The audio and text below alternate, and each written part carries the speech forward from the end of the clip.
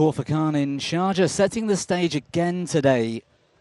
The knockouts of the team relays in the men's and women's event here at the AirBadminton World Cup 2025, the inaugural AirBadminton World Cup here in Sharjah, one of the United Arab Emirates. A terrific day of action yesterday, and some of those scenics on that introduction shot are just beautiful here in Sharjah. The stage really is set for this knockout competition, and we picked up quite a few learnings, I think, yesterday. I'm sat with BWF's Ian Wright. A pleasure to have you back as again today, Ian. I mean, yesterday's action, just off the cuff, what was it like for you? Oh, it was amazing to finally arrive at a World Cup event.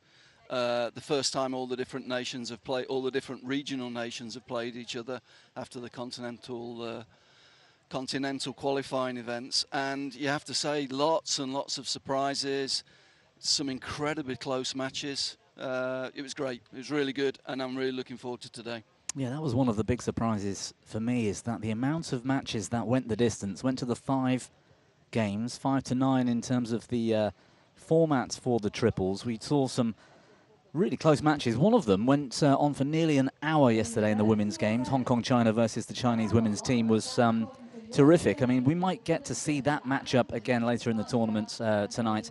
Maybe even the final. I have to check out the draw. They're in the same half, actually. It would be a semi. If they both win the quarters, it would be a semi, I believe. Well, that one's going to be a tough one. Here's our order of play for today. On court 1, first up for us, we've got the Brazza women's team taking on the Chinese women's team. That's, as you said, the continent's getting a chance for the first time to play against each other, and for Brazil to take on China as our first one, it's going to be really exciting, is it? Because they've got very different styles. They have. What was impressive yesterday with the Brazilian team was the movement. They have very natural movement on sand. They were coping with the sand conditions very well. They cope very well with the wind as well. The Chinese women, they want to play a little bit quicker, whereas Brazil want to play a bigger court, more movement, to bring more movement into the game. So there'll be a nice clash of styles here. And being the growth, the development spirits of badminton at the moment, that's one of the key things, isn't it? You've got some great nations in badminton like China with their natural racket skills. Hong Kong's another one we saw yesterday, and Indonesia. They're coming up against nations that may not have the badminton background, but they've got that strategy worked out. They're training for this event. They're getting used to playing on sand and using those different tactics to undo some of these great badminton nations. And some of the surprises, for example, yesterday, Indonesia going out in the men's, the Indonesian women losing matches. It was a big shock. It was. Indonesia top seeds. They won the Asian Pacific qualifying event where they look great, but they've come across some different styles here, and they lost both of the games in the group, and they're out. Very, very close games. But they're out, and it's Brazil and UAE that go through.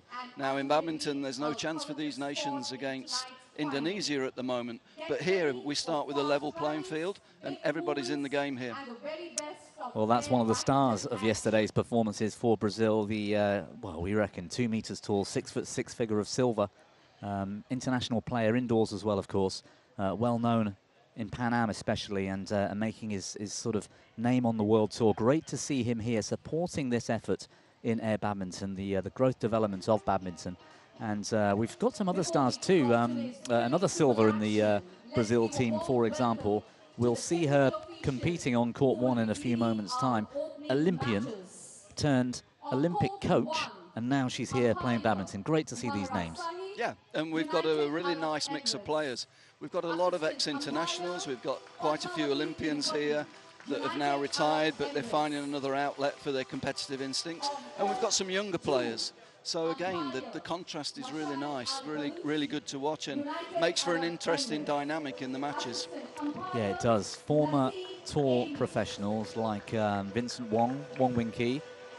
He was number 10 in the world indoors in men's singles. Great to see him here, and he's such an advocate supporting air badminton. He's been the real ringleader for Hong Kong, hasn't he? He's been the driving force behind air badminton in Hong Kong.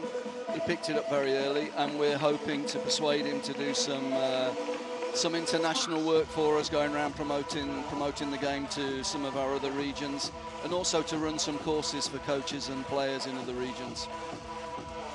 Well, there is silver on the left there, as I mentioned, for the Brazilian women's team, the Brasa women's team. They'll be on court in a few moments against Team China in the women's triples. We've got Germany coming up later with the likes of Thomas Fuchs, who was a World Tour professional at the European Continentals. He was joined by Linda Effler, who was, again, top 10, top 12 in mixed doubles in the indoor game. These names bringing it to air badminton. And like you said, as a contrast to more amateur teams from around the world who are not to be dismissed, are they? Because Brazil here against China, in any other sort of form of badminton, you wouldn't give them much of a hope. But in this one, we might just see a surprise. This will be interesting. There's a real clash of styles and clash of strategies here. It'll be fascinating to see how it goes. You're talking about Germany, and unfortunately, Effler's not available to be here this week. Not a bad replacement, though, with Fabienne Dupuy. You know, for multi-national champion ladies singles, top European ladies singles for a long time. So a lot of experience in these teams. There is, and this is the lineup. As you can see, there's 4 players on the right there for Team China, only 3 on the left for Brazil. It's useful to have a substitute, isn't it? It is the triples, 3 on court at a time, and if you have the substitute, you can rotate that player during the match. I think we'll see more substitutions today, because the teams that are going to go through to the finals have got to play 3 matches today. So I think they will, when they get the opportunities, they will rotate more today, just to try and keep some freshness in the legs for the later rounds. Well, how important did that look yesterday? We watched China versus Hong Kong, China. It was 50-something minutes. If the 5th and deciding game had been a bit closer, it might have gone over the hour. It was a record in my book. I can't remember a match anywhere near that length on sand. To play on sand for that amount of time must be a killer. Yeah, and let me say, it's great exercise. So even on a participation level and a fun factor level, this works. It's great fun. Go and play with your family, go and play with your friends, because it's a good workout, but it's good fun at the same time. All sport on sand, I think, has a certain element to it. And here's maybe the best sand nation in the world. When you talk about Brazil, you think about the beaches, you think about the sport on the beaches. And yesterday it was really, really clear to see. Maybe it's a bit of a cliche, but their movement was really, really good. Their court coverage they looked very natural on the sand. Here they are. Yeah, that's the Brazilian team, and as you say, strong in many beach sports, including volleyball, soccer, for example, and it looks like they're going to be taking it to the world in badminton as well, in terms of air badminton. That's the lineup for today's match. Chen Liu, Chen Zhaofei, Feng Zhuying, and Wang Xiliu, same players we saw yesterday for China. And for Brazil, Jessiane Alves, Tamares Santos, and Fabiana Silva, who's perhaps the superstar of the Brazilian team. Yeah, and a nice personality as well. Was a very, very hard-working player, hard training. You know, with her size, she had to work doubly hard as a player, but she achieved a dream of getting to the Olympics, which was great, and she's fully committed now as a coach. She's been through the BWF coaching badges. She's now working in the national centre with the national team players. It's really nice to see. Yeah, fantastic. And something else that's nice to see is that particular panoramic shot of from our drone looking down on the beach here in Corfacan. What a setting, Ian. I mean, everybody here, there's no transport, which is actually, I think, a great thing, because we're all walking up and down this beach to the hotel. It's a brilliant setting here in Sharjah, and a lovely atmosphere too. We've got restaurants and coffee shops around. We're right on the beach. The sea itself, when the tide's in, is right behind that screen at the back, isn't it? Yeah, about 1.5 meters when it's fully in the tide. But it's nice, you know, we're seeing the walks to and from the stadium. We're seeing the teams mix up, walking together, having a chat. There's been more chance for them to maybe mix than in the normal tour events, the badminton tour events. It's been a different atmosphere, and it's been really nice, very refreshing. And talking about atmosphere, there's a few things viewers will be able to notice straight away. First of all, we've got the music playing, which is providing us with a nice bit of entertainment, and it keeps the fun going for the players. In terms of kit, Ian, I mean, you're barefoot on the sand. There's hats and sunglasses on. It's a real sort of beach sport, isn't it? On my left, Absolutely, and that's the vibe we're looking for. We want it to be a little bit different, to offer a different outlet for people who want to play our sport, want to pick a racket up, have fun with shuttles, but in a more outdoor environment, if you like. And it's bringing badminton, or in this case air badminton, to a fresh new audience, isn't it? We can see that from the teams that have qualified for this event. There are countries here that we wouldn't normally see in badminton events, and it's providing an outlet, like you say, for a huge new audience. Yeah, absolutely. And there are countries that are qualified here that wouldn't have a chance to qualify for a world team event in badminton. And so they're focused more on air badminton to see if they can get to a global event. And we've got a great variety of teams here. It's really nice to see some different members getting involved with BWF events. Well, in terms of differences to badminton and what people are used to seeing, I mean, some of them are very obvious. We've got the same court dimensions in terms of the outer sort of rim of the court, the blue lines you can see on the court. But tell us about, first of all, the dead zone, as it's called. Well, actually, the playing area is approximately the same to a badminton court, but with the 2-metre dead zone on either side of the court. Right. So what we've done is taken the playing area back to account for the characteristics of the shuttle. Okay. And but basically they're playing on roughly the same area as a badminton court, but with that dead zone that they're not allowed to enter at the front of the court. So 2 metres from the net, either side, those blue lines, dead zone. You can't go in there to play a shot. You can fall into it naturally and come back. That's okay, but it has to be a natural movement. The serve, as you could see there, right back in court, isn't it? Yep, 3 metres back. You see the cones there on the court, the red cones. Service has to be from behind that imaginary line, if you like. So you'll see the assistant umpire moving around rather than being in a chair at the side of the court. You'll see there moving just to check the serve is legal. And we've simplified the service rules as well. The shuttle only has to go in an upward trajectory to pass the net. That's it. So actually, you could do an overhead serve as long as it goes up, technically? Yeah, technically, yes. It has to go up, yeah. That's interesting. That's interesting. I might try that myself because I hadn't thought of that. Most people are either serving like you'd see, a sort of backhand short serve, and occasionally with the drive, but a lot of people are sort of holding it shoulder height and really driving that shuttle aggressively on serve, aren't they? Yeah, yeah, and so long as it goes up, it's okay. It's a fairly simple aspect to the game, and I think that will encourage beginners to have a lot more fun, won't it? It's simplified things for everybody. Exactly, and that was the idea.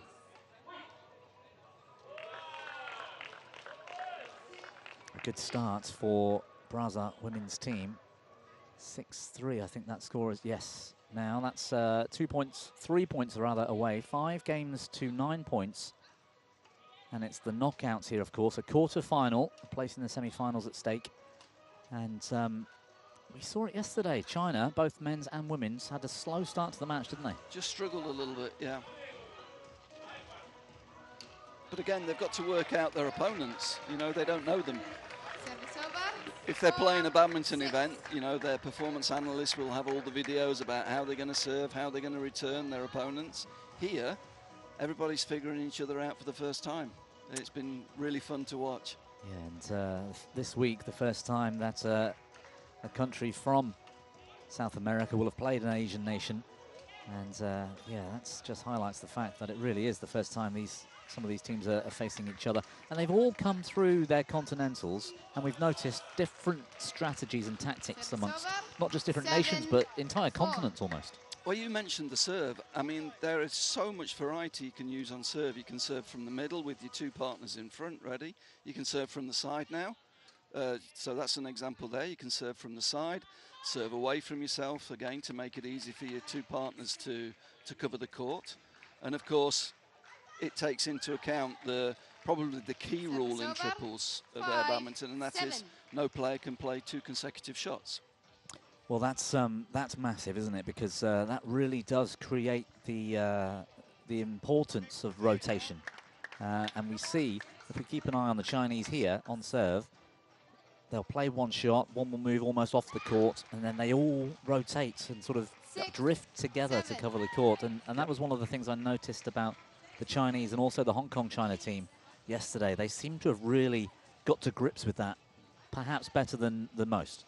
Yeah, I mean, you'll see the ones that have got a little bit more experience in preparation, because if you hit and you don't move, you put your two partners in real trouble. You've got to hit and move, and you need all three people moving all the time.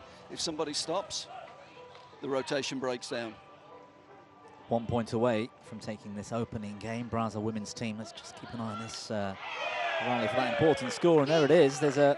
Was there a mishit or a miscommunication? That was a classic example. There's a bit of wind. There's a bit of wind at that end of the arena, so they've thrown the shuttle right up high in the air. It's moved in the air, so the middle partner thought they were getting it, then the side partner thought they were getting it.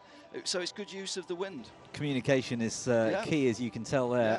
First game to the Brazil women's team, off to a great start, and yeah, I think we might be in for a bit of a shock. One of my picks for the week in terms of the women's triples was China. I was expecting them to get through to the final, but they're really being put under some pressure here in the early stages. As you say, though, yesterday they were also quite slow starting. Let's see if they can work it out again. But the Brazil team move so well. They move so well on the sand.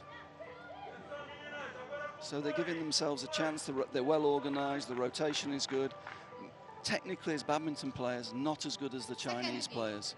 But, you know, with the good movement, they're able to cover that up, if you like.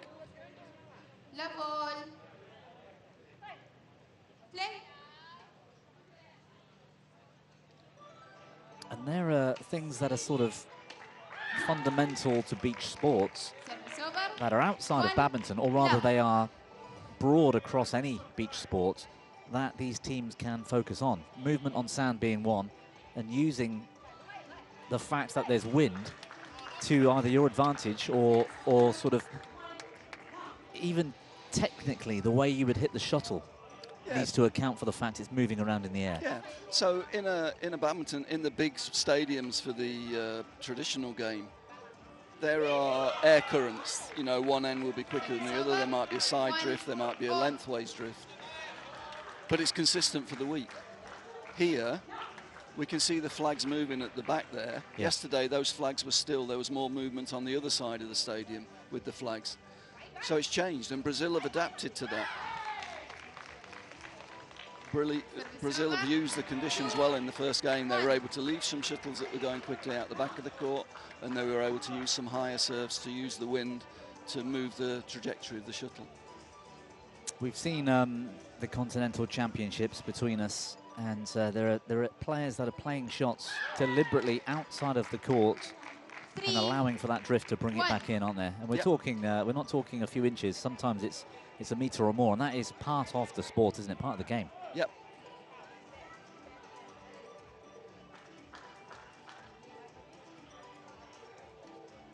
Backhand short serve, just a bit of variation. Trying to unlock something in the Brazilians that they've not been able to find so far, because Brazil have been pretty solid to this point. Well, I think China would like to get into a flat game, you know, because the shuttle will be less affected by the wind.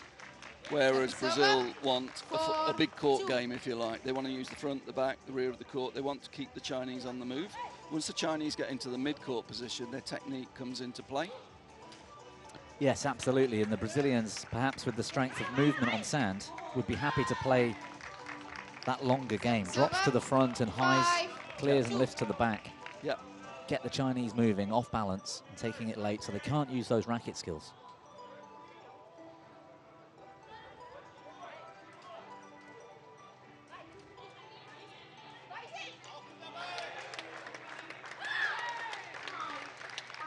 See there the effect of the wind as those shuttles were coming flat, still moving left and right. Yeah. Yeah. Possibly looks as though for this match at the moment with the conditions, the far side is easier to play.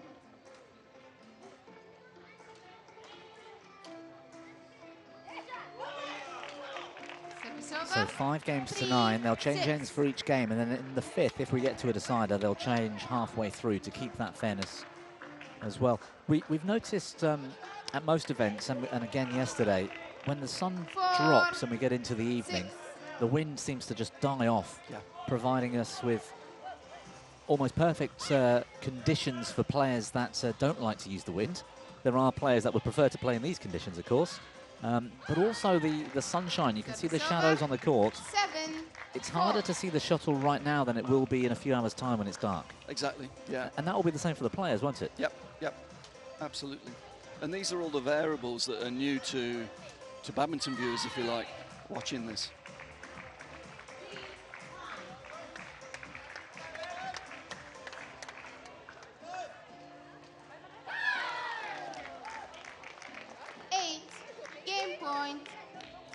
Yeah, from this end, it's evident that Brazil are not as comfortable to use the back of the court because it's quite quick from this end. And that's suiting the Chinese because they're able to play higher up the court. Yeah, that's interesting. And they look to be using it to their advantage, coming back strong in this second. Well, they're finding it's life a bit more difficult, Team Brazil, in the second on this near side. 1 game all.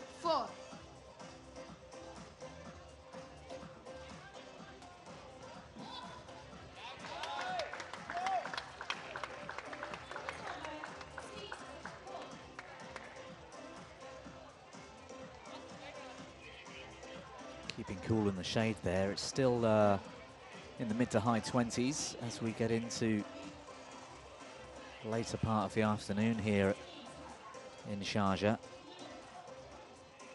And I'm sure not only me, but everybody here is grateful that we don't start these events in the middle of the day in these sorts of countries, because it really is hot, isn't it, around lunchtime? Yeah, but I mean, there's a lot of, well, you can see the flags there. You know, there's quite a breeze at the moment. And, you know, that's changed the playing conditions from yesterday, because there wasn't, the breeze was from a slightly different direction. Yeah. And so the stand was blocking off some of the wind. So it was only affecting one court more than the other, let's say. Today, both courts are being affected by the wind. So again, everybody's got to adjust. And one thing we noticed yesterday when we were talking, we called a couple of the Chinese games. Most of their matches were in the dark, late in the evening, when there was no wind. Yeah. This is providing a different challenge for them, isn't it? Playing first match up from 3:30 with wind in the sunshine.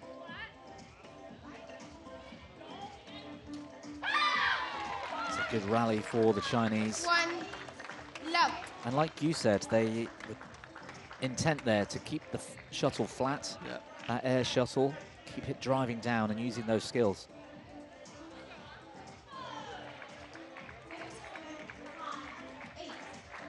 It's an important game, I think, for the Brazilian to win here, given what we've seen so far. It was interesting. Fabiana was sort of indicating that from that end, when she was pushed into the far corner, there was a problem with the sun, and that's another factor. Yeah, you can see from the shadows, you know, the sun's going to affect the players more from the far end. Well, looking to my left, where we're sat, the sun will be right in the Brazilian eyes. As you can see, all the sunglasses are on.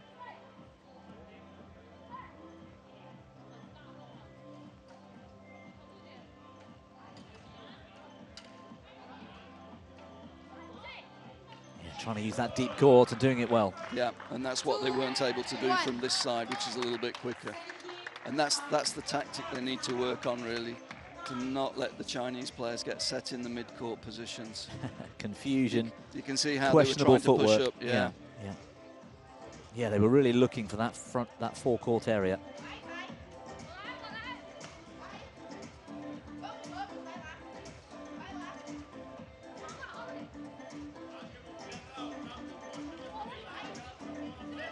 Almost everything down the middle. That could be the longest rally we've seen as well. 3-1. Yeah, good rally. She looked fairly frustrated with herself there, Chen, for missing that shot. And it's not all smiles, is it? I mean, everyone's enjoying this, but there's a big competitive edge to many of these matches. These quarterfinals are big for a lot of these teams because if they win, they've got a medal. It's then just the colours to decide.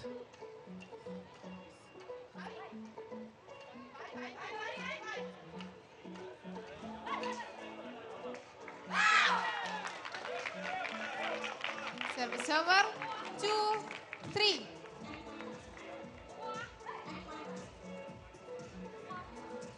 Difficult to rotate in that situation because the shuttle was coming back quickly. Yeah. So, and that's the problem playing mid-court for the Chinese, because the returns will come back quickly. So it gives you less time to get into position.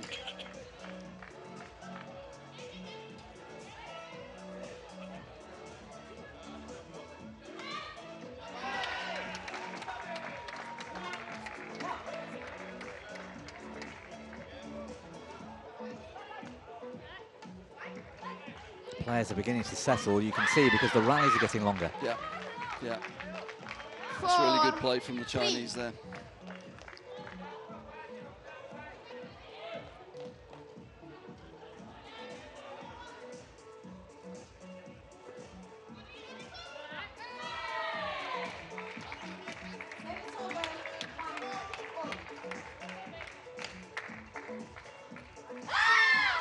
Clever. She had to dive, the Brazilian, and she was therefore stuck in the way. Playing the shuttle directly back to her is going to cause that confusion, isn't it? Yeah, it's interesting. I think the Chinese are trying to use the middle of the court a little bit to take the movement away from the Brazilian players. It's harder for them to rotate and bring their variety into the game from the middle of the court. Yeah, they almost want that service to the middle. 6. It's clever and quick learning from the Chinese. Yeah, it's a good run of points. This 4 consecutive points. Yeah, Brazil are going to have to try to find a way to use the 4 corners. Yeah, they've got to go short or deep, not push into mid-court.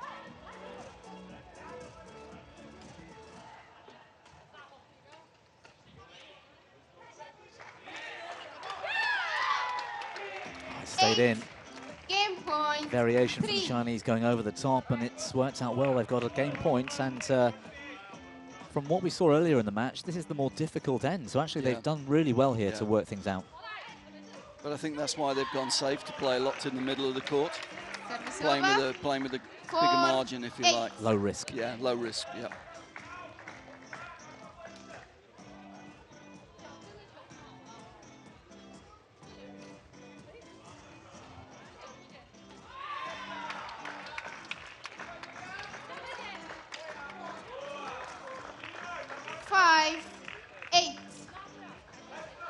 Again, that was a badminton error. She was very, very set here behind the shuttle, and the shuttle moved, and she didn't. Yeah. You know, the shuttle drifted a little bit, and she found herself slightly out of position, made the mistake. Game. Oh, it's gone long. That's the end of the game. Third game. Chinese women's team 9-5 and a 2-1 lead in the match. One more puts them into the semi-finals. I guess what you just said there, Ian, it's interesting because as badminton players ourselves, there's an instinct.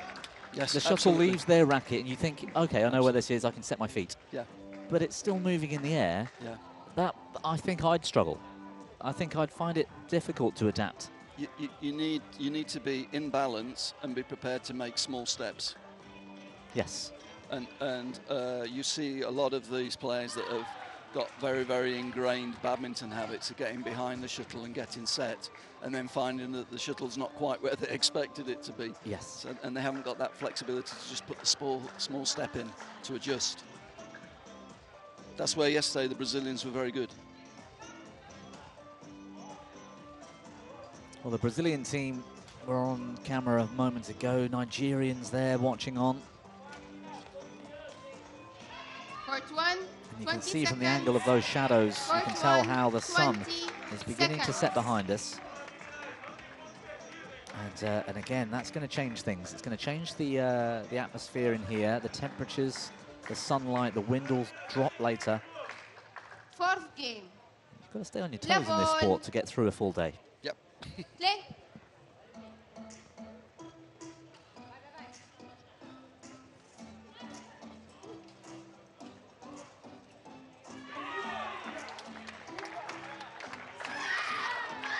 Very cagey rally there. Neither side One. prepared to open Love. the court up. Well, Brazil tried, but it just kept going, didn't it, with the wind? Yeah, yeah, there's a bit of drift.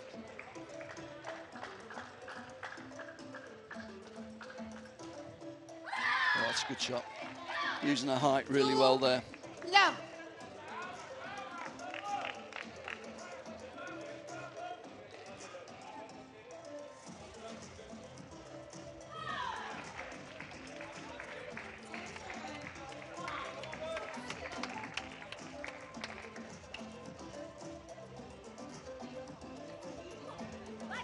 Rotating nicely, the Chinese. That was good defense. Good rally. Yeah, well played. 3. Love. Well, much like yesterday, the Chinese team are sort of evolving as the match goes on. Slow start, perhaps, but they're looking good now. Yeah, they found a method that's working for them. That was a terrific save.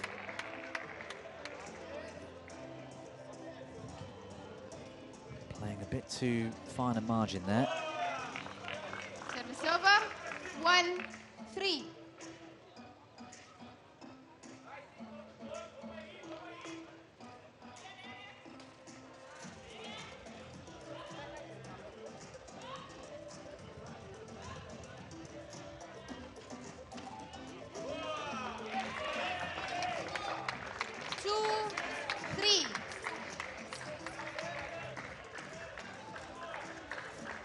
This early phase of the fourth game is very important, I feel, for Brazil.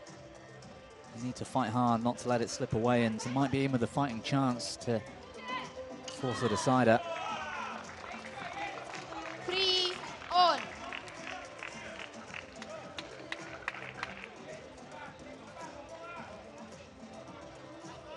Just mistimed the overhead. Again, big swing there. You see a lot of players with a slightly different technique actually just wait and hold the shuttle and use the forearm and the wrist just to push the shuttle back in, which is why we don't typically see so many of the big smashes, the jump smashes, because 4, it's just so 3. difficult with the wind. Yeah, yeah. You do have to adapt your technique a little bit to the conditions.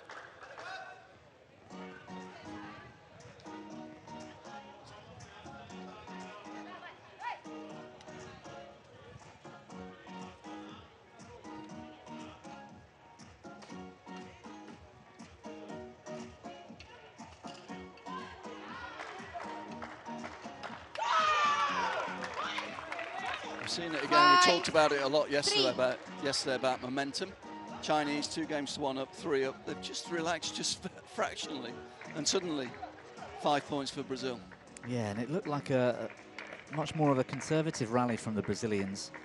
But what I liked was that reaction after the point. It wasn't a point they won. It was a point that the Chinese put in the net and lost. Yep. And yet the Brazilians, this means a lot to them, doesn't it? Yep. They're still very much in this match, I have to say.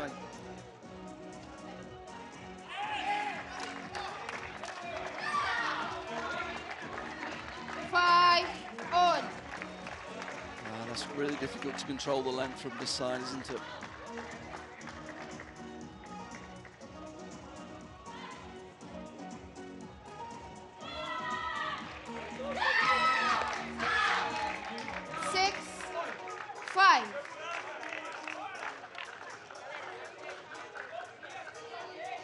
Well, this is now where things are going to get really tense.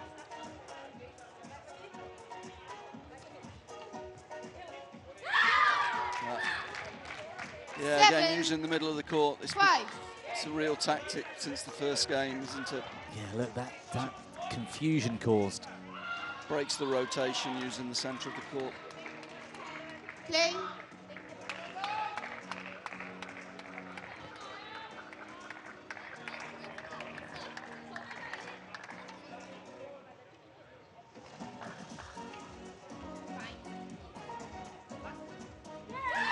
Oh, yeah, that's good play. Really well played. 8 match point. I like how they dragged both players towards the front and then decided to go with that drive over the top.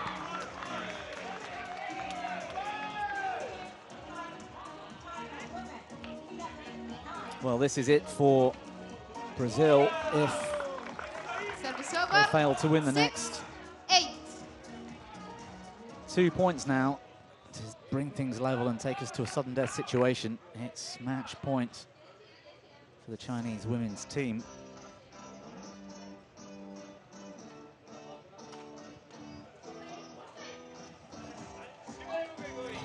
Good backhand to save that shuttle from being a winner, but oh, it's a good shot. Yeah, really difficult to control that.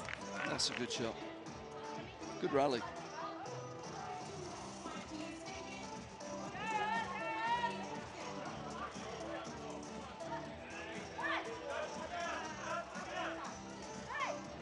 Play. Must be nervous, the Brazilians, because that's 2 match points they've saved. And this for a medal, don't forget. Wow. 8 on. Giving them a dose of their own medicine, playing the middle of the court there. Yeah, that's a couple of times in the last few rallies we've seen that, using the Chinese strategy against them. 8 all, sudden death situation, so 2 clear points required. Oh, it's just drifted Serve out. up. 9, 8. So again, another match point for the Chinese women's team.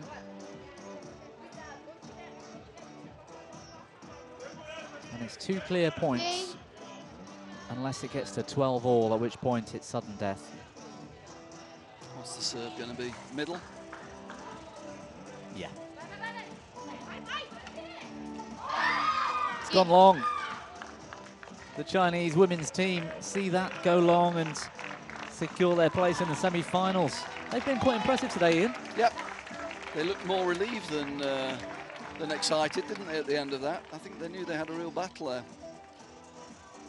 That could have gone either way, but I'd argue that the Chinese worked out the tactics. After game 1, they worked out the tactics a little bit better, and I didn't see the Brazilians react 6, to 9, that situation 9, quickly 4, enough. No. 9, 5, the 10, Brazilians 8. got a little bit confused by so many shuttles in the centre of the court. It made it harder for them to rotate. And their strength has been the rotation and the movement, and the Chinese took it away from them by using the centre of the court. So strategically really good from the Chinese coaching. Yeah, that is quite clever, because yesterday I thought against nations like Hong Kong and like China, it was obvious to see how to combat that. It was take away that flat drive, take away the middle. But I was thinking to myself, well, how do you do it in reverse? And China have just shown us how. Yeah. So, Chinese women's team are into the semi-finals, which will come up later. We're going to have the semi-finals and the finals of both the men's and women's triples events, all happening today and through the evening. And there's plenty more air badminton to come between now and our last scheduled match at 8:45. We've got a post-match interview here with our good friend and colleague Lloyd Green and one of the Chinese national team, and plenty more air badminton to come.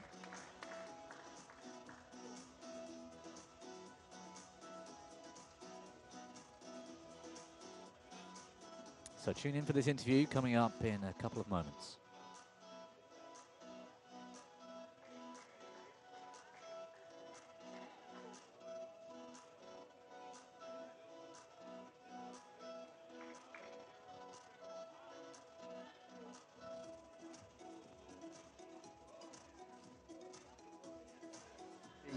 Live TV. We are with Wang Shiliu of Team China, who have just won their quarterfinal. Tell us how you feel. 他说：“你有什么感觉？你赢了第一场，有什么感觉？”我非常开心。 Exciting to attending this is and I'm very happy.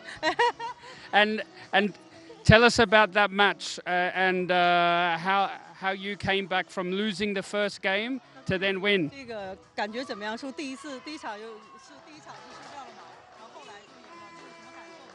怎么样？我感觉我们的队伍调整得非常棒。 After we make it together and we change the mind, we change the schedule.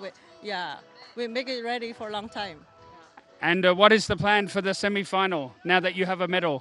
他说：“你那个预换怎么样？下一次做最后的这个决战。”我认为我们队伍准备的非常充分。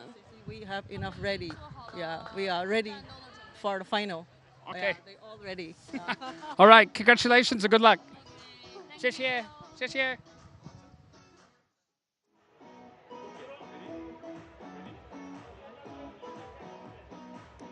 An excited Chinese women's team player there.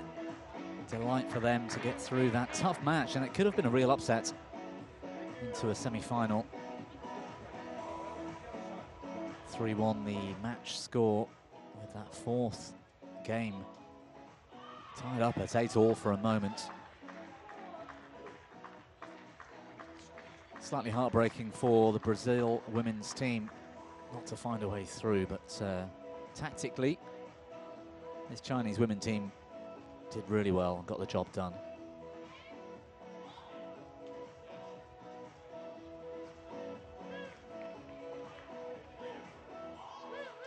Still going on court 2. Hong Kong, China women are in a what's turning out to be an epic with the German Sandworms. They are actually badminton players, air badminton players. They're not actually sandworms. And they're locked in a strategic battle at the moment. It's 4-2, 4-3 now in the fourth. Germany with a 2-1 lead at the moment. So that's going on court 2.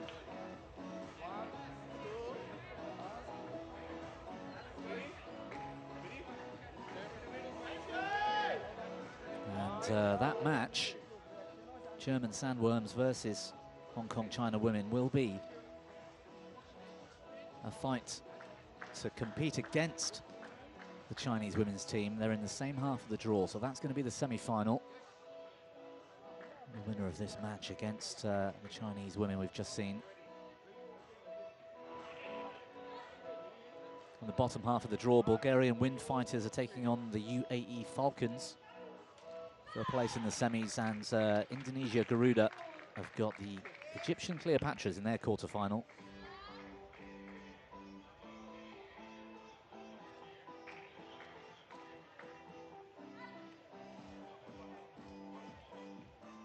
The Wind Fighters against the Falcons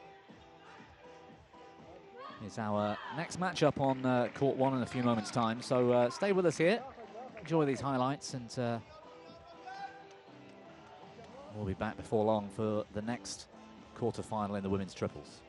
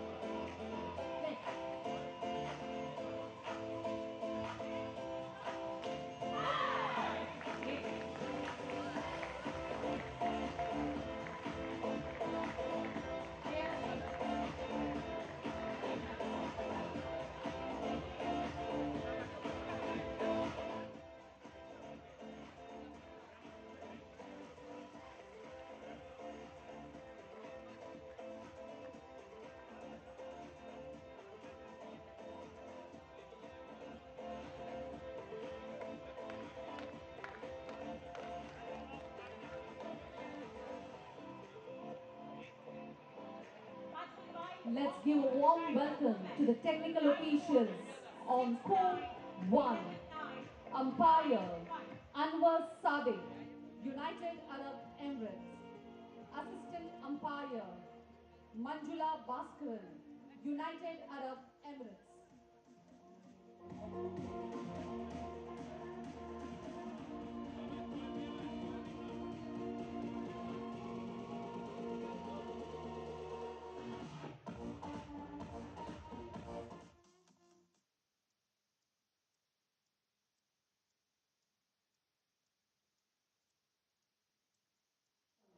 Bulgarian wind fighters.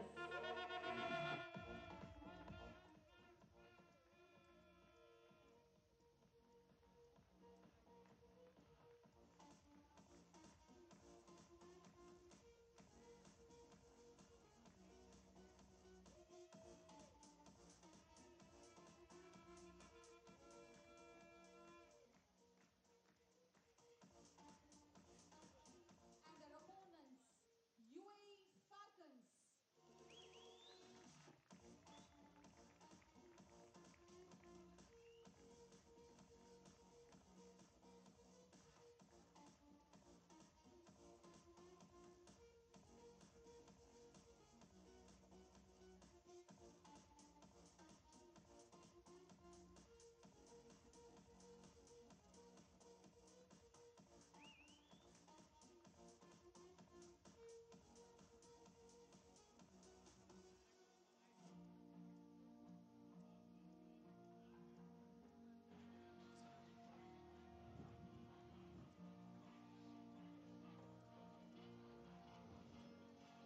I love these aerial shots of the arena here, Ian.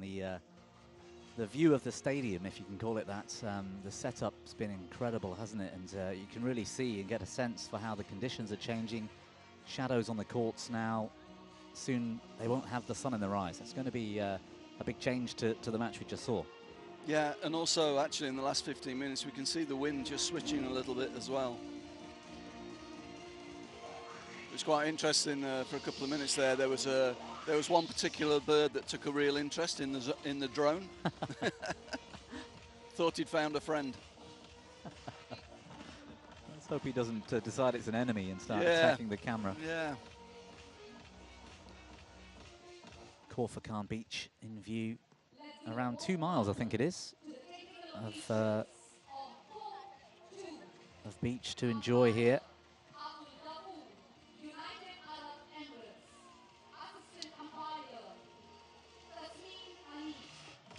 And that'll be interesting, I think, for the teams that have played early today on Court 1 to come back later tonight.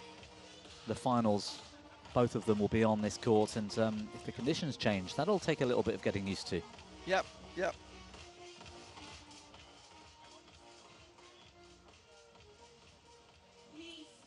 How well did UAE play yesterday? I mean, they caused some of the big upsets yesterday. A little bit of home advantage possibly, but they played really, really well. They look really well organised, the UAE team. You can tell they've been focused on working out the strategies and how to move on sand. They are becoming a real threat for the event, and well, the Bulgarians there with the fists ready. Their opponents in this quarter-final: Ioana Angelova, Mikhaila Cholakova, Silvana Jankova, Pandarova, and Dmitria Popstoikova. We saw at least 3, perhaps all 4 of those at the Continental Championships in Europe, and it's the first time for me to see the UAE Falcons play, who, as the home nation, get an automatic qualifying spot here, which is brilliant for the hosts. Big smiles on their faces. And, what an opportunity. Massive opportunity, but they look, as you just said, like they fully deserve to be here. Yep. Because of the quality of their play, and they're going to be a real test, I think, for the Bulgarian wind fighters in this match. It'll be interesting to see how the nerves affect the players here. UAE team, very young team. Had a great day yesterday. Can they come back and follow up? The Bulgarian team, more experience. Pop Stoikova was a good level European player, tour player, got a lot of experience. She's been the leader of this group, really. So it's experience for youth, I would say. Ready to play? Well, the UAE Falcons made up of Farah Al-Haji, Nurani Ratu Azara, Aisha Nurani and Alina Khatun. With the home crowd behind them. Plenty of VIPs. We had 3 sheikhs here on the opening ceremony, didn't we? Which was fantastic for the sport, and a word for the Sharjah Sports Council that have done a lot with the BWF to support this. Yeah, we've got a really nice relationship with Sharjah Sports Council. We've done a lot of development activities in the Emirates over here, and this is really the culmination of all of that work, them hosting our first World Cup.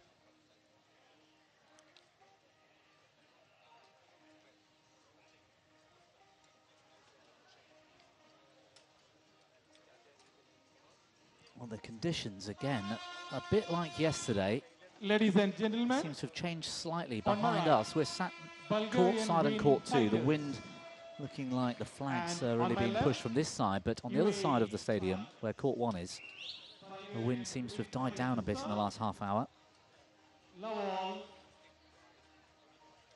play.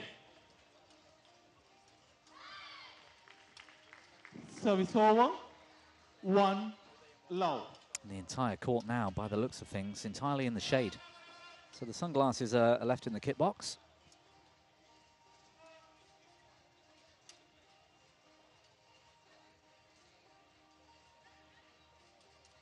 And you can see by the flight of the shuttle already, that wind has dropped, hasn't it? There's not a lot of sideways movement now. Yep. Service over. I think we'll find it's still going to be quicker playing away from the camera. You can see the flags at the far end of the court are moving in that direction, but let's see how it plays. 2-1.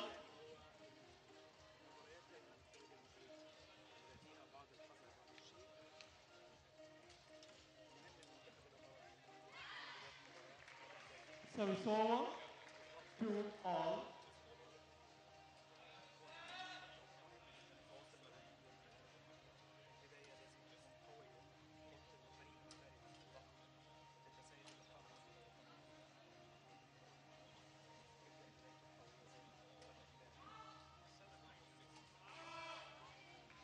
And a word about the Bulgarians, Ian.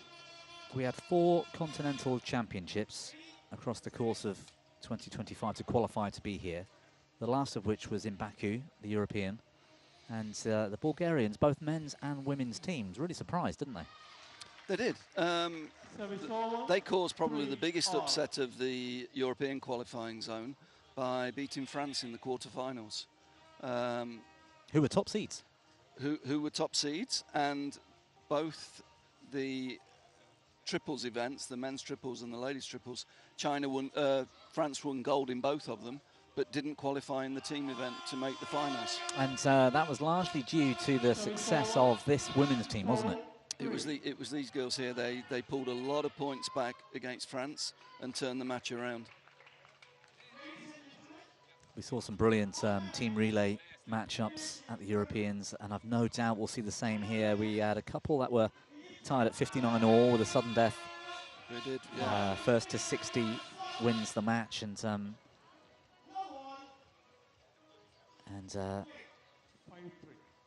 that format, that relay format, provides a brilliant team event, a real team event where every point counts, and B,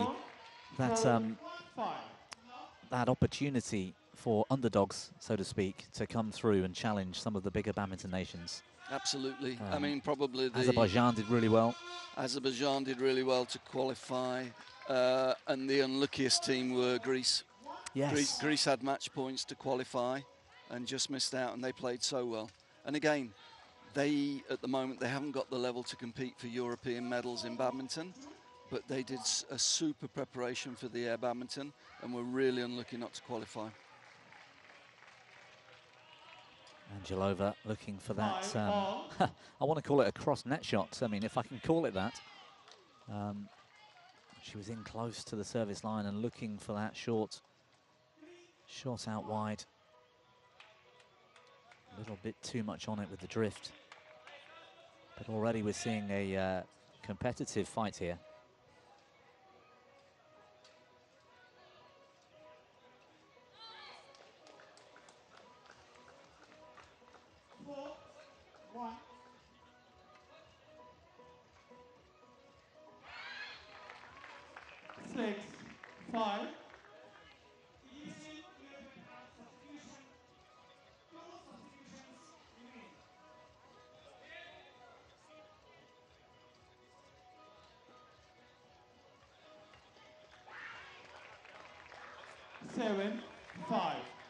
Yeah, nice variety on the serve. A couple of times to middle, then one straight up the line, mixing it up nicely. Another variation on serve, but that push going long.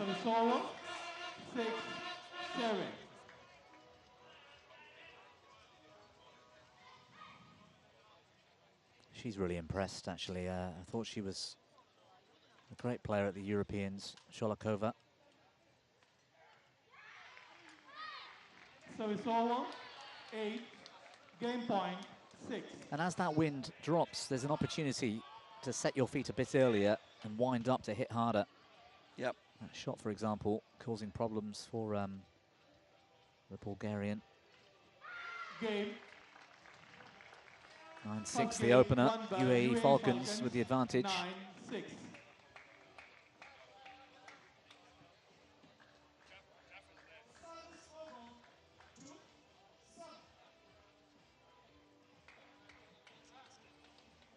Good start for UAE. Quite a few VIPs in, local VIPs in to watch this match. And the men's team haven't qualified for the knockouts. UAE, yes, they have. They have? They have, yes. Yep. Well, they're also called the Falcons. That's what's confused me. Oh, they played really well yesterday as well. Well, that really is fantastic for the host nation. They were in the group of death. It was UAE that knocked Indonesia Brazil out in and effect. Indonesia, yeah. yes. Yeah. German team have just come off court 2. Sat watching the Second game, action on court 1 low now. all, play.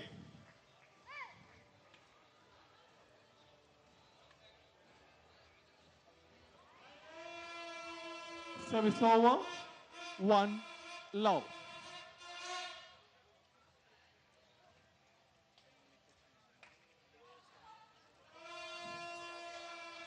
Two low. Nice evasive maneuver.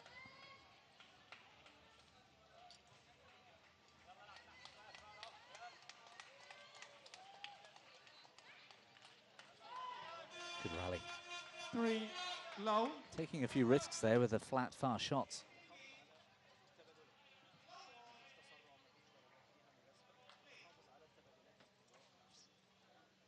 Yeah.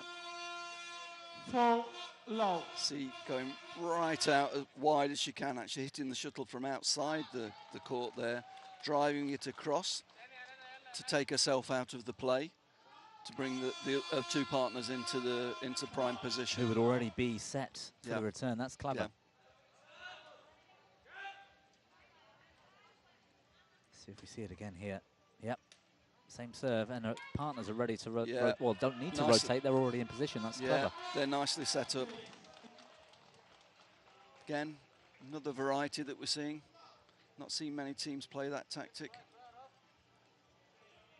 But it's working for them here. Good run of points. I've noticed yesterday the men's team for Bulgaria are very focused and strategic on their serve as well, using the same sort of thing.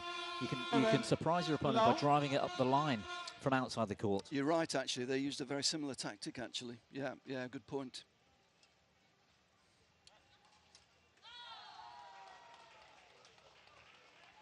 So it's Go over. long.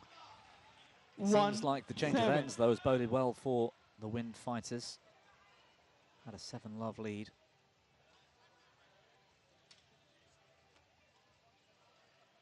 And that's another thing about rotation. It's not just the players who can't hit consecutive shots, but when you get on serve, when your opponents win the point and then you get the serve back later, it has to be a different player, doesn't it? Yeah. That rotates. But on serve, there is so much variety you can use. And both the Bulgarian teams seem to have come up with this wide serve as a tactic, which other teams haven't used. And that's the real interest of this game, because nobody's played each other, as we said in the last match. This is Europe v Asia, and we haven't had any Europe v Asia really until this week. Oh, that's a good shot. That's a lovely shot. Really So we nice. saw 8. Bit of experience coming in there. Really nice. That's a lovely badminton shot, wasn't it? She was off the floor. She was a little off balance as well, didn't force it. Good control. So we saw 4-8. 2 points back for the Falcons, but the Wind Fighters still 1 point away from leveling a match.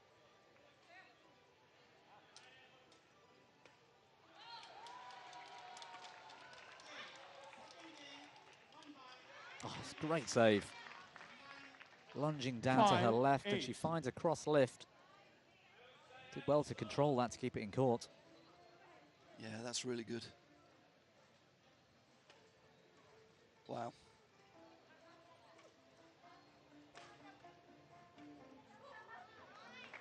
Bit too aggressive. Good idea. 8. That's 3 saved.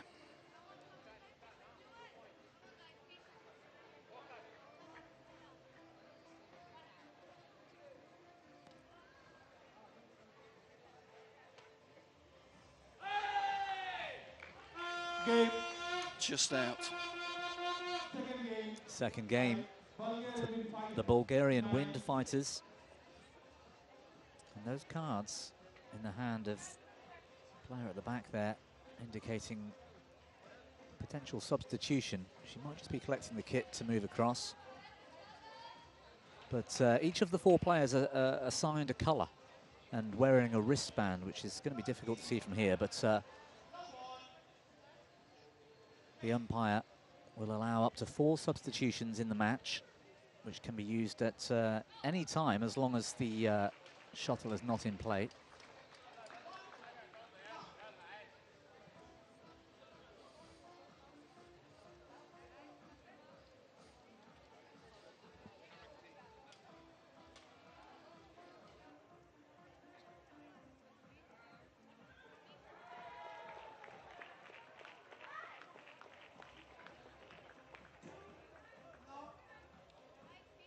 Court 1, 20 seconds. Court 1, 20 seconds.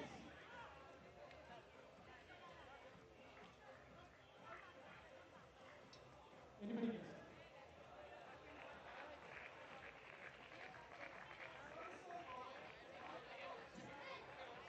Third game, Lowell, play. Yeah, back to the wide serve, but more difficult from this end because there's more movement at the far side of the court. A little bit more turbulence from the wind at that end. She needs to give herself a little bit more of a margin. Yeah, I wonder if she might even take a step back.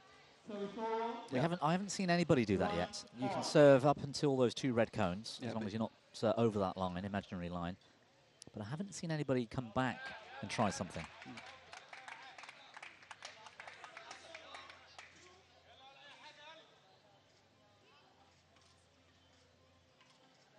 fault. 2, 1. Different server, but same tactic.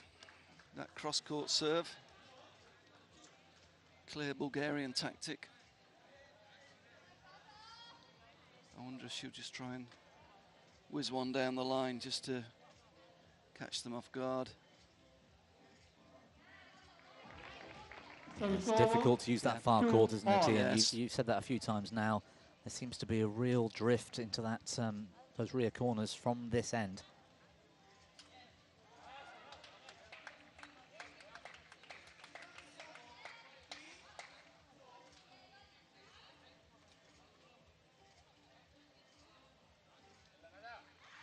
Good shot. Yeah, created the space well. 3-2. Used the rear court. I shall wait. Kept the Bulgarian team on the move and created the space in the forecourt.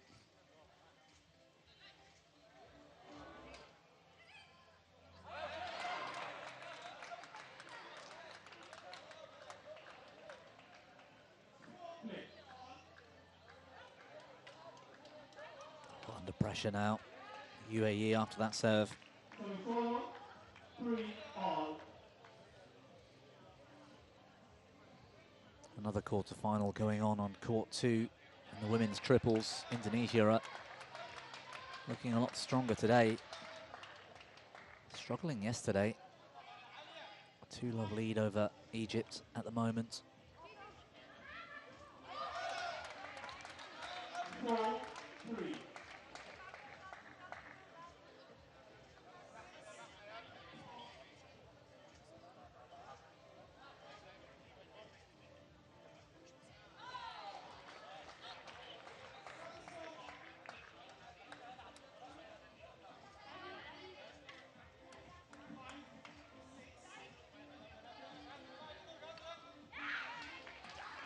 Control 4-all.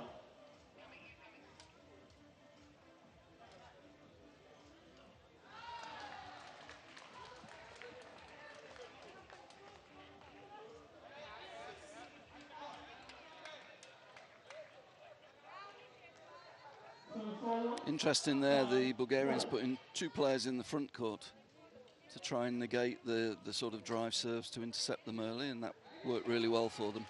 Seeing a lot of teams just with one player in the forecourt. Yeah, good rotation by the Falcons. And the wind just getting hold of that as well. Yeah.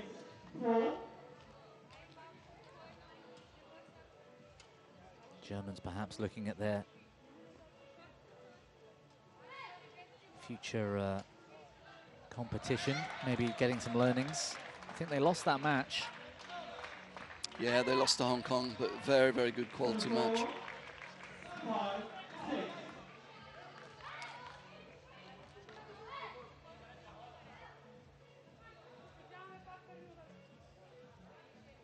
That's clever.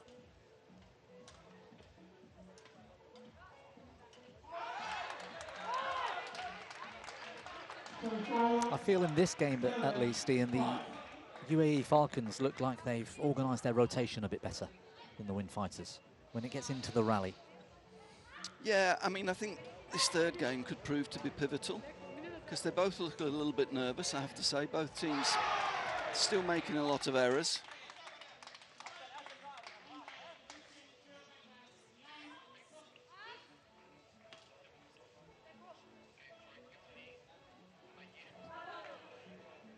You can see the idea. Game point 5. But you have to say it's an unforced error because there is a drift that way. There is a lot of movement on this court at the moment. The wind is swirling around the stadium.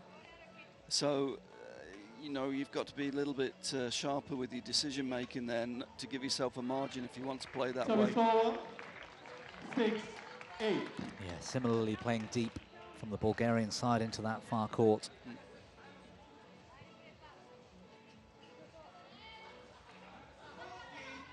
Game points for the Wind Fighters. Good shot, good control. 7-8. Didn't try and force it.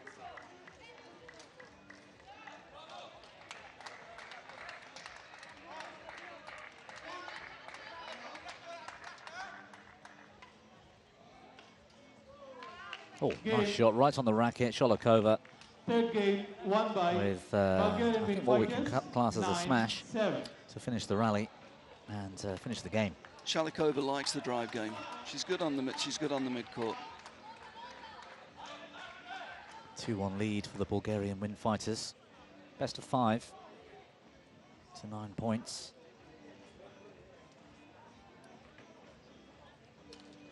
Sigh of relief perhaps to come through that third game.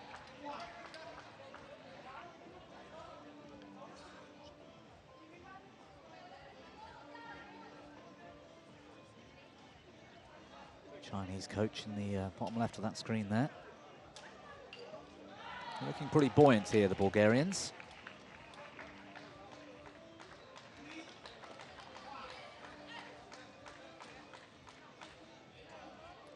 They've just been a little bit more consistent, haven't they? I think that's probably the difference at the moment. They've not tried to force the play. Just wanted UAE just guilty several times of forcing the play, looking to play to a line when they didn't need to. They need to give themselves better margins and be patient in the rallies. Fourth game, low ball, play. Great view of the playing surface now with the sunshine now dropping behind the stands. And tell us, Ian, about the setup, because this isn't a man-made environment, which we've seen for a couple of the qualifiers to get here. This is a real beach. You've got all sorts of things to worry about, seashells and litter and all that. It must have been difficult to sort of get this set up. Yeah, I mean, actually, as we were talking about yesterday, in Port Dickson for the Asia-Pacific zone, our biggest problem was satay sticks in the sand. And here, the biggest problem has been shells. And when shells are broken, they're actually quite sharp, and the players are playing barefoot, so we've had to do a lot of work to rake out all of the objects, stones, shells, etc. Because, as you say, it's a real beach. These are things we're going to come across. But I think the players have been pretty happy with the playing surface.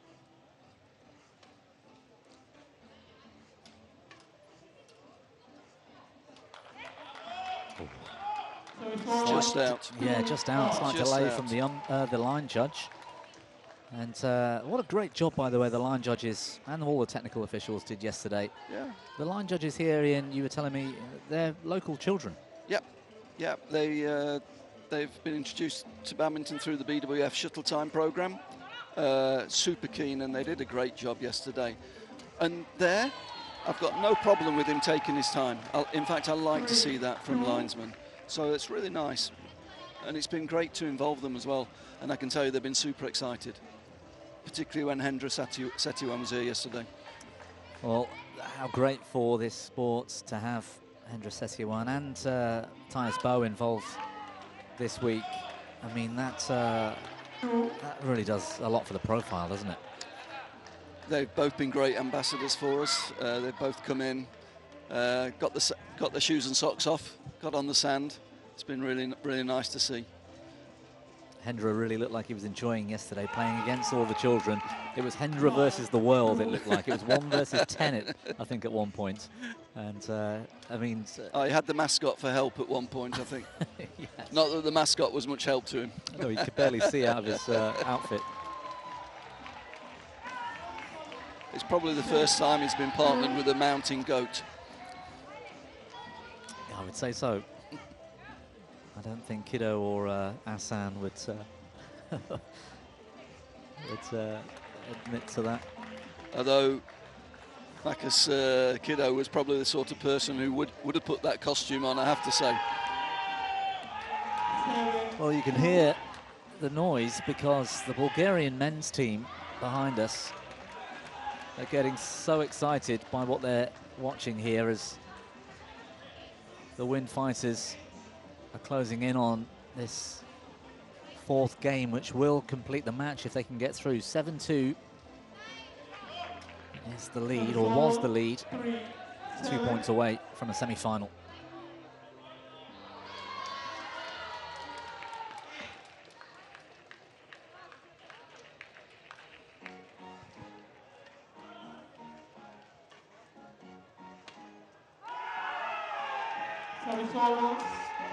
There it is. I think it's, as we discussed before the match there, a little bit of experience told there, I think. Very young UAE team, very excited after yesterday. And I think the nerves got to them a little bit. Again, another example there, just forcing the play. Service over, 4-8. Just too many errors. Confidence is massive as well, isn't it? Because you could see the body language after game 3 of the two teams, very different. The Bulgarians looked like they were high-fiving, shoulders were back. You know, they were really up for this, and it looked like the UAE team a bit concerned and sort of unsettled. Didn't really have a game plan that was working, and that confidence. That confidence has taken them through. There it is, 9-4 in the fourth game, a 3-1 win. Wonderful scenes.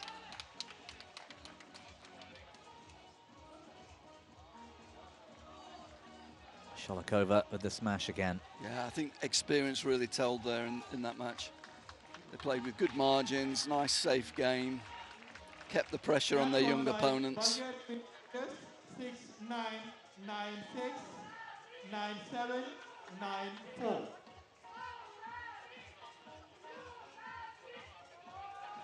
So Bulgaria in the medals. Fantastic for the Bulgarian wind fighters. Can they make it to the final? It's going to be a tough ask, but well, the other quarterfinals just finished on court 2. I can tell you that they'll be playing Indonesia in the semi-final, and why not? Why not? I think they're in with a real shout in that match as well. They're a very solid pair, very solid triple, lots of experience, and it's a free hit for them now they've won a medal. Well, it really is. There's some tough competition to come, as we've seen from the likes of the Chinese women's team, the Hong Kong China team as well. We might have a post-match interview coming up shortly, as we say thank you to Mr. Ian Wright for his commentary. He'll be back again later, I've no doubt. Interview coming up in a few moments' time.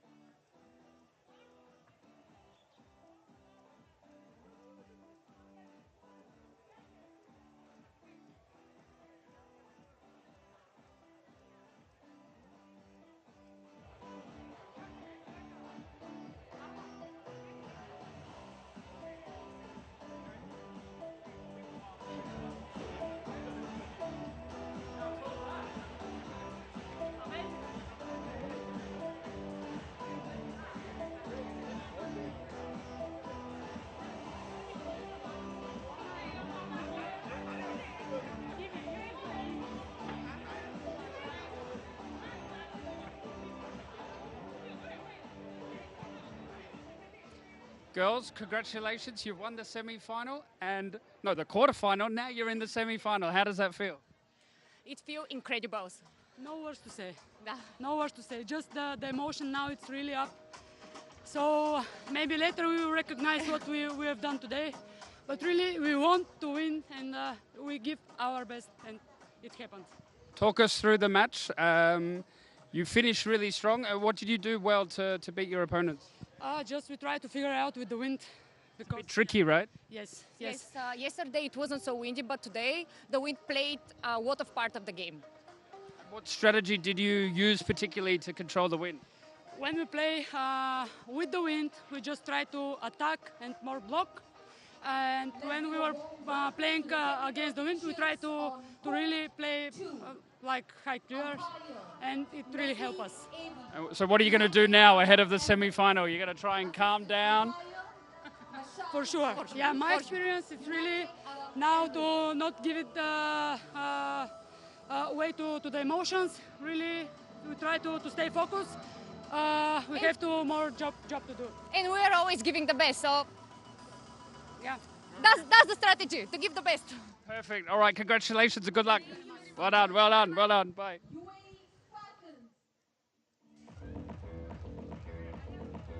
Some great feedback there from the Bulgarian wind fighters on the conditions in particular of that quarter-final match. Beating the UAE Falcons 3-1.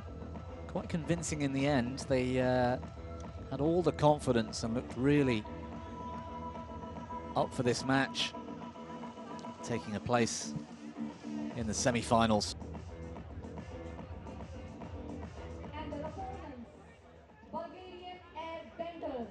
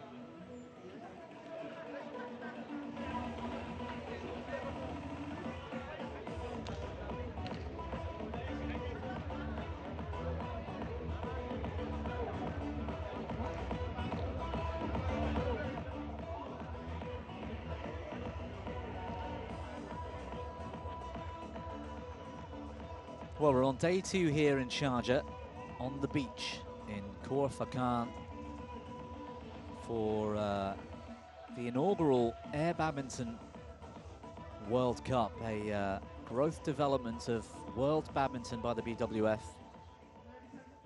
And it's a terrific atmosphere. And what a view, by the way, of the 2-mile-long stretch of beach here in Sharjah as the sun begins to set, which will probably aid the play for many players, as they won't have to battle with one of the problematic conditions, looking up into the sunshine.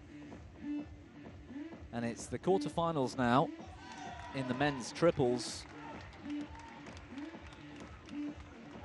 And the very first of our quarterfinals will see Hong Kong, China taking on the German airballers in our next match. And I'm thrilled again to have a special guest in the commentary booth here, Mr.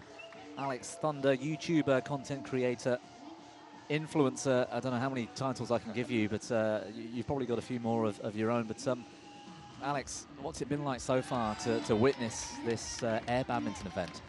It's amazing, and I'm actually, from yesterday to today, already seeing how this sport is developing so quickly just from the way people are playing. This one-day difference is really changing their strategies, what shots they hit.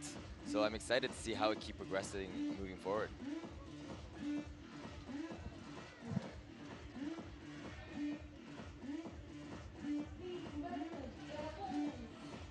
Yeah, and you spent some time with the man that was on screen just a moment ago, Mr. Vincent and Kit. Vincent Wong Wing-Ki, former top 10 men's singles player. And what was that like? You've been doing some filming with him. Right, so he was actually the first person I filmed with on day 1, and he taught me how to play air badminton. That's right, yeah. okay. He has a lot of strategies, which I didn't expect from someone coming from professional badminton. So I'm not too sure how much he's implemented it into the matches, but I'm excited to find out. Well, we've not had the Hong Kong men's team on court 1 so far this week. This will be the first chance, and we're about to find out how strategic they are. And they've got a real strength in depth, the Hong Kong-China team. They're all former players of some level. In terms of their opponents, Germany, Thomas Fuchs was a World Tour player in doubles and men's singles for a while, actually.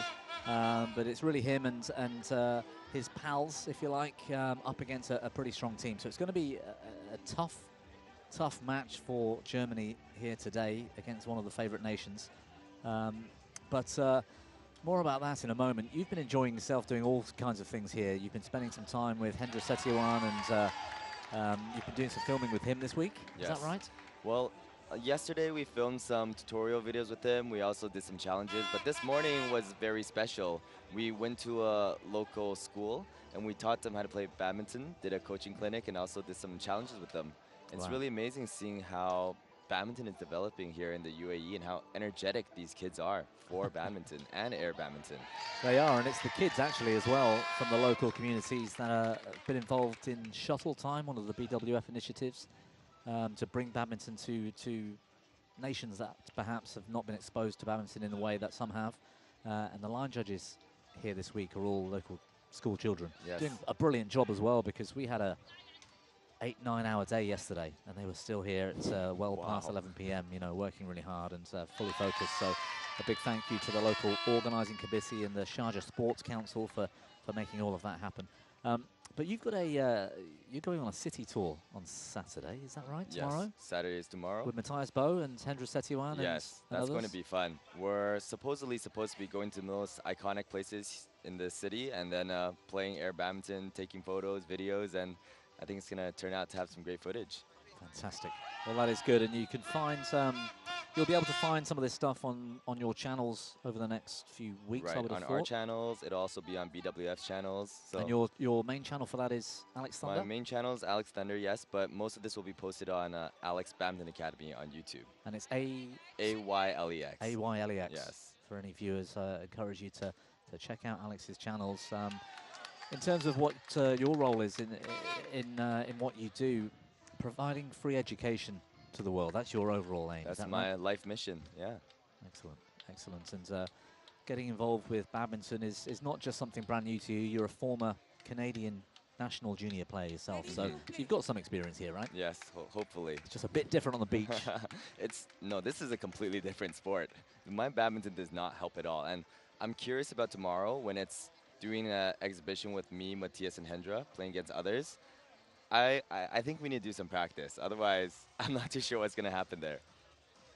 The terrific team pose from the air ballers, missing that three-point shot. Wonder how good they would be at basketball. I'm not sure. We'll have to find out from Thomas. I think we'll have Thomas Fuchs in the commentary booth later on today, hopefully, and certainly through the weekend.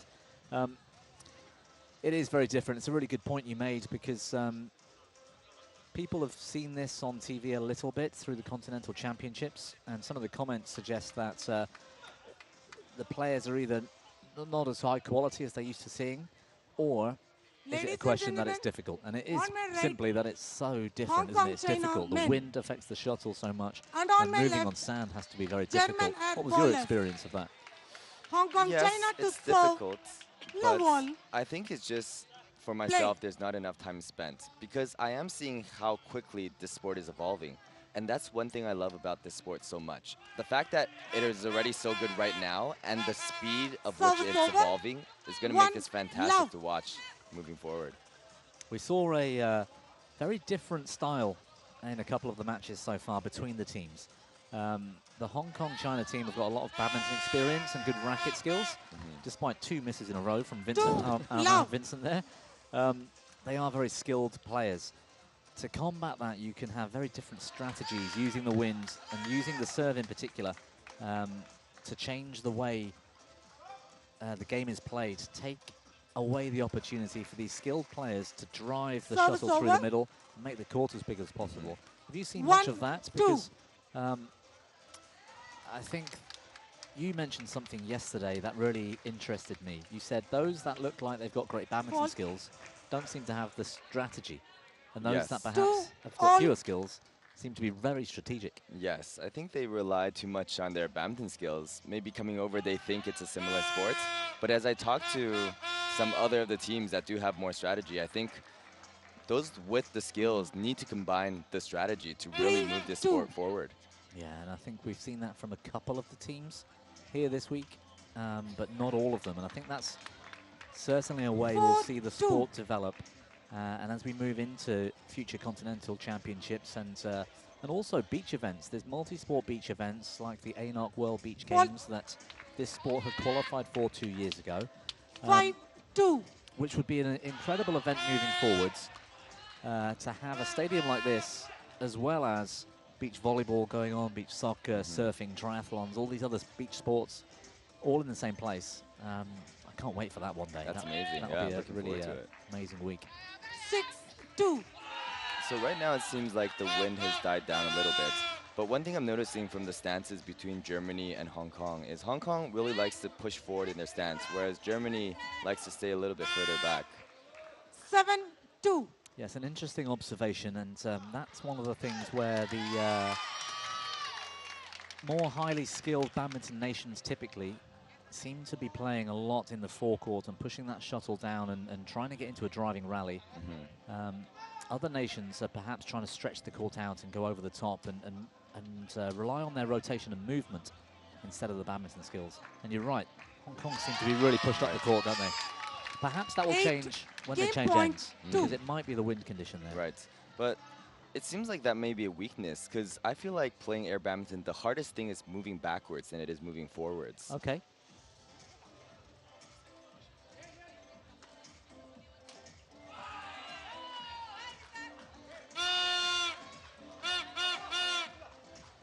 That's a good rally and a good win. A dominant opening game for Vincent Wong and his teammates, the Hong Kong-China team. First game won by Hong Kong-China men 9-2. A lot of pace on that final shot, 9-2.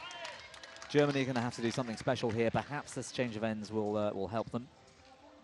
So earlier in the match, the wind was against Germany, and we can usually tell by the flags in the broadcast. Yes. Yeah, there's been quite a lot of drift away from the camera into those rear corners. One thing I realized about playing air badminton is you need to actually check the drift every point. And one thing I was doing as I was playing more is I look at the flags every point to make sure I know what's happening. Yeah, you've really got to keep focus with that, haven't you? Because it changes between shots. One moment the drift might affect the shuttle by a few inches, the next it might be by a meter. Right. I wonder in the future if it's a good idea to have an on-court small wind detector flag so that the players can see where the drift is heading. I think that's a great idea. Second Wind socks or small flags around the Come court. on. Play.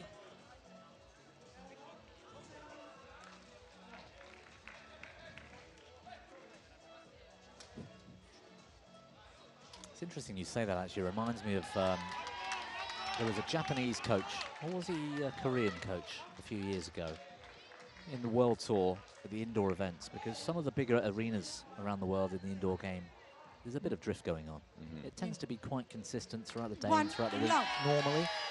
But there was a coach that I used to watch who'd be walking around the main court where his players would play with a cigarette lighter, and he'd stand in each corner and light the lighter and see how fast any drift would be affecting the flame of the lighter in each corner, and then come up with a plan. I found that quite interesting. That sounds like a good idea in terms of there's a fixed drift in the indoor arena, but how much drift can a lighter detect? Too low. Indoors, perhaps it's okay. It wouldn't work out here. You'd need something a little bit more robust.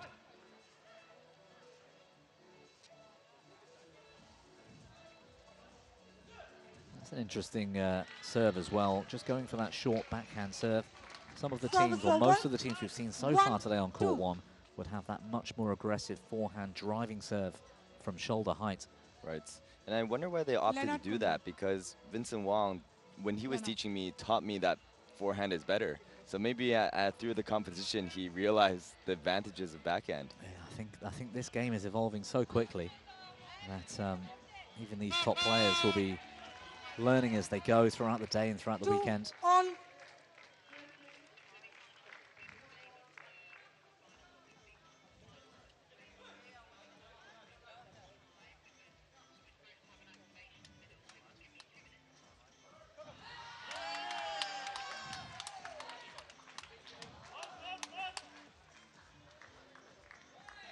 Service over.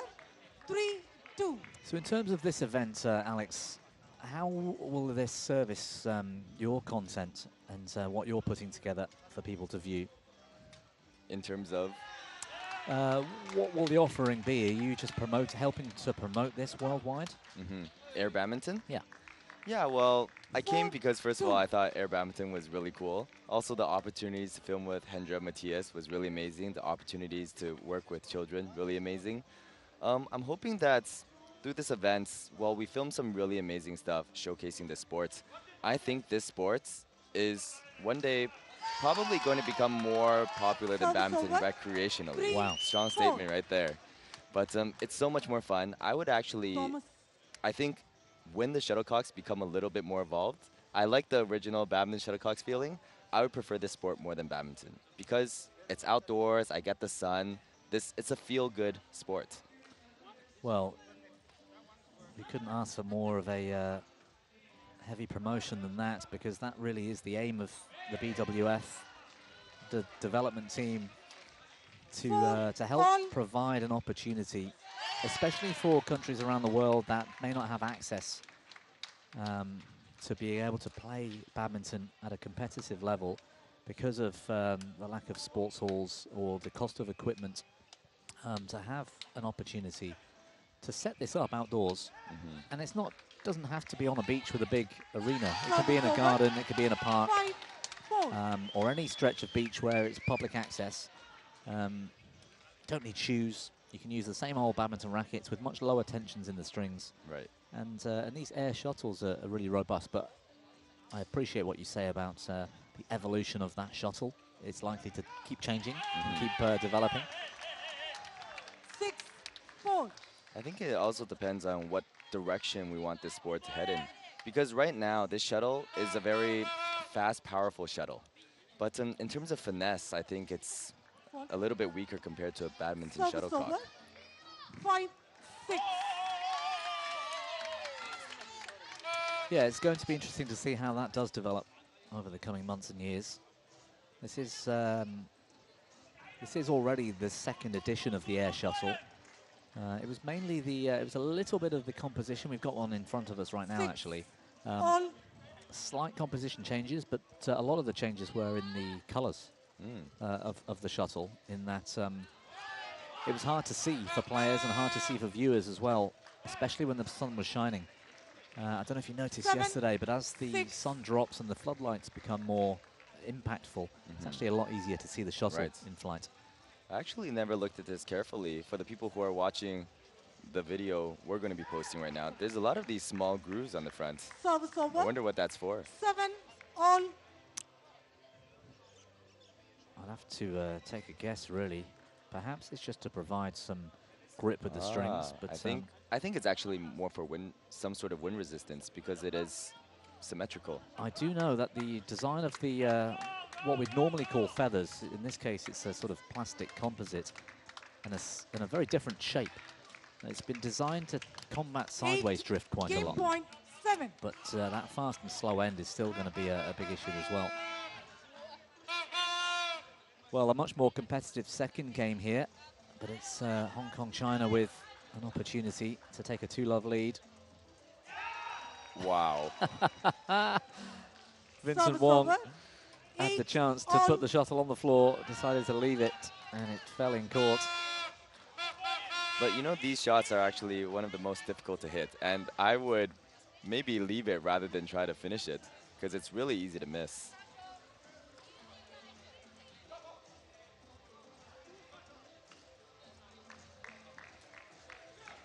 Service over. 9-8. 8-all, entering deuce now. 9-8. 9-8. It's 2 clear points from 8-all.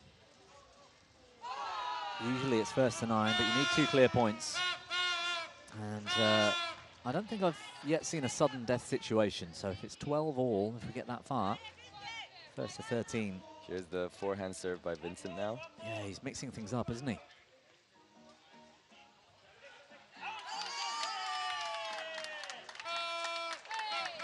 Game. Oh, it's just gone long, the block. Or the drive, I think, from Conda. Second game won by Hong Kong, Just China. caught that bit of wind. 8. Kept going. Great aerial view.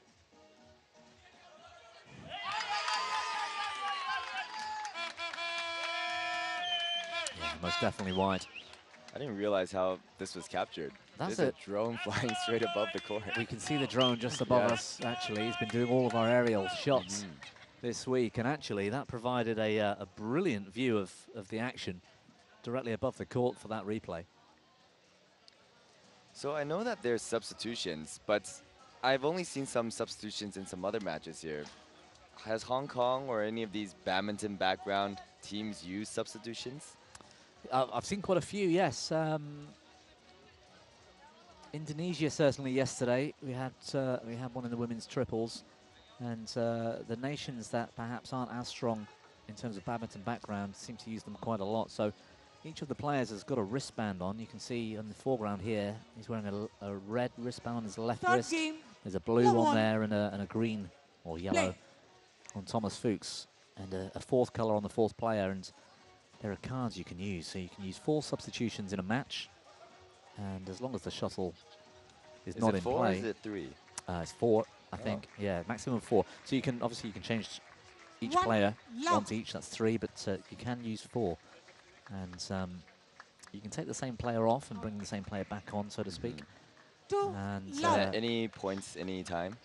At any point, any time. Yesterday we had. Oh, there's a substitution going on right now. We had 2 substitutions in the same game yesterday, which was quite interesting. To try and change the tactics. Substitutions remaining. There's one going on now. One thing I think a lot of people don't realize how tiring air badminton is. It looks like you're not really moving, but you are moving more than you're playing badminton. Yeah, the sand really does kill the legs. I do wonder, I think it might be actually easier to transition from air badminton to badminton. You move quicker, you have smaller swings, easier to hit. Maybe this is the first sport before badminton. I think that's a one of the key aims of BWF is to provide a beginner's game, and this is definitely it. There's so much more opportunity to play outdoors. Well, badminton is still quite beginner friendly, but I think the difference is that badminton probably won't drive as much community as air badminton. Substitution. 2 substitutions. I can imagine a friends and family outdoor event with a barbecue going, some music, and everyone's playing. I think, yeah, that will provide a really good social environment. So I want to start playing air badminton. This is fun. How do I start playing air badminton?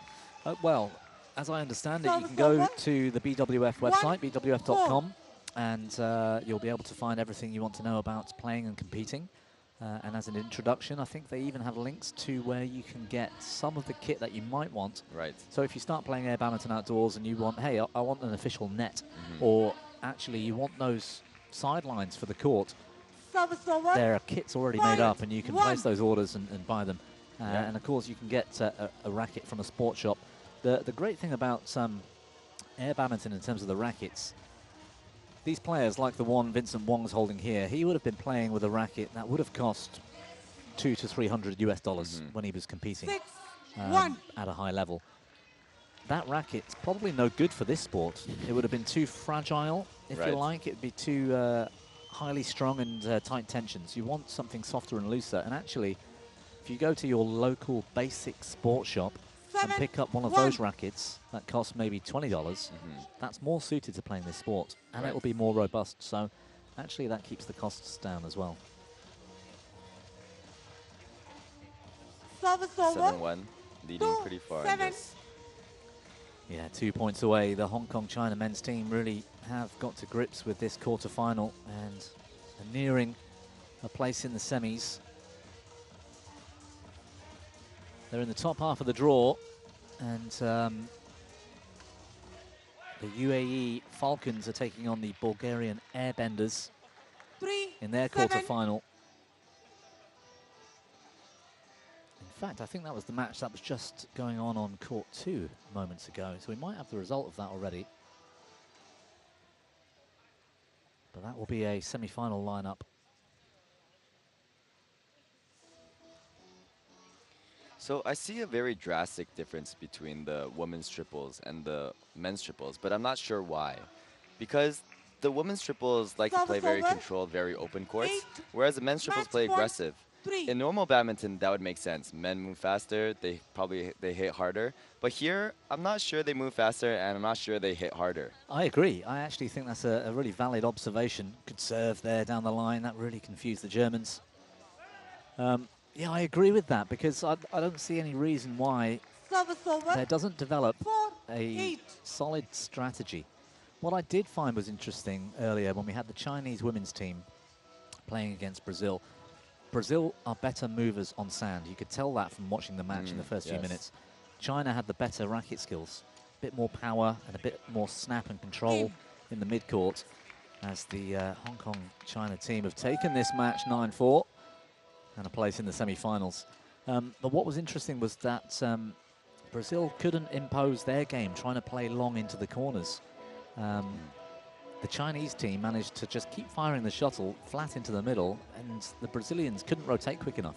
So actually it was really fascinating. There must be a way to play. Yes. But I'm not sure anybody has really figured that out yet.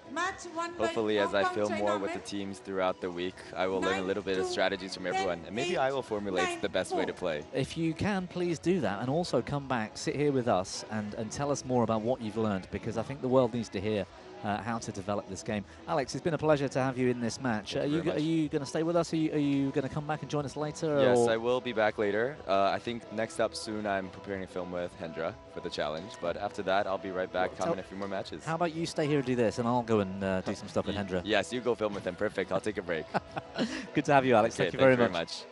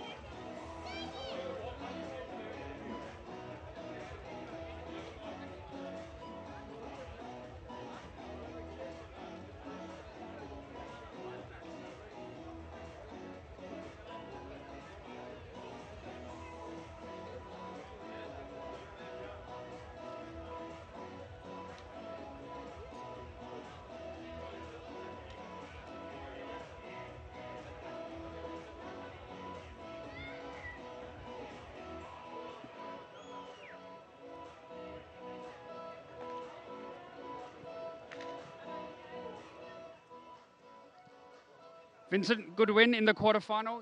Hong Kong, China's through to the semis. How do you feel? Yeah, we both very excited because actually every match is very tough and challenging.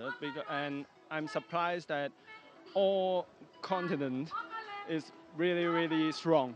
It's a high level. Yeah? It's really high level, especially the Africa and the South Africa. We both know in the indoor,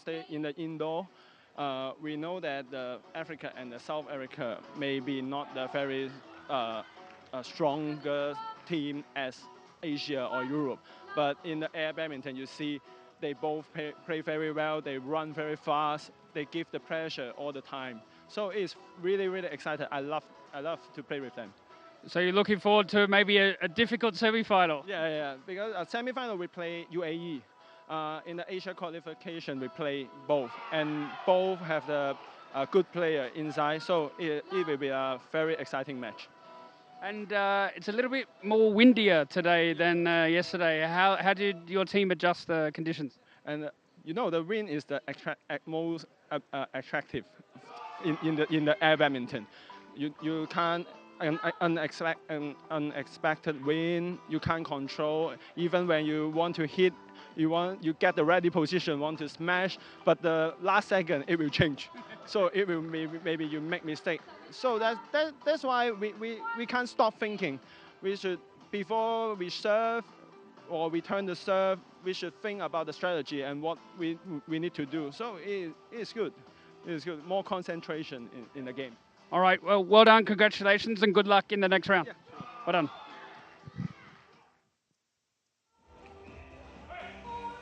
Well, a wonderful insight from Wong Wing Ki or Vincent Wong there, talking about how to combat the conditions and how to keep focus. It's a big part of air badminton, and these top players are not using it as an excuse. It's actually part of the game that they need to challenge and overcome and use it to their advantage. And that was a wonderful interview with Vincent Wong there. 3-love Hong Kong, China over the German air ball as they're into the semi-finals. We've got plenty more action to come, including on court 1 in a few moments. We'll have the Nigeria Air Wizards taking on the Egyptian Pharaohs in the men's triples quarters.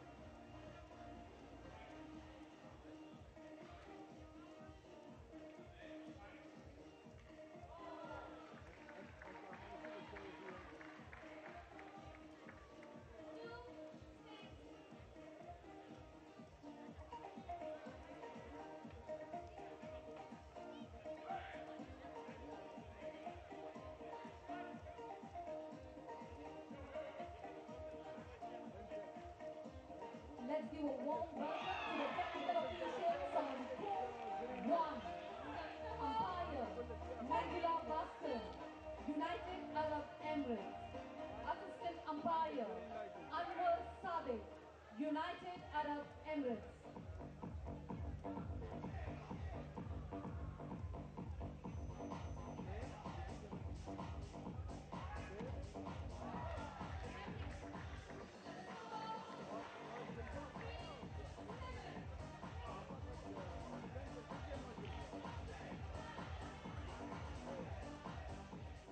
Please welcome Nigeria Air Wizards.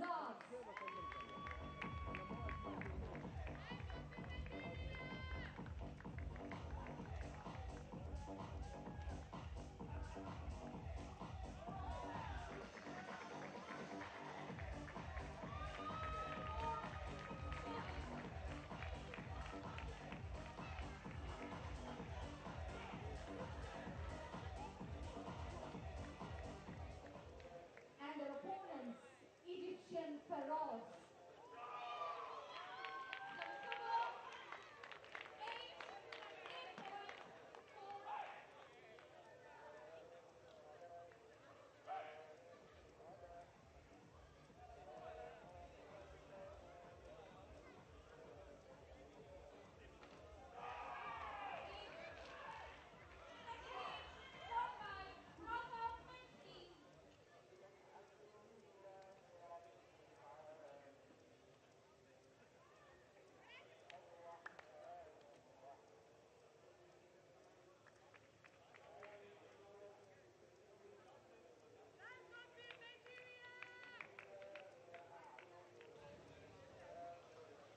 Well, the live action continuing throughout the next few hours here in Quarterfinals, Sharjah, in the United Arab Emirates. And what a spectacle. Great view of the arena on the beach here in Quarterfinals, 2-mile stretch of terrific beachfront.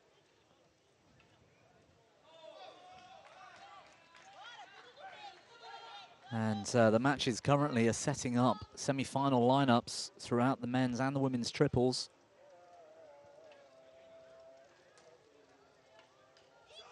As our two teams are readying for this quarter-final between the Nigeria Air Wizards and the Egyptian Pharaohs. And it's hard for us, Ian, at the moment to take our eyes off court 2 where we're sat, because the opponents in the semi-final for the match we're about to witness are going to be one of these two teams on court 2 between Brazil and China, and it's a terrific match. It's got to be one of the best in terms of entertainment and standard of play, hasn't it, that we've seen this week? Oh, it's been a great exhibition, I have to say. Great agility from both teams, lots of dives and recoveries. And Brazil at the moment looking favourites. Well, both of the teams that we're looking at off camera look really well disciplined. Strategy and focus, but also, like you said, that athletic ability is really on show. There's been some big smashes, terrific movement, and that's going to be what we're going to have to commentate on over the next few hours as we get into the semi-finals and finals. Either of these teams making it through are going to be a big challenge for either the Nigeria Air Wizards or the Egyptian Pharaohs. There's Team Nigeria. They've really brung the party, or brought the party to Sharjah this week. It's one of the more creative team poses we've seen. That pose is about right. I was in the gym with a couple of them, and I felt a little bit. I felt a little bit out of my comfort zone, I have to say. Akinsolo, Babatunde, Bello, and they're good athletes. Afolabi, yes, absolutely. They look pretty fearsome when you're up close. Similarly, Brazil. Some real athletes in these teams.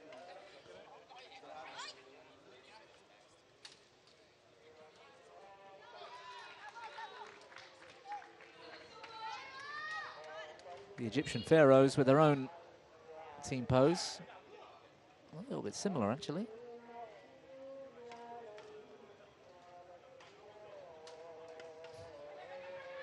Ready to play?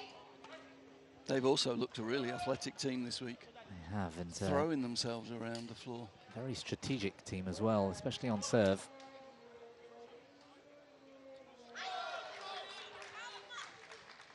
Sun beginning to set here in Quarterfinals, as you can see.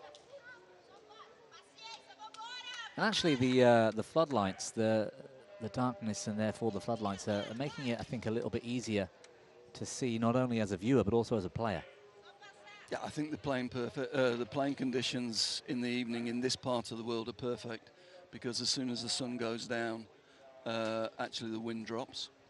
So the evening session with the, as you say, with the very, very good quality lighting, together with the reduced wind conditions, makes it perfect conditions for the players. On my right, Nigeria Air Wizards. And on my left, Egyptian Forest.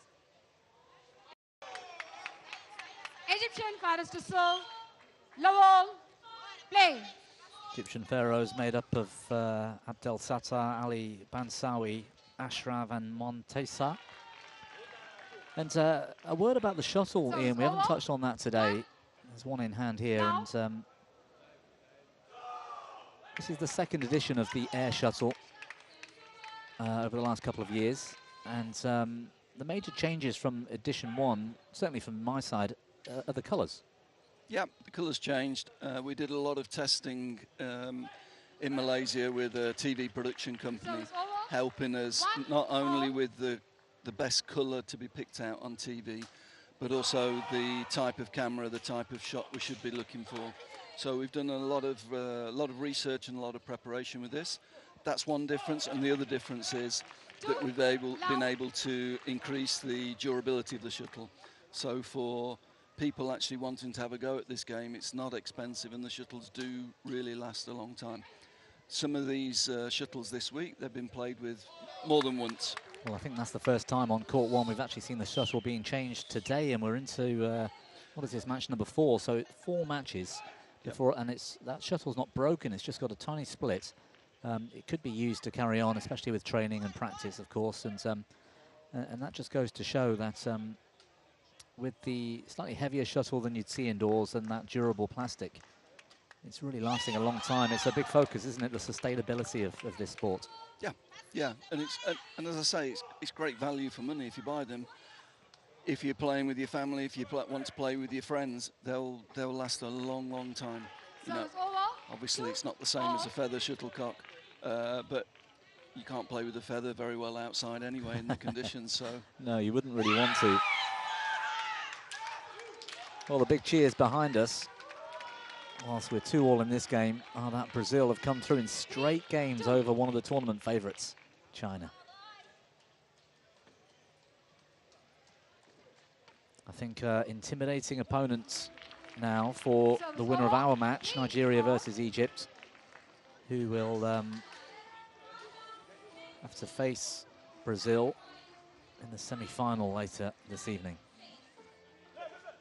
And what's really interesting with the semi-final lineup, we've got 2 African teams playing here, so 1 African team will definitely medal, and that means we'll have 4 continents winning medals here. Fantastic. So the medal spread is really great, and obviously that's a big difference to, you know, to the tour level badminton we get, where we tend to get the same countries coming through most weeks. Yes, absolutely, and that isn't a sort of, from my eyes, an unusual expectation or a fluke. It's a genuine standard of play, because I was just watching Brazil, and they are a threat for this title. Look, they've prepared for this. You know, in the Pan Am region at the moment, there's not any sort of international tournaments going on, so they've taken a month to really prepare well for this event, and it shows. You know, they're bringing something different. They've completely shocked China there with the tactics they've used and the rotation and the different heights and the different angles from the different players. It's fascinating to watch.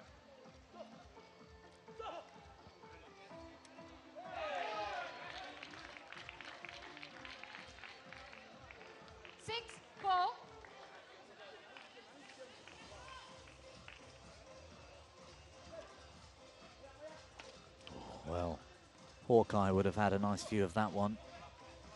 Had that instant review been available here, but the line judges are doing a great job. 7-4. And what about Nigeria? One of my favourites. It's the first time I've had a game where the Nigerian men have been on court one. So I've spent more time, as they're on my floor in the hotel, chatting with them and just watching their enjoyment of this entire event, because I don't think they go anywhere without a ghetto blaster or whatever it is. They've got the music pumping. They're always dancing. They're really enjoying this, the event from start to finish. Yeah, they've brought some real personality to the event. And again, in this event, all the teams in the same hotel. We're seeing a great sort of environment, and the teams mixing up nicely. And it's been Nigeria that have been bringing the party most days. Won by Egyptian Forest. But don't underestimate, well, we're seeing it already. This Egyptian team is also very well organised, very well prepared, good athletes. We've got a real game on our hands here. And it's going to be a hard-fought semi-final lineup, whichever way it works out. In the top half, Hong Kong, China came through against the German airballers earlier. So they're in the semi-finals. Yeah, one is. And I think, was it the UAE Falcons? Yes. Beat the Bulgarian airbenders in the other. Yep.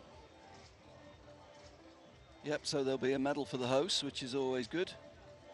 Good for the event.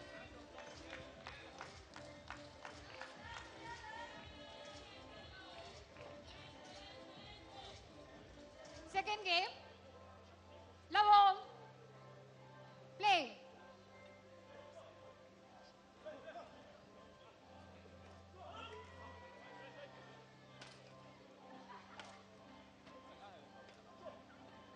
Good aerial shot from our drone above. Yeah, it's great. You can see the movement there really well. It looks like a fixed camera. That drone is absolutely dead still.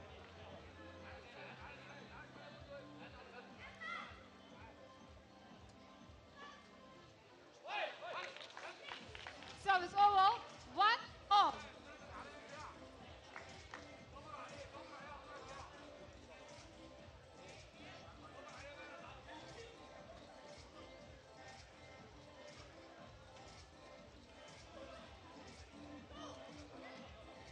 Two, one.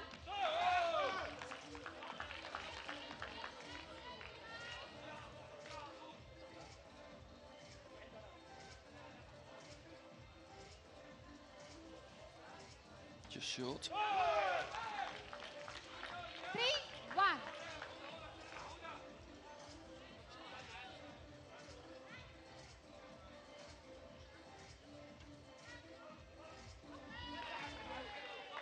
Service over. 2-3. Notice the different strategies behind the serve in these two teams. The Egyptians got a bit more variation and using that forehand serve from out wide to try and create angles and keep their opponents guessing. The Nigerians, much like the Brazilians I noticed, are happy just with a good quality serve short to force an upward shot, an upward return.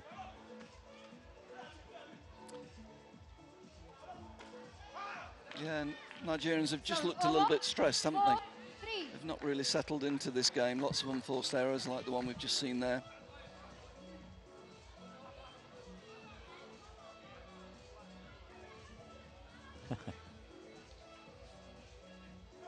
Egyptian teammates, I think that was a little bit camera shy.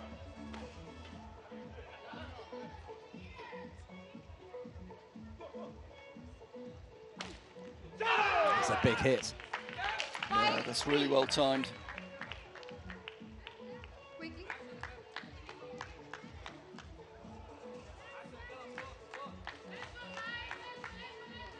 See how he's gone back to the place that the shuttle's been hit to try and confuse the rotation and negate the rotation.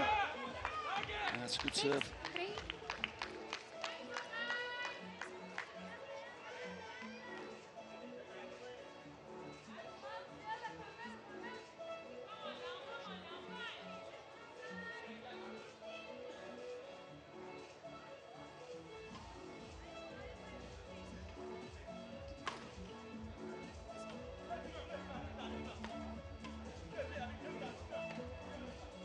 Hear the communication between the Nigerian players.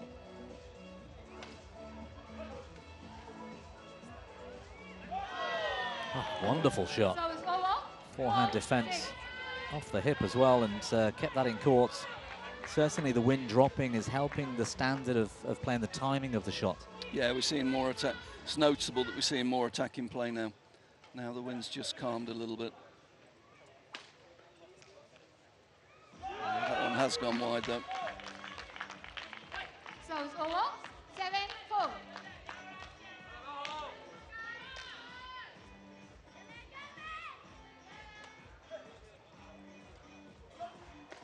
Just long and wide.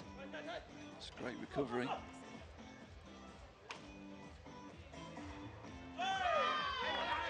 So it's over. 5-7.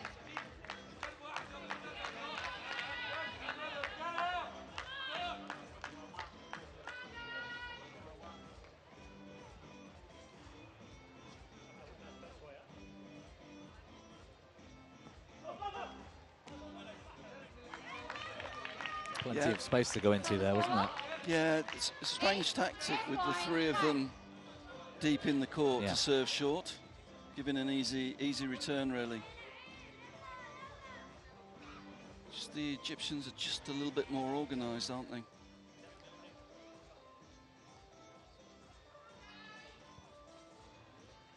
One point away from levelling this match at one game all.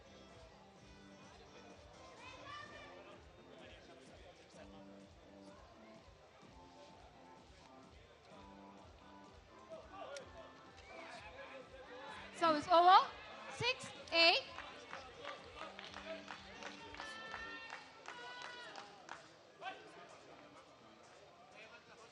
Four-3 down they were, the Egyptians. Had got themselves into an 8-5 lead.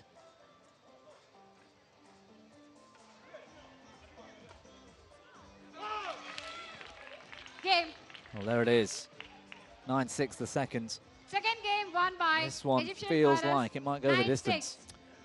Well, I'm not sure. I mean, the Nigerians look very nervous. It's not the same. There's not the same rhythm that we saw last night in the group games. They look a little bit nervous. They look as though they know they're playing for a medal, and they haven't really got any flow going at all and any consistency. Certainly Egypt, in my eyes, big favourites for this one now. Okay, well, let's see if you're right here.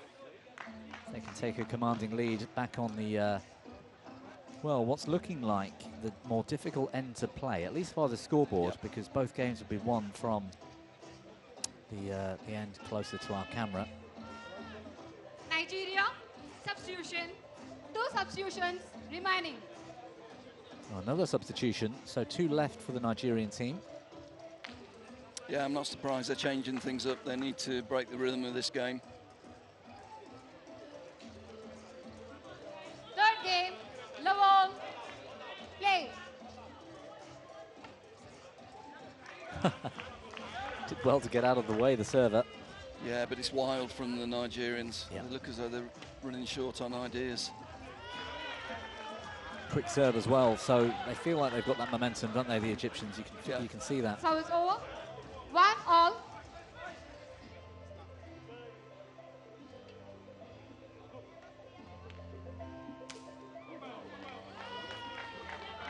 Two, 1. Making a string. Taking that at the last second and in the corner of the racket, not in the middle. Yeah, the stringer's making a good profit this week. Yes. And that's the thing, isn't it, with the air badminton being played on this surface and with the wind, timing the shuttle in the middle is always going to be difficult. So you've got to be very careful with the string tensions. Yeah, and that's why the players are all dropping the tension on their strings when they're restringing. They're dropping the tension down, trying to get a little bit more control.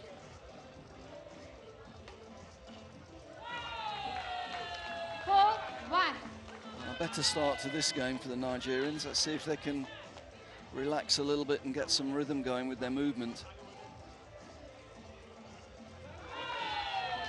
5-1.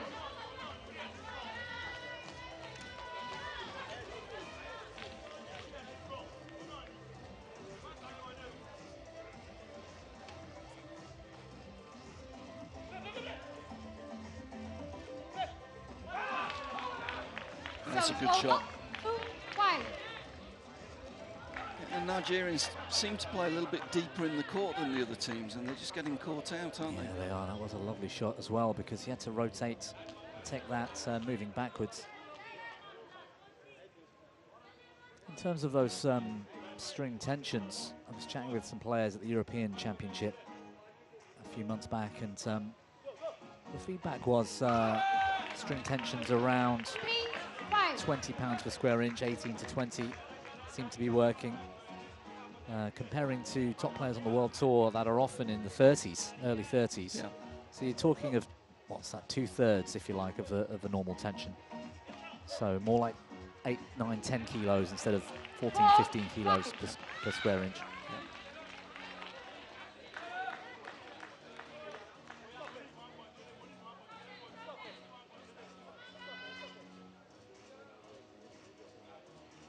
And conveniently, if you went to a run-of-the-mill sports shop to buy a sort of average regular badminton racket, those strings tend to come with that sort of tension. Yep. The factory strings are around 18 to 20, which makes it easy, doesn't it, to just pick up a racket and play. Yeah.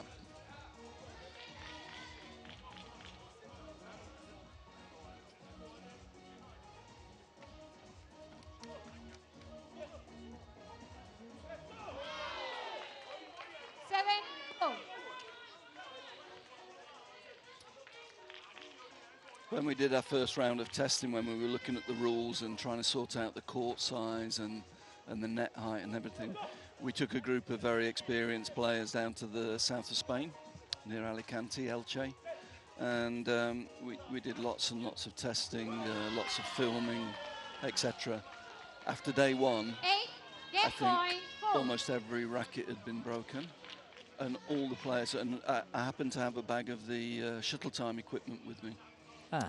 And I pulled out these rackets until we could get restrings, and a lot of the players just stayed with the stayed with the school's rackets because there was no they got more control with less tension. Right. And a slightly heavier racket also they felt was better for them. Well, that's ideal for newcomers to the sport, just to pop down to your local mass market sports shop and pick up one of those fairly cheap rackets that ought to be ideal for air badminton. Yeah, and there's actually no advantage to having a very, very expensive racket for air badminton.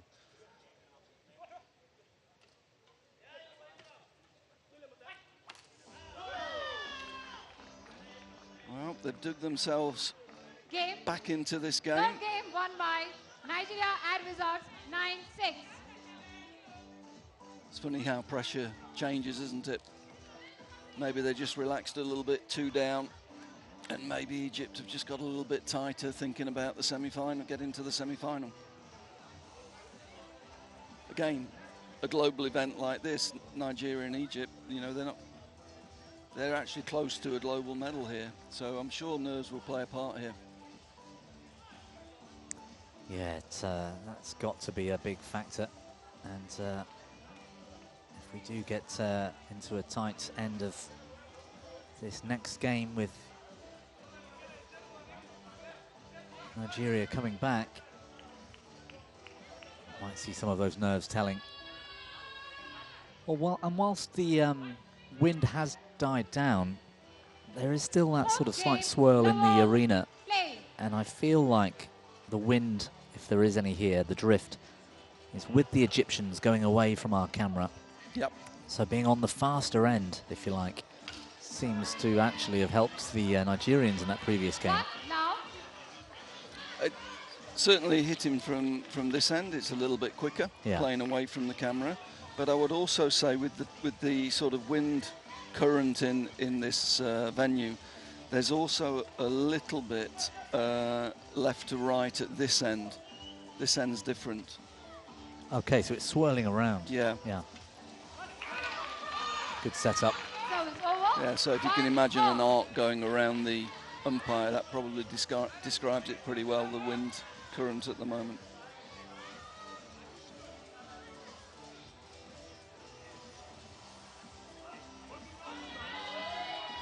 Yeah, there we see it again. That that corner's playing very quick. I think I noticed a coach there with a substitute card in the air. Yeah, there we go. Each of the players wearing a coloured wristband, as you can see there. Substitution. Egyptian finals. 2 substitutions remaining. So they both have 2 substitutions remaining.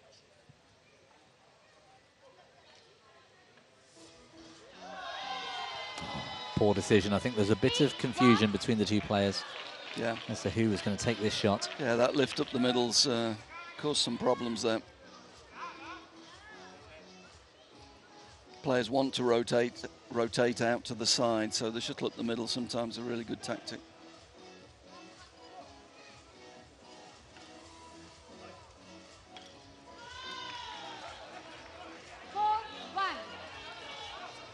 On the comeback here, the Air Wizards.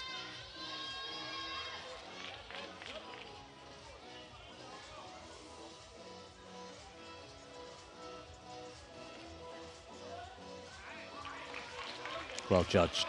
Service over. 2-4.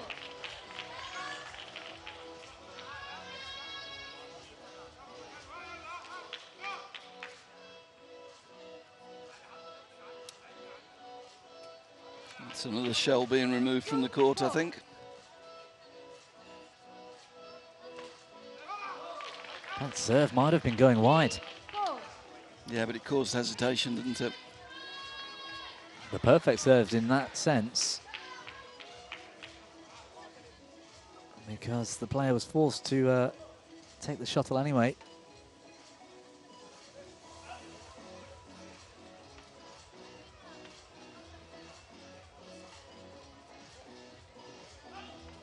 Good rotation between the Egyptians.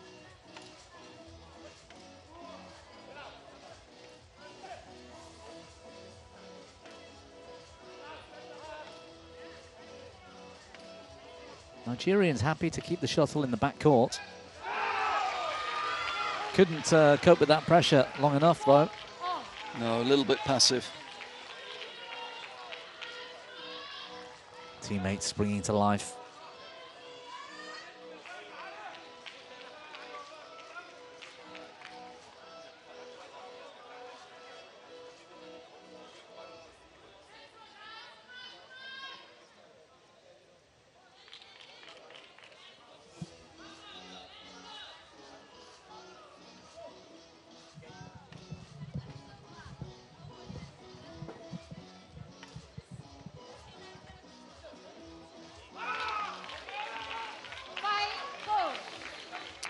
Two very nervous teams now, I think. Yeah, you can sense the importance of this game.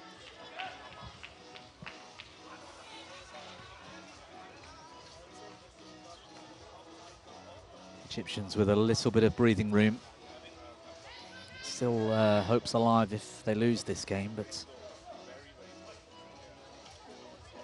it's been point for point, hasn't it, so far?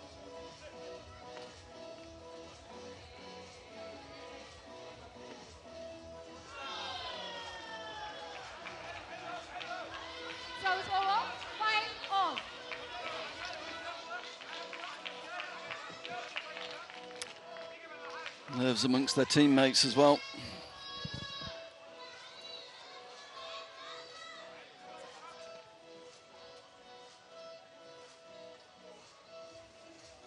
More aggressive on serve. Forehand from out wide of the court. 6-5.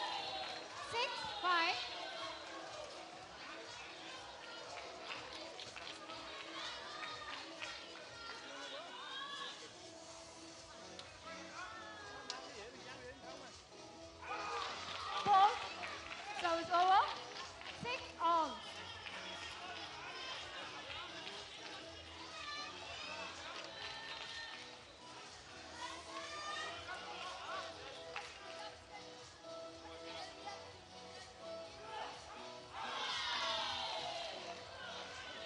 Service over.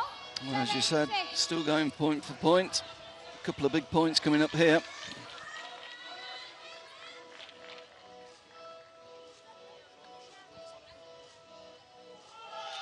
It's got to be a bit of... sin. That's a great serve, isn't it? It's a great serve. That was risk and reward, wasn't it? 8-6. I must admit, when he hit it, I thought it was going well wide. Game point, Nigeria Air Wizards.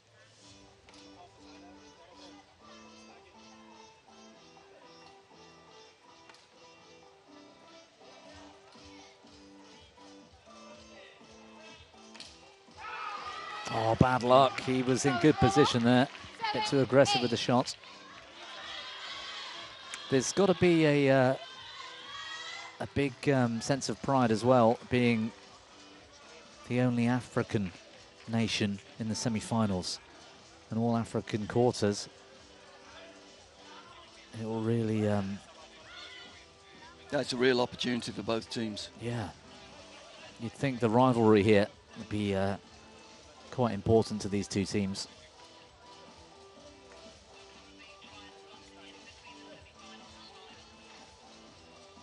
Good rotation by the Egyptians. Yeah, that's good play. Nigeria still Just keep backing deep, off, don't they? Really deep, yeah. And here we go. Extra points needed. Yeah, see how deep they are there.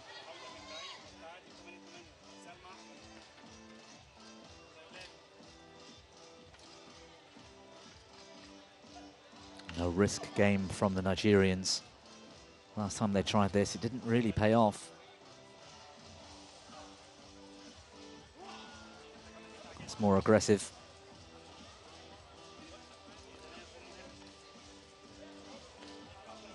Good defense.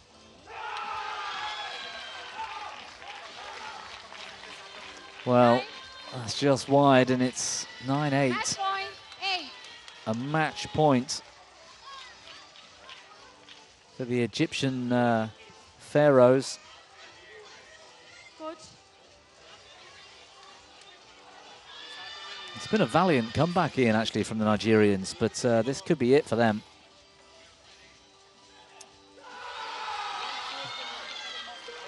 I think nerves played a big part there, I have to say. I think the occasion and the opportunity to medal, I think, just got to the Nigerians a little bit.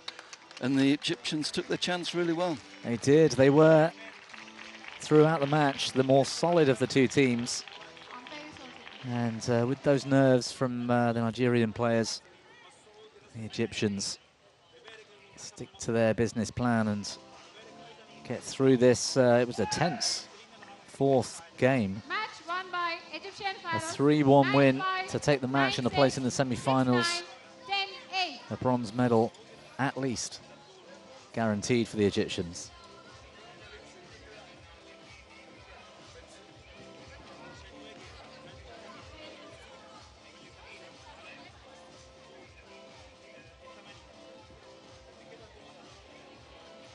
Well, there'll still be plenty of air badminton to play for Nigeria, the team relay over the Saturday and Sunday, Ian. So they've got a good chance, I think, in that.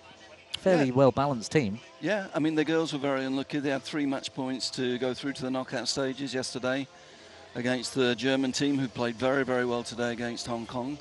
So, yeah, they've got a solid team. As I say, I just think nerves played a part there because we didn't see the sort of free-flowing athleticism on the court that we saw in the group stages yesterday. They just got a little bit tight. Well, in a couple of moments, we'll be able to hear from the Egyptian Pharaohs.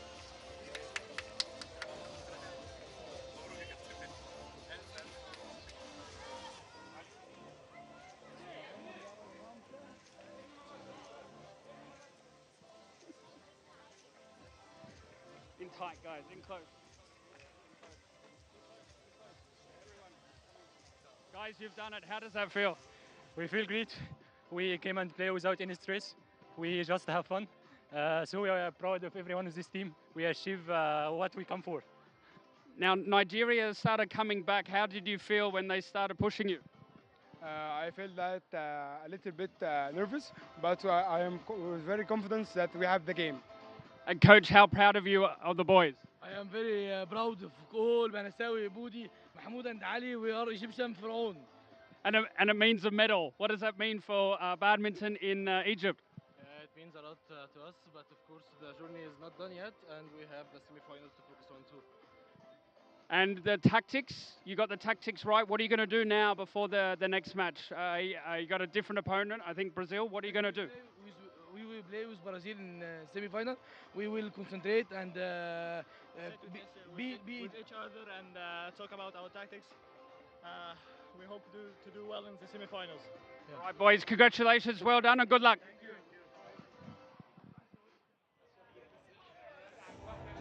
Green from the BWF asking all the right questions, and some lovely responses from the Egyptian pharaohs who don't believe their job is done just yet. They're going to go back, regroup. They say they're going to talk tactics and work out how to beat Brazil, and that's going to be a tough test.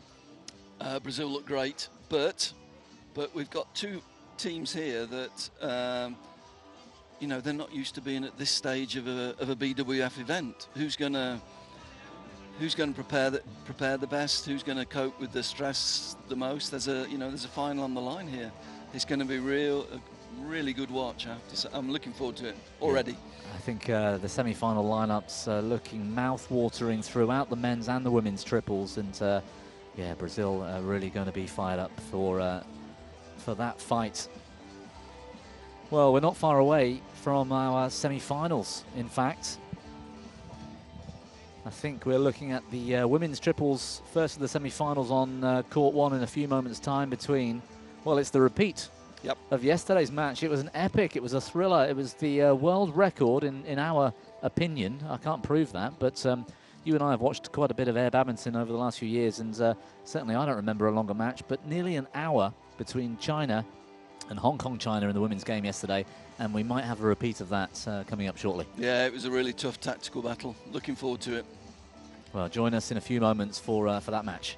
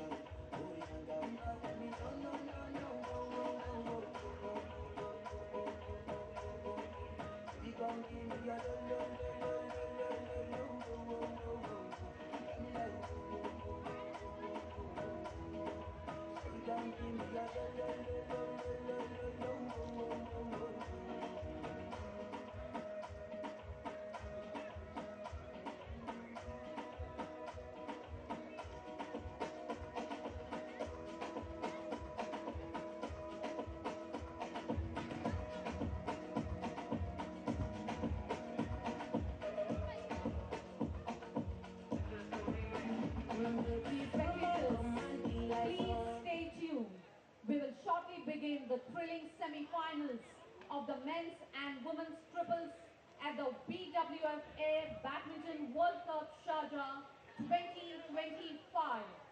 Stay with us for all the action.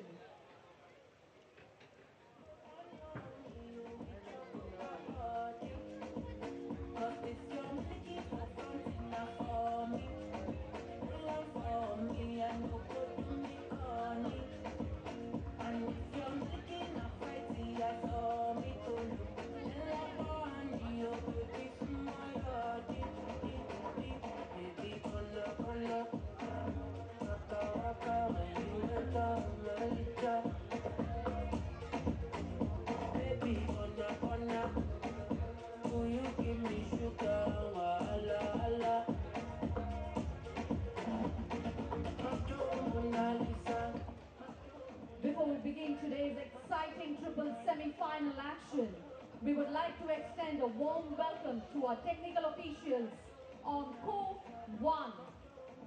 Umpire Abdul Ghafoor, United Arab Emirates. Assistant Umpire Mashal Al-Balushi, United Arab Emirates. On Court 2, Umpire Naseem Avi, Assistant Umpire Maharaj Saeed, United Arab Emirates.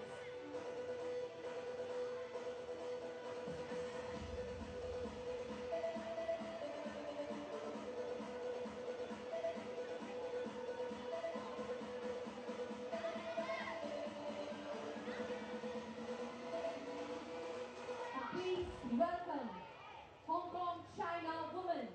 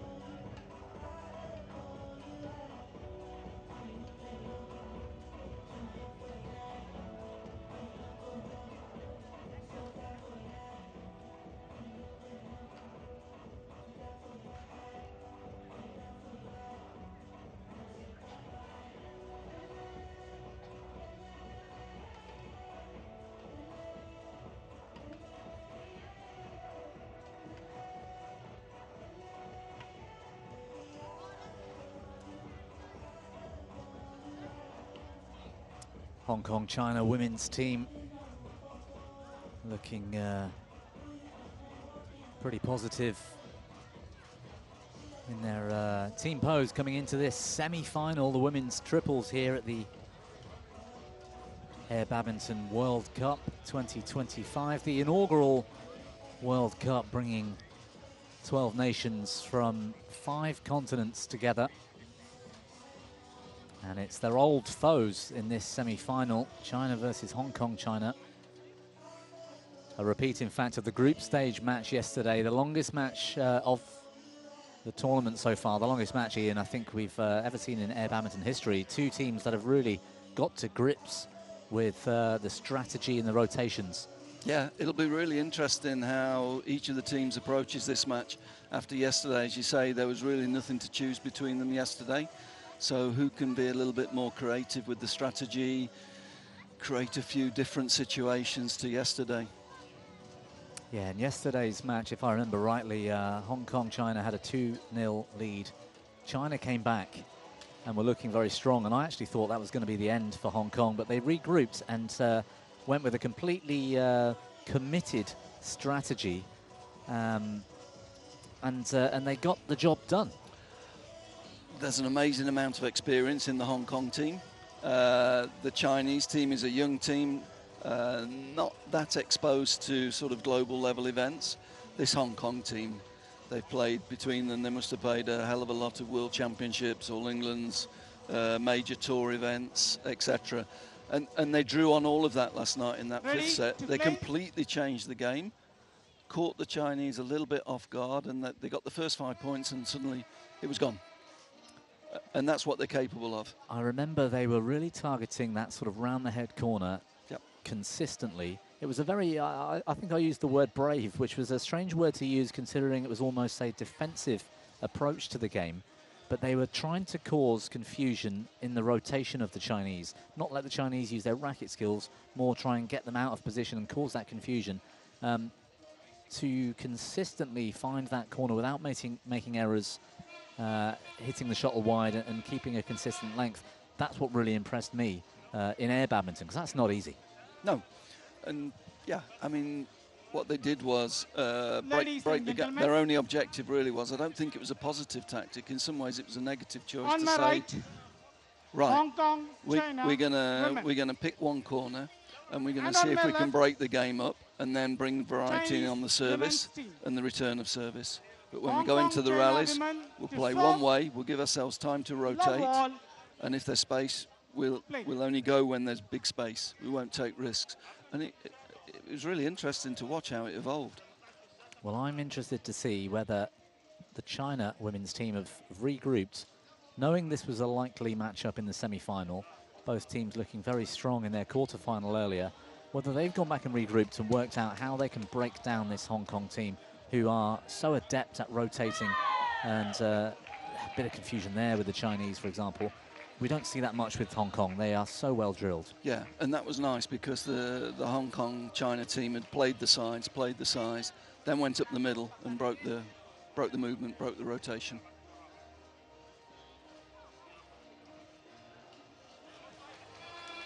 One love. With the dead zone being watered, so to speak, it brings a nice contrast, doesn't it, to the court. That dead zone 2 meters from the net. As you can see, the darker sand there. Can't use that in AirBadminton. You can't step foot in there to play a shot. You can fall into it naturally after a shot, but you can't go in there. And it's one of the great developments to make this game competitive. Yeah, and we're learning all the time, so we played around with that before play today to see what it looked like on camera. And actually, it makes it clearer for people what's happening just having that contrast of the sand. And you mentioned the thought process behind having a dead zone achieves a few things outdoors. Remind us what those were.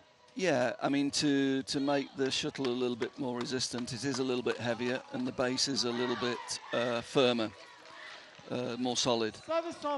That brings a sort of health and safety aspect in, and we didn't want people to be able to step into the net and hit it hard, because I think there would have been a danger factor there. bringing them 2 meters back gives people time to react. So it's 4 meters and it's already losing speed. So there's less risk of eye injuries and that type of injury. The other thing is that with this shuttle, to get the resistance to the crosswind, if you step in and play a traditional badminton spin shot at the net, it doesn't stop spinning until it hits the sand. So to encourage the rallies, we've taken the net play out as well. And even with 3 players per team in the triples, it's a big court to play on sand, isn't it? There's a lot of court to cover, so it would be almost impossible to go from directly under the net all the way to the back and still cover the court. Yeah.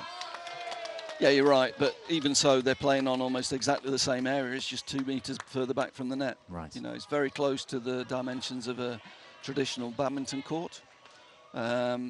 And the other difference that we've not talked about, actually, is the net is slightly lower. I didn't know that. Yep, it's 145. And there were several reasons for that. When we did, in the last match, I was talking about the first testing session we did down in the south of Spain.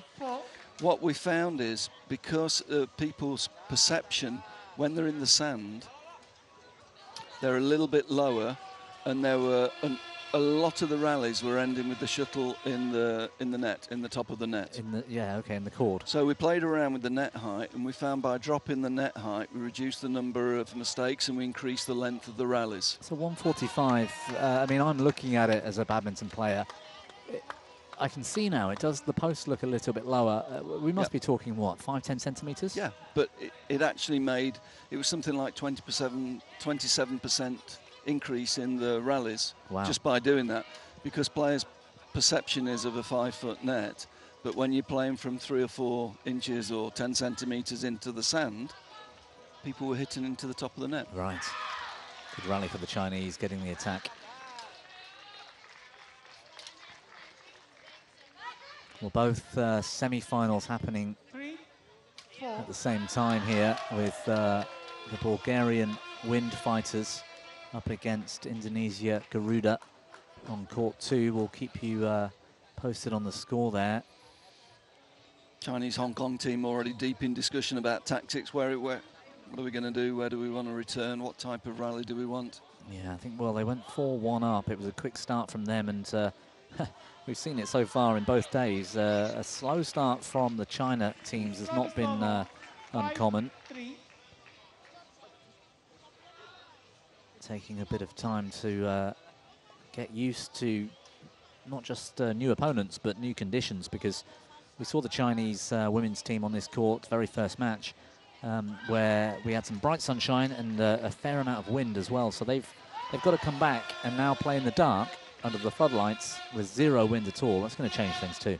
Totally different conditions to the quarterfinals, and I love it. Yeah, absolutely. You know, it just makes you think the whole time. You can never sort of settle into a rhythm. If you're indoor, you know the conditions from day 1 to day 2. Here, you don't know from match to match. Even from game to game, changing ends. Well, and earlier on, that first match, we moved into the second. I think it was Bulgaria, and the sun had dropped. There was no bright sunshine overhead anymore, full shade, and that was within half an hour. The match yesterday between these two nations lasted close to an hour, so the conditions could change even during the same match. Yep.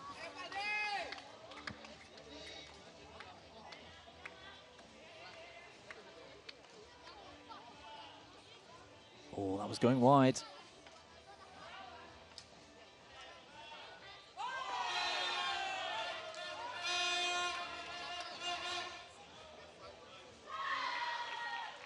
And that one is wide. That was a little bit too aggressive from the Chinese, trying to target the player who had played the previous shot. And you can understand the tactic. Yeah. The rotation of this Hong Kong team has been second to none, I think. I think they make it look easy, effortless.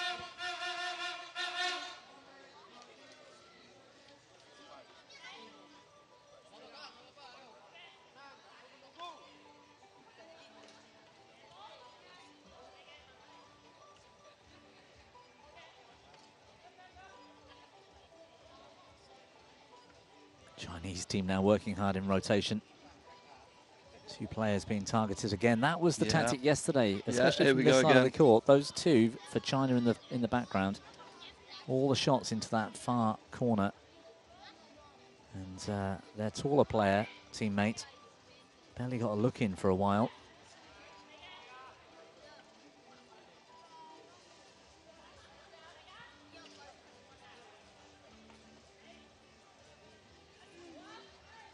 Good diving save.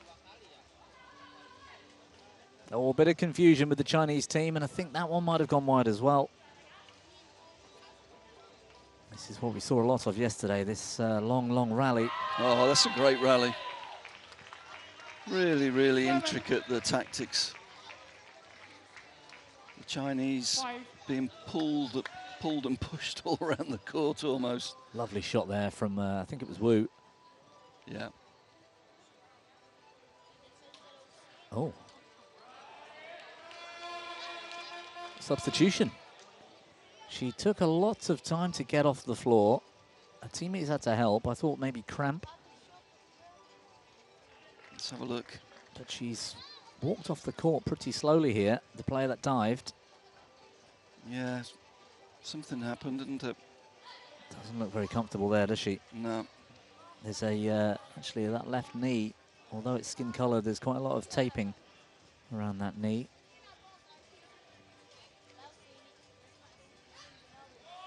Oh, they haven't used the substitute. She's been sent back on.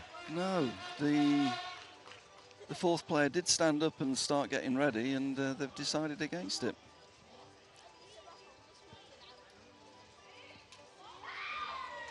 She instantly hits the winner, return of serve.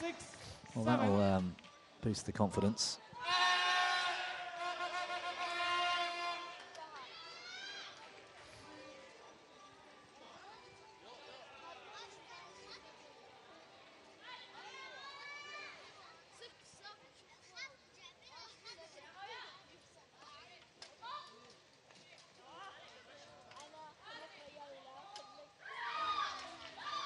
Just long. Still a little bit quicker from this end, even though the wind's dropped. Still that flow of air around the arena.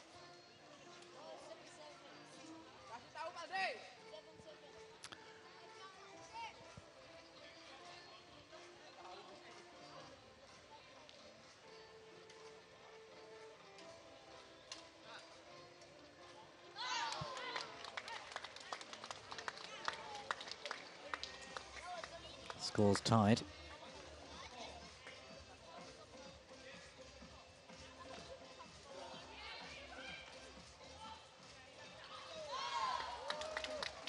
Oh. Corner to corner, cross court clear around the head. Service over, 8.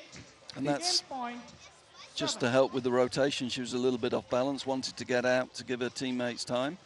Took the longest distance so they could get into a strong formation. Clever shot and clever team play, as you say. 8-7 now, game points for Hong Kong. What were you saying about no one going deep in the court There you to go. serve? And an instant result as well, 9-7. Wu there, stepping back a little bit on serve and just getting that extra bit of dynamic and confusion and giving herself a bit more safety, margin of safety. Yep. Opening game to Hong Kong, China women's team. Look how far back she is. Yeah.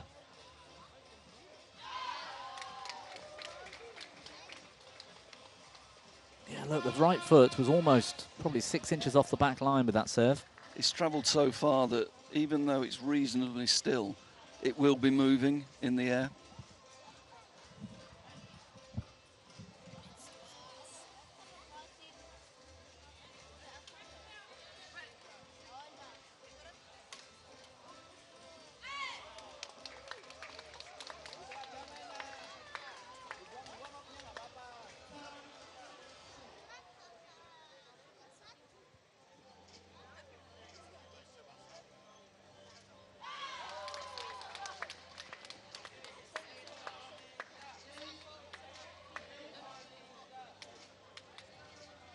Second game, love all.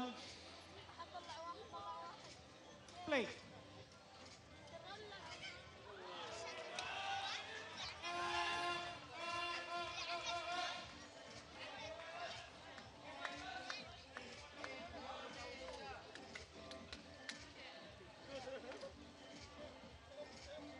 on the change of ends, and I was wondering whether that might make the difference. The natural feel from game one is now very different, isn't it? Because there is a bit of drift away from us, or away from that main camera, and the Chinese are going to have to learn that fairly quickly. Actually, last night they had more problems from this side, the Chinese team, because they wanted to put pace on, use a drive game, and a lot of them were drifting long.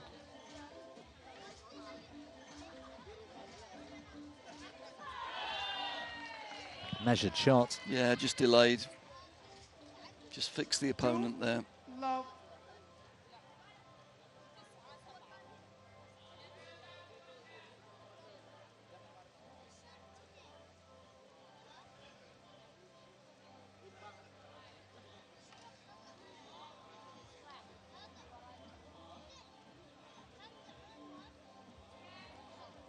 Good touch. I like the fact that some of the key badminton aspects will never go away. In that, I hadn't seen Hong Kong, China up close in the qualifiers. I watched a bit of it online when you were out there in Port Dickson at the Asian Pacific qualifier, but I hadn't really seen them.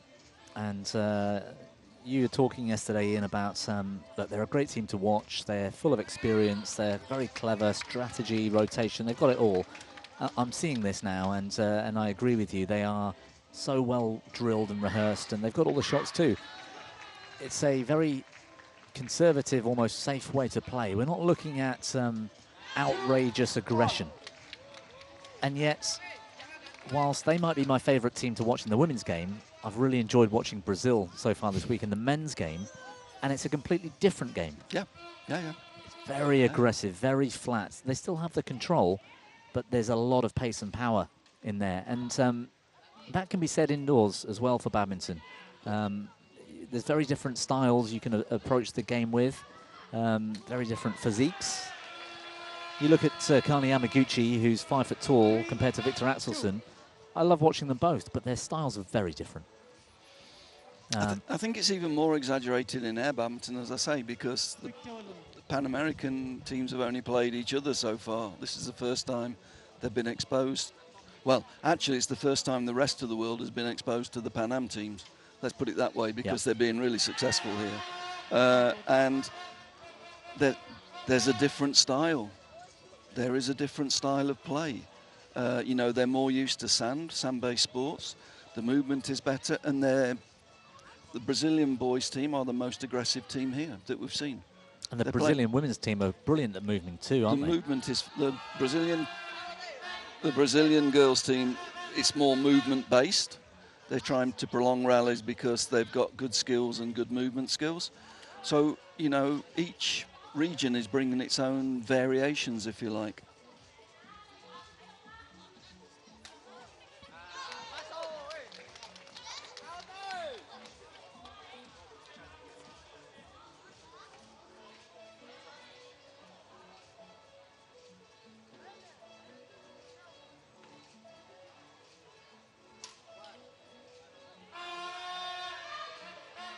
Save. China committed to using the middle, trying to unsettle that rotation. It worked really well for China earlier, didn't it, against, was it the Bulgarian team? No. Check. Who did they play? Oh, Brazil. They played Brazil. Yeah. And we were talking about the positives with Brazil's movement. China managed to neutralize it by playing into the middle and fast into the middle, to not allow them to rotate as much. They're trying that against Hong Kong here, but Hong Kong, China, they seem to have mastered this sport so far, don't they? They've just got so many options. We saw it last night. Momentum was completely against them going into the 5th game, and they changed to a completely new tactic and just caught the Chinese girls off guard. It wasn't what they were expected. First 5 points, bang, bang, bang, bang, bang, and suddenly it's almost all over. Yeah, momentum. You mentioned momentum a few times yesterday. Yeah. Massively important here. In all sport, but in air badminton, it's really exaggerated.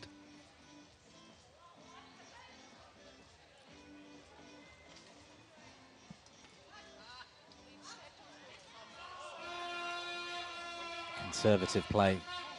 Yeah, but you see, for me, China are trying to play Hong Kong at their own game, and I'm not sure that's going to work for them.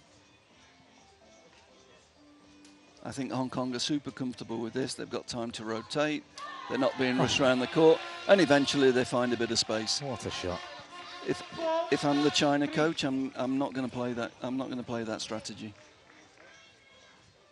Well, we saw it evolve yesterday, and against Brazil earlier. We might see an evolution in that strategy by the Chinese. I would not be surprised. They're trying something different here.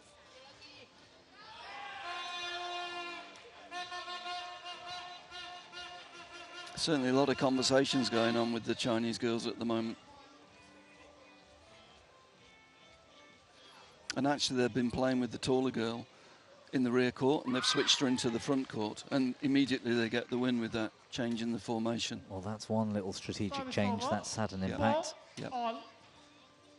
But even then, I wouldn't be surprised if later on we see that change again. Hong Kong will now react to that and do something different. They will. And then China will have to react again.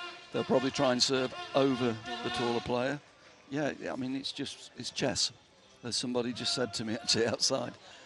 It's like a game of chess out there.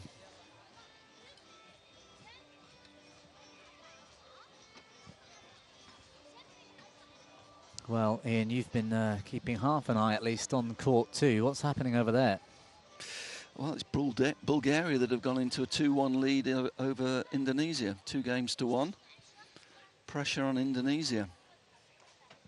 That's another example, isn't it, where you've got a nation, Indonesia, with great racket skills, a natural sort of abundance of talent and experience as well. But perhaps the strategy, the focus, the sort of tactics of other nations like Bulgaria have an impact, and enough of an impact to get the better of a sort of natural badminton group of players. Particularly the Indonesian girls, they've got great skills with the racket, but they're really struggling on the movements. Going backwards, they're getting the technique all wrong. We're seeing them falling off the back of the court quite a lot. So anytime you can bring them in short and then go over the top, they are really struggling with it. And I think most of the teams have picked up on that now. Good pressure at the forecourt there from China, and 5-all. Forcing that mistake.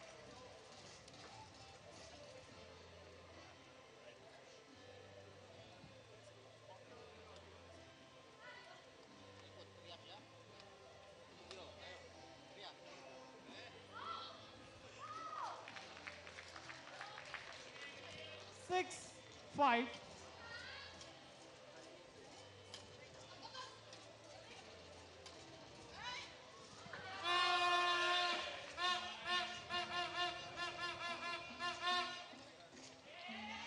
Oh, confusion down the middle.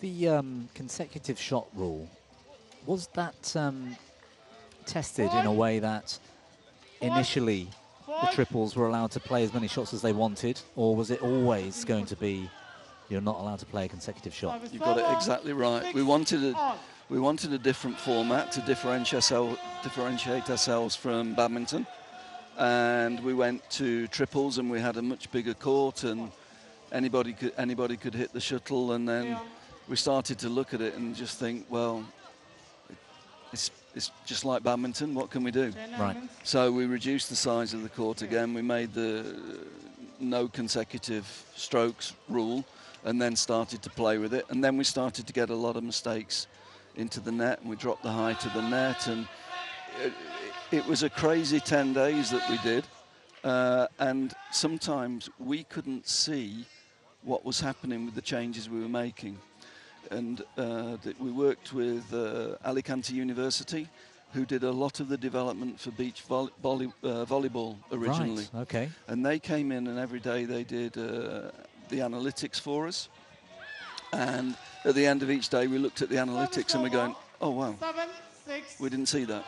You know what I mean? It was really, really interesting. So the next day we adapted again and again and again. And we came out with this basic model. It's been refined since, but we came out with this basic model from there. That's it. It's fascinating. And no doubt it will keep evolving. Yeah. I wouldn't be surprised in years to come.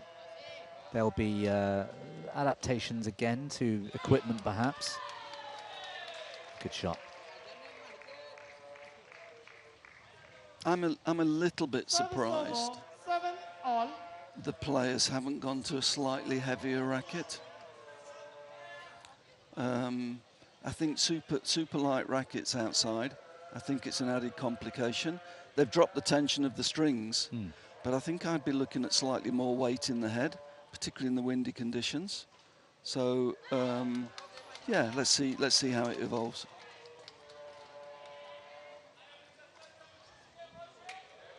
Good attacking shot.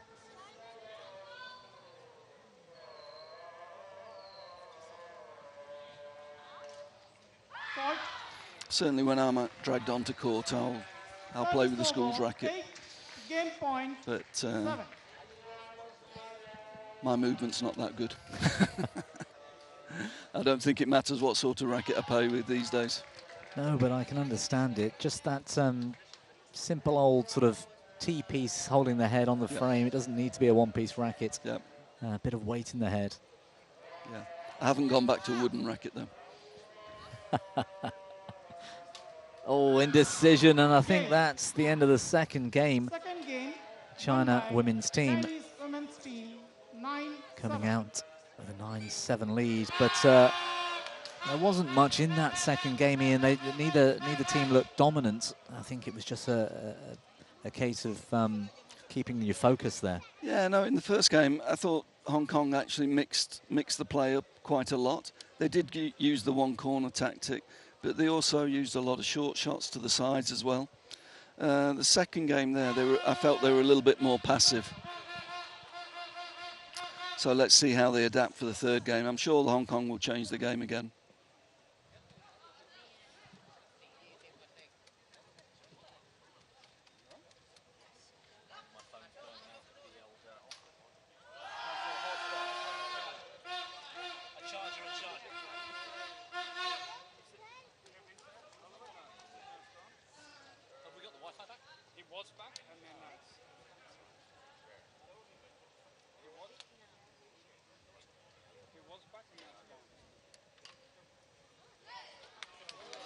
Court 1, 20 seconds. Court 1, 20 seconds.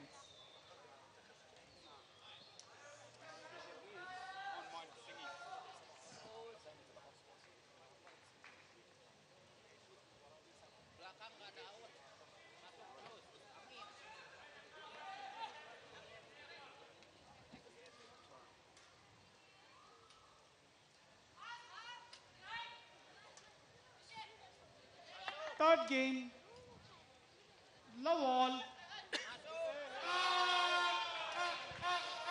Tough one to predict, Ian, at this stage. Yeah. I still slightly favour Hong Kong, China, but there's not much in it. Looking at the quarter-final lineup and certainly the semi-final lineup, for me, these two are unfortunate to meet in this half of the draw, as they're looking like finalists. Both teams could be in the final. The court 2 is getting towards a finale by the looks of it. 25 minutes over there, and it sounds like by those cheers the Bulgarians have come through. They have indeed. That's terrific for Europe. And that's another real upset. Bulgaria beating Indonesia, but they played really well. They earned the win. Win fighters into the final, so that will be the opponent later on this evening for the winner of our match, which probably isn't even halfway through yet, if yesterday's meeting was anything to go by.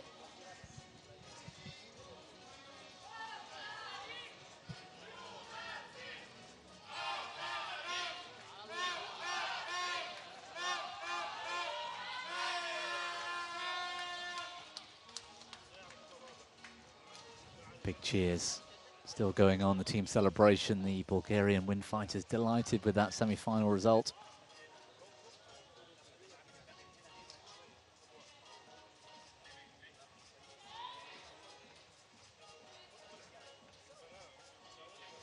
It's been a tough week, I think, for the Indonesian women's team in particular, and the men's team actually going out in their group. A tough group, and it was a very narrow loss to Brazil and China, I think it was. But a learning curve, I think, for the Indonesians to take back in training, because in the boys they lost to UAE. UAE and Brazil. That's UAE right. and Brazil. Yeah, I think they came in thinking, well, if we've won the Asian version and we've beaten China and Hong Kong and Malaysia, I think they came in a little bit complacent, and they weren't expecting the quality and the level of the other regions. And also the change of styles, the tactics, Exactly. the strategies that a lot of other nations have imposed, including the Bulgarians and others, and that's taken them by surprise, I think. And yeah, I think we might see a bit more of an improvement for them for the next edition of a world event. Yep. I mean, it's got to be a huge shock that Indonesia are not going to win a medal in either of the triple events. Let's see how they bounce back in the team event, but they need to learn quickly. They need to be watching what the other teams are doing and try and adapt to it.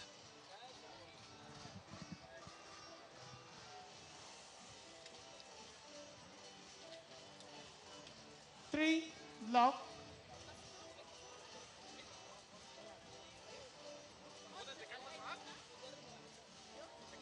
Yeah, two at the front for China and one at the back. We've seen different variations of that, haven't we, in return of serve? Yep.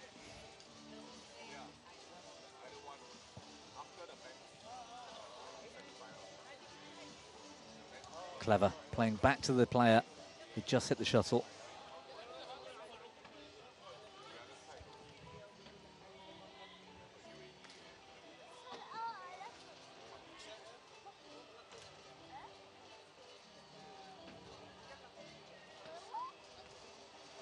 We noticed yesterday, particularly on the Chinese side, that far left corner as we're looking down the main camera is where things tend to drift out. Yeah. I wonder if that's a reason why Hong Kong are consistently going into the round the head corner, because any slight mishit, the wind will bring it into court rather than take it out of court. Yeah, there's more margin for error there. Yeah.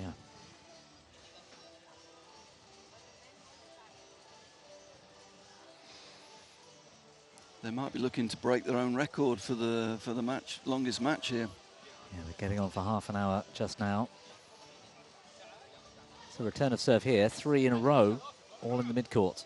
Yeah, So and I think that's because the taller Chinese girl, she's been using drive serves. Right.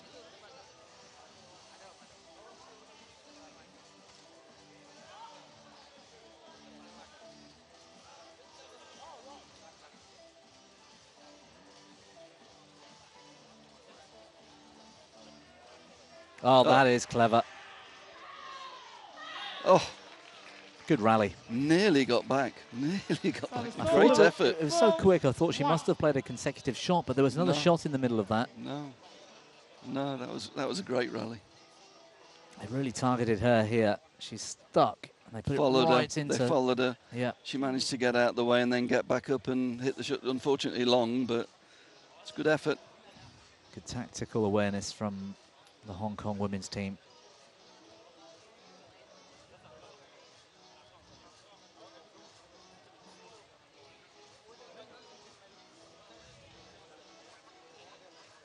Chinese team just slowing things down again. Well, yeah, I mean, toweling down on sand seems a little bit strange to me, I have to say. Trying to get the sand off your legs to then walk back on and play sand again. Yeah. Play on sand, I'm not sure. It's a bit futile. There might be some other reasons why they're slowing this one down. I think so, yeah. Again, the deep serve look. And again, the missed time return. 1. Subtle little variations. Yeah.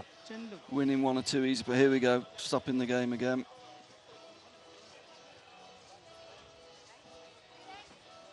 Good lead here in the third.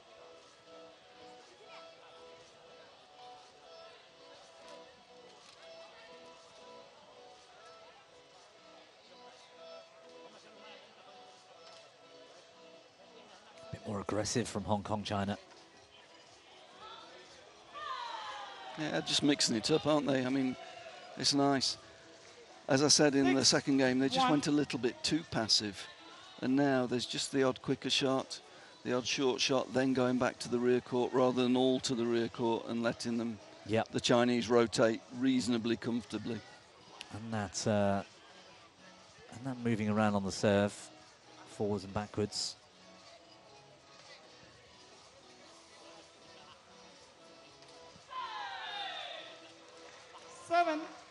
They're ever so consistent. That was frustration from the Chinese, I have to say. Just frustration. Well, they might end up conserving some energy here by just going for it, because 7-1 down against this consistent Hong Kong team will be a very difficult game to overcome. They may as well just go for a few winners and take us to a fourth.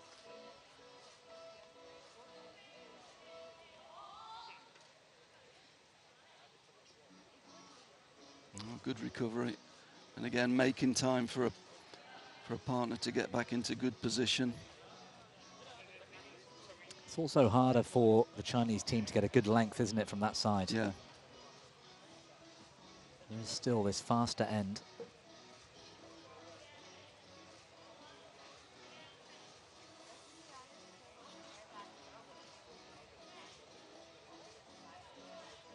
Good communication. Chinese having to work really hard here. Fantastic. Again, they were being pulled around the court, weren't they? And really the Hong Kong girls were always in good position.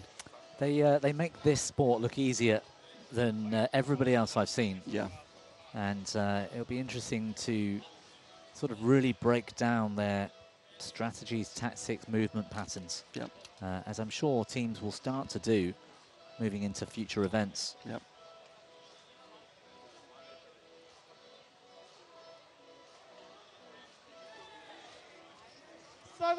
Getting reward for that risk going out wide. Wu. As you say, they may as well take a few risks now. Yeah. In this game. And then regroup in the turnover. When the shuttle is on your court, you must pass the shuttle faster.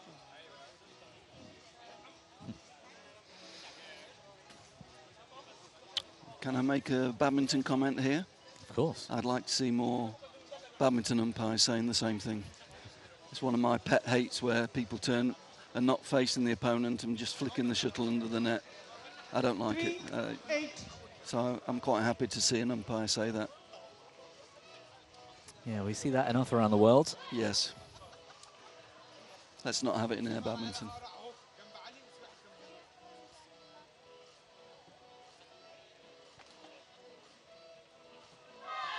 Well played, good follow in. Yeah. And a fairly convincing third game. Hong Kong, China, the real deal. 9-3.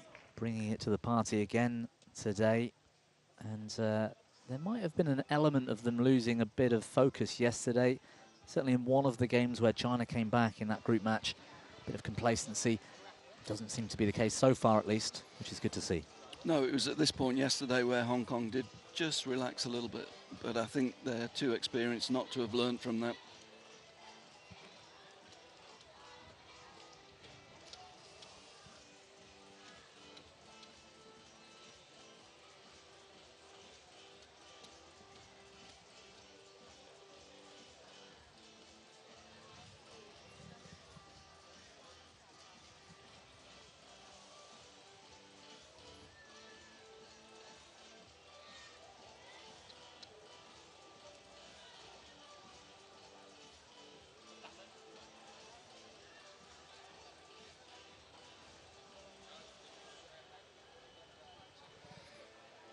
Well, into the 36th Court minute, one, starting 20 game seconds. 4. Court 1, 20 seconds.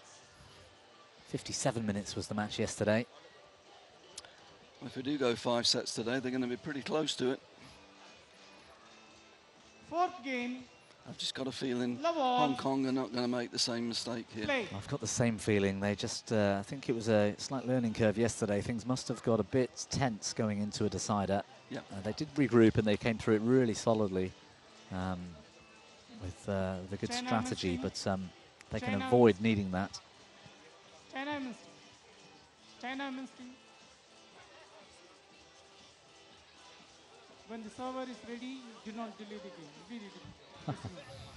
Good umpiring today from our official. I like it. Yep. Not letting play be delayed for tactical reasons. As I say, I think maybe something we should be looking at in badminton as well. Of course, we're going to experiment with the shot clock. Shot clock in badminton. As I understand, it's in testing phase, isn't it? But yes. There's events, I believe, the Indonesia Masters next year. Yep. They'll be testing the shot clock. 1 love. It's a shame that we have to do. I mean, I know other sports have gone to it, and I think it's a good thing for us to look at. But it's a little bit shame, really, where we get in tactical delays an awful lot in badminton at the moment. It is a shame. For me, purely for the reason of the lack of sportsmanship, if you like. Just correcting the graphics on screen with the scoreboard showing Nigeria and Egypt. It's obviously China and Hong Kong, China. And it's Hong Kong, China with 2-1 lead. The scores are correct. The names are going to be adjusted any minute now. But yes, there's plenty of tactical delays in the indoor game, isn't there? And you know, mopping the courts sometimes. The amount of medical timeouts I've seen when it's deep in a third game and suddenly it's 18-14 and the player's lost 4 points in a row from 14 all, and suddenly I need the medic just to, you know. There's a lot of that goes on, and as you were saying earlier, air badminton naturally takes a few away. There's no point in having the sand mopped. There's no shoelaces that need to be tied. No shoelaces, and yeah, I mean you don't change these shuttles very often at all. No. So we've got a few good ingredients for more continuous play in air badminton. And typically the matches are fast. They're played fast. The points don't tend to be as long. I mean, I don't think we'll ever get to the stage where we're seeing the 250 shot rallies. I could be wrong, but it would be a surprise in air badminton. And so naturally the game is quite fast, which makes it exciting and enjoyable and easier to keep going. Naturally, when there are things at stake, you know, who knows? One day there might be a professional world tour in air badminton. There's prize money, there's medals at stake, you know, there's beach game, Olympic medals, etc. There'll be the players will find a way to impose their own little tactical advantages, I'm sure. Yeah, I'm sure, but I really hope we're heading in that direction. I think we've got something, the sport of badminton, I think, with a new discipline like air badminton, I think it's really interesting for the sport as a whole. A little refresher, and it will also be an environment where we can maybe try some things that may have crossover to badminton eventually. So we can be a little bit more experimental with the sports presentation, with some of the presentation of the players. There's lots of different things I think that we can try out here that could eventually make badminton more attractive as well. Yeah, and I remember the very first event I was involved with in Malaysia. It was the Asian qualifier for the Anok Beach Games in 23. Oh, net cord there, falling into the dead zone. Good and actually cameramanship by the drone. Sorry, I mean that's a prime example. The drone. Indoors we can't have the drone. We can have an overhead camera. I've seen that a few times. But yeah, it doesn't really work so well. The drone, where we can move it, change the position and everything, gives flexibility for a different type of coverage. Different views, different angles from different heights. Yeah, absolutely. There's something I was going to say was we had it wasn't a compere, it was more of a DJ and I don't know what the phrase is, but he was constantly getting the crowd going. The music was very loud. There was that Beach 5 atmosphere, and it was constant throughout the games and throughout the day's play. I found that fascinating and really enjoyable, and so did the players. And I guess the more and more of that's going on, the less you're going to get that sort of negativity around delaying play for sportsmanship reasons. Yeah, and in Azerbaijan, you were there, wasn't the DJ fantastic? Yes, oh, you know, absolutely. And he started to play national music for the different teams coming on. When he saw that the atmosphere was going down a little bit, he, you know, increased the tempo of the music. He really led the, you know, the event, if you like. He was super. Long rally again. It's landed well in court. Oh, China right back in it. 5-2.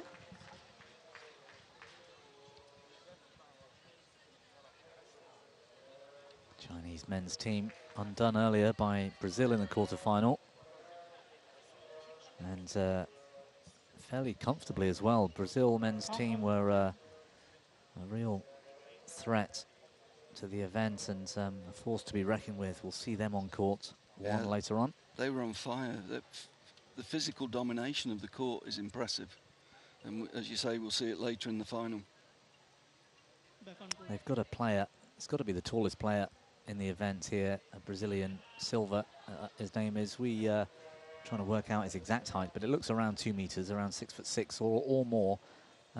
He's a real strength, isn't he? And perhaps this might become one of the aspects of the game where there is an advantage to being tall here, because movement is always going to be difficult, and having a longer reach might therefore provide a advantage. I could be completely wrong. Maybe there's an advantage in being shorter and more powerful, like Akane Yamaguchi, who can move better on sand. Well, we don't know yet.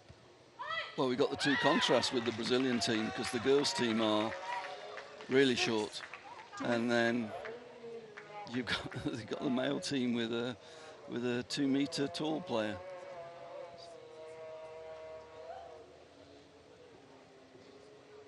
And he's another crossover athlete. Yes. He played in the World Championships in Paris with a very short partner in the mixed. That's right.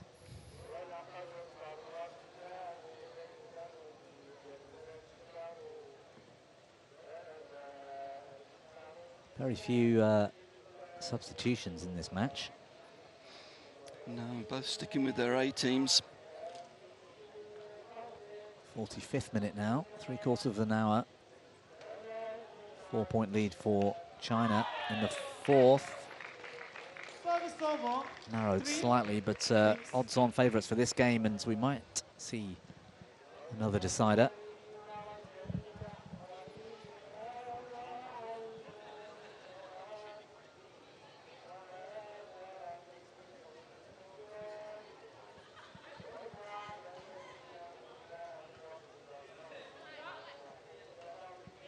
She rotated into the oncoming player then for China and got in the way. They did well to recover.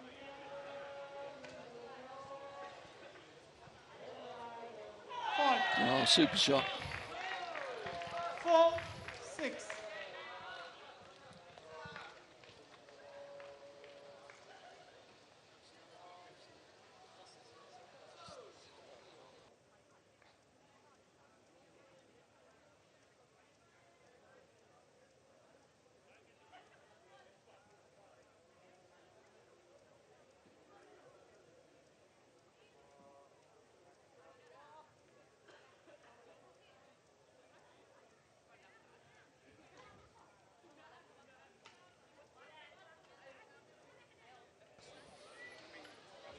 Oh.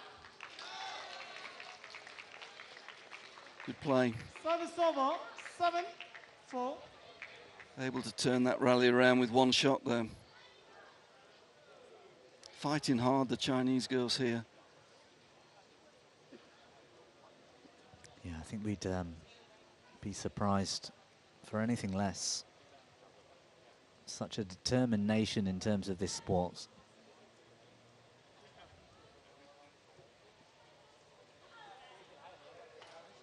And there's always going to be that rivalry as well, isn't there? China versus Hong Kong, China. Yeah.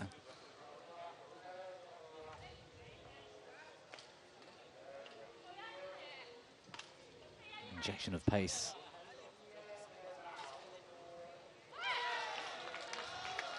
Looks like we're going the distance. Game point. little bit of tiredness creeping in by the looks of it. Well, we'll be well over 50 minutes by the time this one ends. And that amount of time on sand. It's hard. Is it's draining. Very draining. Sapping the legs. I'm sure the Hong Kong girls will be willing on for a 5th game.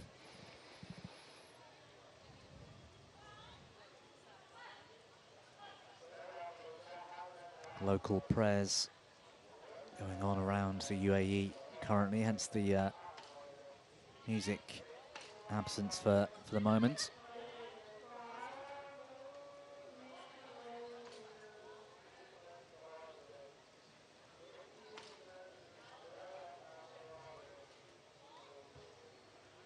Speed of movement obvious for the Chinese. There's you can almost see in the body language of the players when there's almost formality going on here. 8-4. Hong Kong players still in this, but they don't look like they're going to create anything special anytime soon.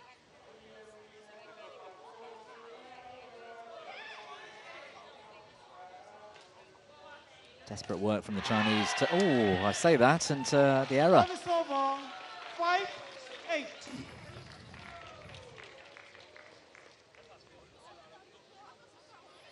Is this a substitute? No, change of racket for one of Chinese players, Chen. I think I got my teams mixed up. I think I meant to say, I'm sure the Bulgarian girls are happy with this to continue for a while yet. While they're sitting recovering, their semi-final was reasonably straightforward against Indonesia. I completely agree, because it's not like they get the evening's rest. The final will happen within the hour or so after the men's semi-final. It's not an awful lot of time for one of these triples to recover. And if Bulgaria can play the long game in the final, it might be a big, important factor. Might actually need the odd medical timeout if cramp starts to kick in, because I'd certainly be struggling out here for 50 minutes now, jumping around on the sand.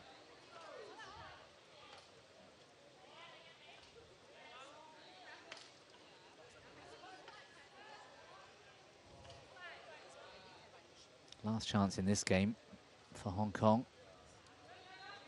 That's game point down. There it is. Mistake overhead.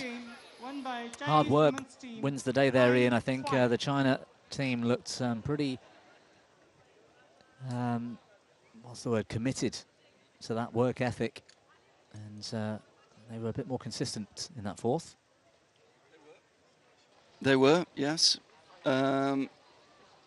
It's quite scary how similar it is to yesterday's match, actually.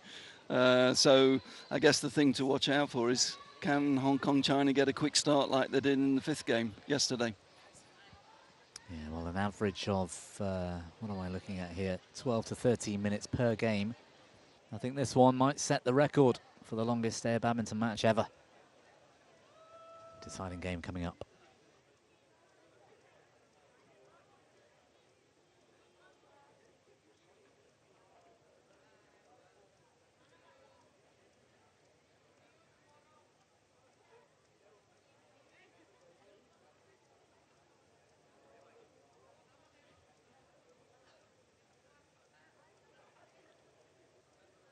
Court 1, 20 seconds. Court 1, 20 seconds.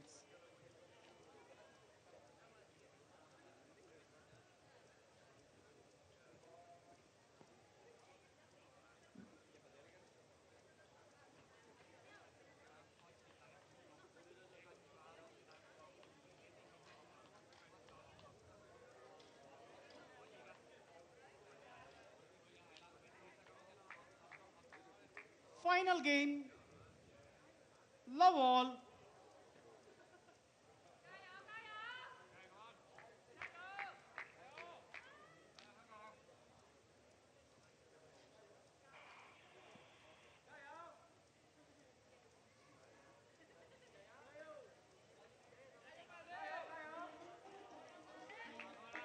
Play.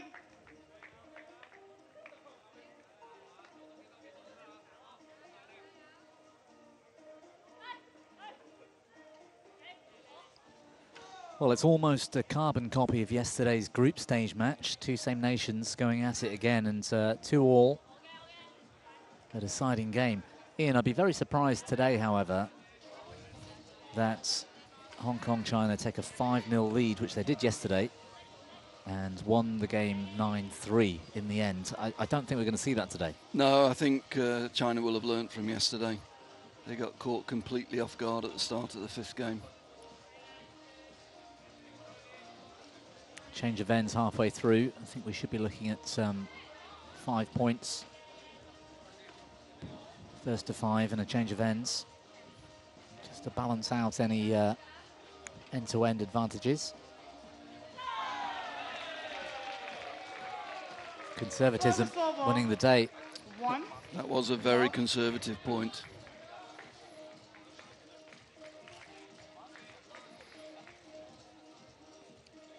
It's hard to get the height behind the shuttle on sand, isn't it, and really be aggressive. Having said that, it's clever because she caught the Chinese player moving forward, had to change direction, which is not as easy on sand.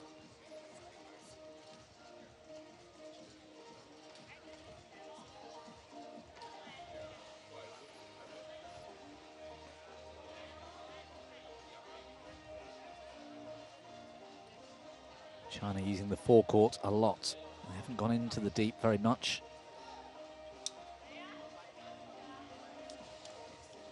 Oh. No, and it's making the movement quite easy for Hong Kong. It is, and more variation from Hong Kong with the drop to front and then over the top and repeats and repeats. It was forcing that movement a lot. German, the German team there looking on.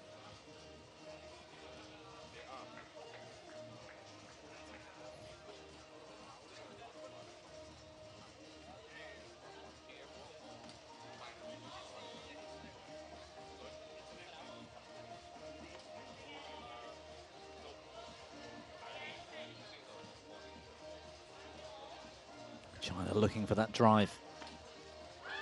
Oh, very aggressive. Yeah, that's a good shot. Service over. 1-2. Good badminton tactic. Yeah, really well placed, wasn't it? Right hip. Yeah. And the setup to that, they had a chance just to put some power in the mid-court and just change the sort of flow of the rally.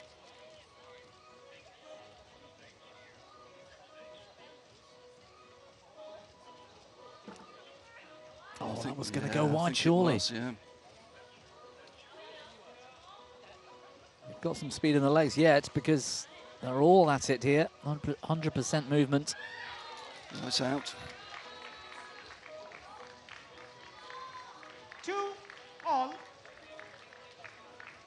To think they'll have a final to play in probably an hour or so's time as well. There's going to be some tired legs out there. I'm trying to locate the Bulgarian players in the audience here because they must be watching this. Can't see them right now. Perhaps they're behind us.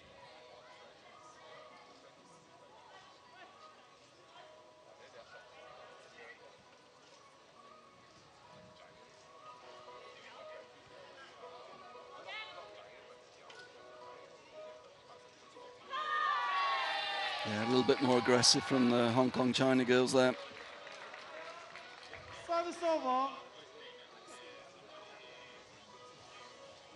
Yeah, I'm not sure about the rotation either of the Chinese. She hit the shot and moved into the forecourt in the middle.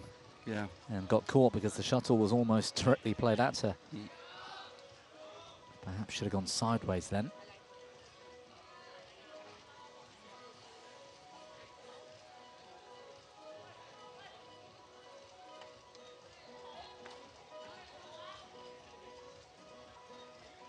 Nice shot.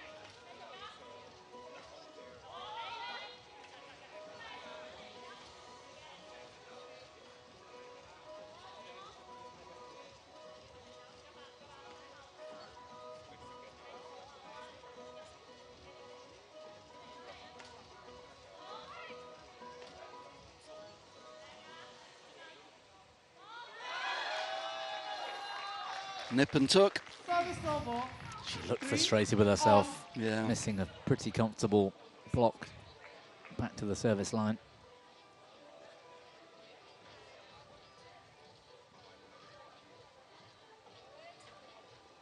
Yeah, quite a straightforward error.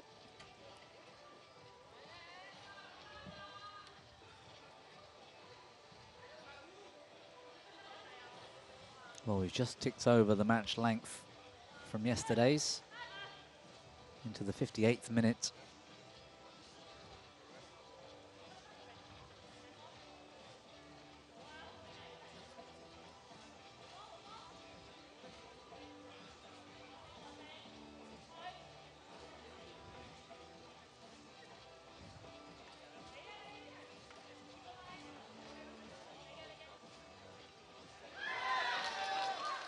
A few mistakes creeping in from the Hong Kong China team.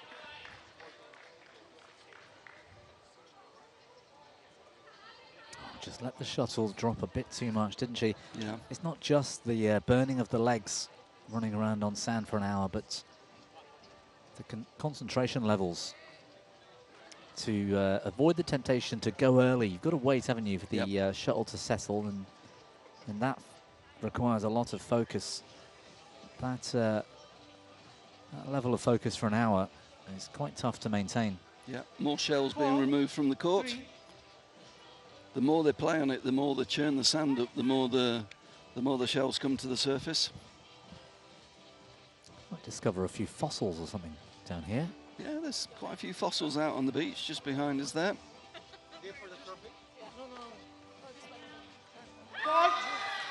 Aggressive from the Chinese, and you can see by that reaction, delighted with a 2-point lead and a change of ends now at 5-3. Hong Kong China coach is going to have to earn his corn here. Agus. Lots of experience there, though. And another one of the, you know, a big badminton name, really, that's really bought into air badminton.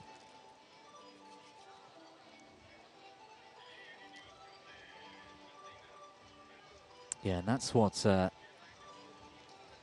imagine you've really wanted from the different continents as well, to have that support and being an advocate of the sport from the different nations. So important, bringing all this together.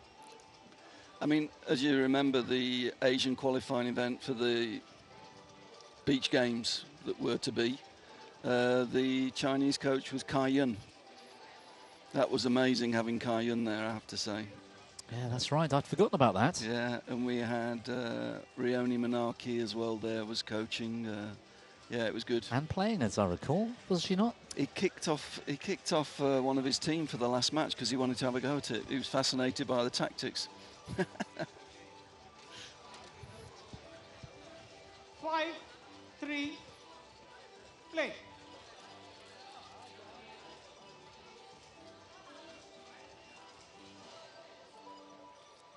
All to do for Hong Kong China now. Do they go passive or do they try and mix it up? No, that's a bad judgment. 6-3. China bench getting excited behind there. Well, yesterday they had a determination to that one strategy and looked fully focused behind it. They're on different ends, I think, now. Oh no, this was the same as yesterday. They started at this end yesterday, Hong Kong, and went to the far side. So same as yesterday, but a very different scoreline at the midpoint. And I just wonder if they've got the resilience to hold off this Chinese team.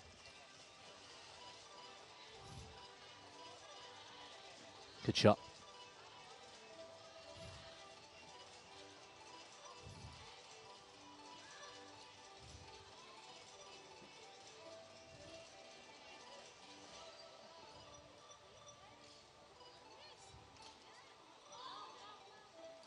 Good recovery, good defense. And the shuttle. That's gone long. Yeah, definite tiredness creeping into the Hong Kong China girls. Yeah, unsurprisingly, 7-3 as well now, the score. And Any errors, unforced errors, are critical because there's very little wind here now. They've been playing for an hour, or over an hour. They'll be very used to the flight, and it can only be that fatigue and focus that can cause the easy mistakes. Yep.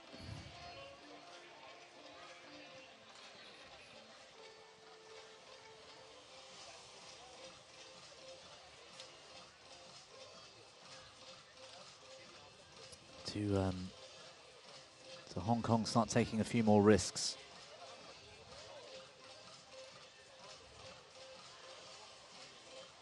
The answer at the moment is no.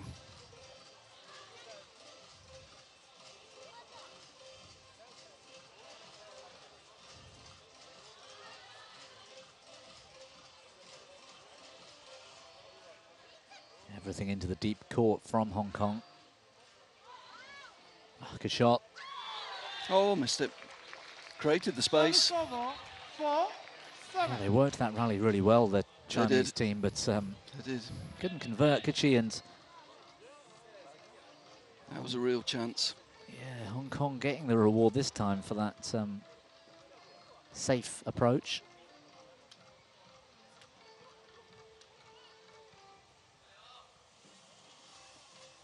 Tactics being discussed.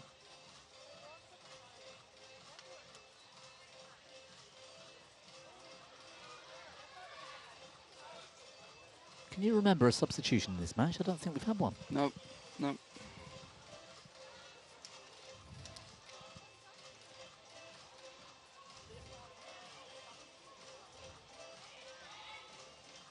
Oh, a bit slow to react and rotate. Gets away with it. Another mistake.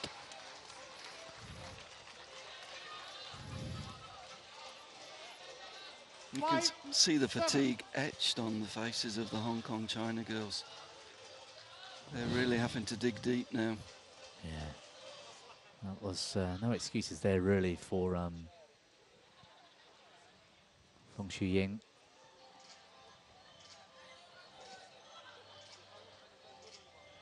One more point and they'll feel they're right in. There's what a shot. Yeah.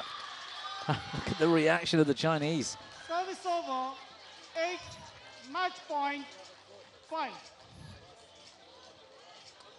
She's almost in tears down there. Well, again, there's a lot of fatigue. I mean, this has been really tough. 1 hour on sand is really, really tough going. Chen Liu in the middle of the Chinese trio. And she's been the playmaker, I have to say. Working very hard as well. Match points and for a place in the final.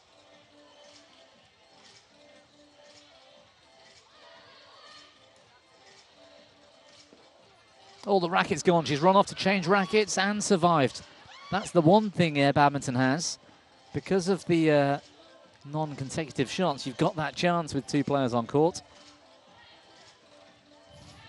I've never seen that, not on the beach.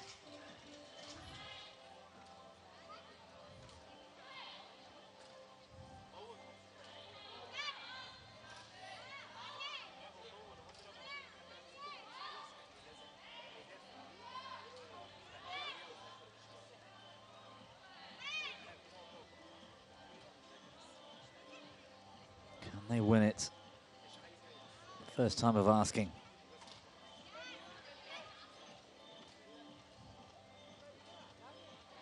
It's all now, Ian, about work ethic, isn't it?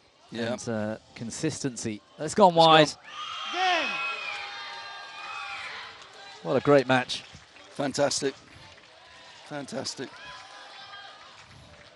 Relief on the face there of Chen Liu. She was almost in tears a couple of points ago, having saved a shot. But look at the way she's going off court. Fatigue, emotion, it's all going on.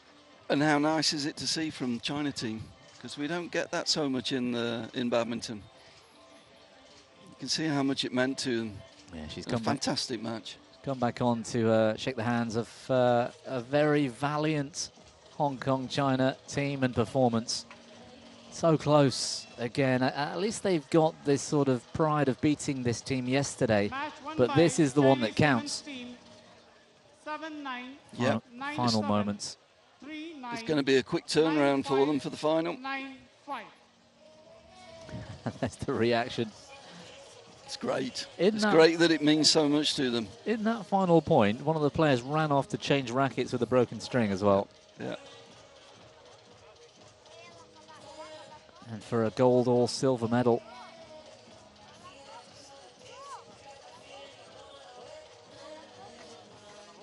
Heartbreak for Hong Kong, China. Credit to them, though. Still a terrific team.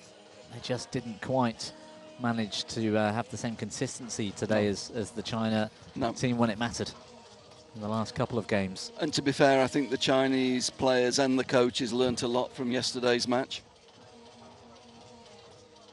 Absolutely, yeah, I couldn't agree more. They would have had a good think about that. And look at the effort that Chen Liu and all players have put in, but that was hard on the emotions and hard on the legs, and they've got a final to play a little bit later tonight. Well, we should have a few thoughts from the team with our resident interviewer in a couple of moments' time.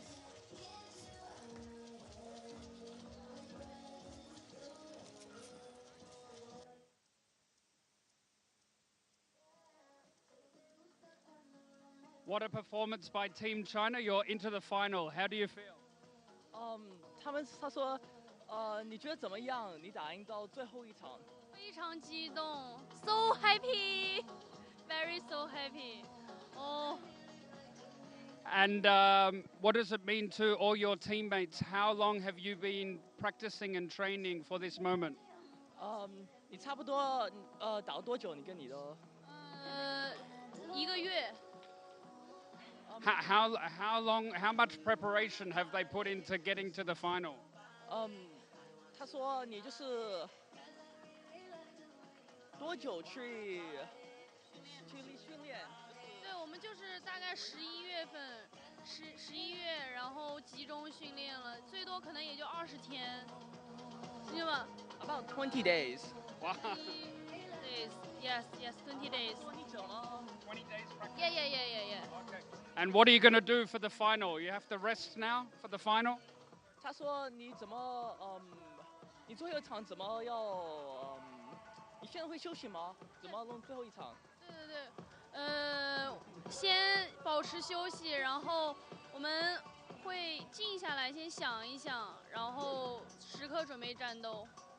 So they're gonna take a bit of a rest and take a calm for now. Okay. All right. Congratulations and good luck in the final. Fighting. 谢谢。 Well, a little bit of English there from one of our players in the Chinese women's team, and a terrific performance. Absolutely delighted to be getting into that final against Bulgaria, and that's going to happen, well, not very long at all. They must be so fatigued in the legs. It's going to be tough for them, but they've got Bulgaria, the win fighters, to play in the final, and we can't wait for that. Don't go anywhere, though, because in a few moments' time, we've got the semi-final of the men's triples event. Braza women's team Braza men's team. The Brazilians are back on court, and the first time we've seen them on court one, and a dynamic, exciting triple to watch. They've got the Egyptian Pharaohs, who will have all the work to do, coming up in a few moments, and we've got a special guest for that one as well, which I will be delighted to introduce in a few moments' time. So don't go anywhere. Men's semi-final coming up.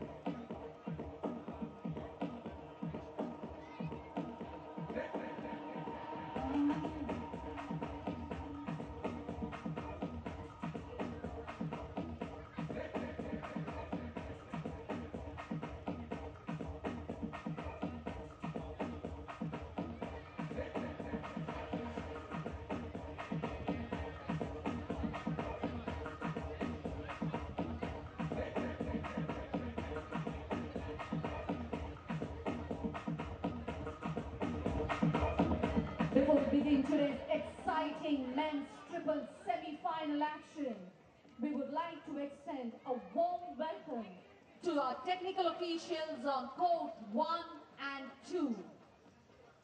Please welcome umpire Anwar Sadiq, assistant umpire Padmavati Tirupati, United Arab Emirates.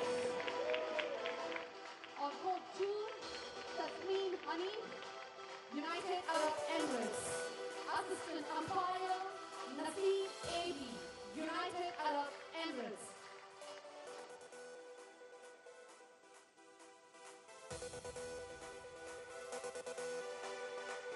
On court 1, Rasa men's team.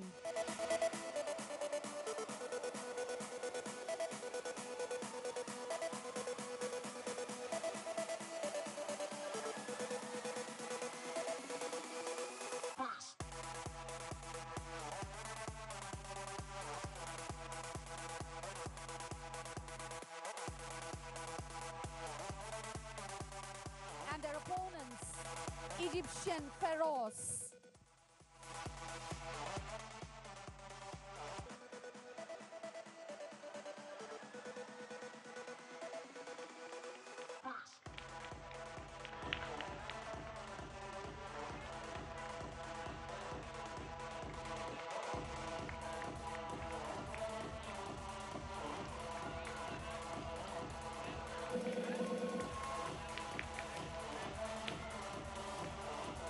On court 2, Hong Kong, China men.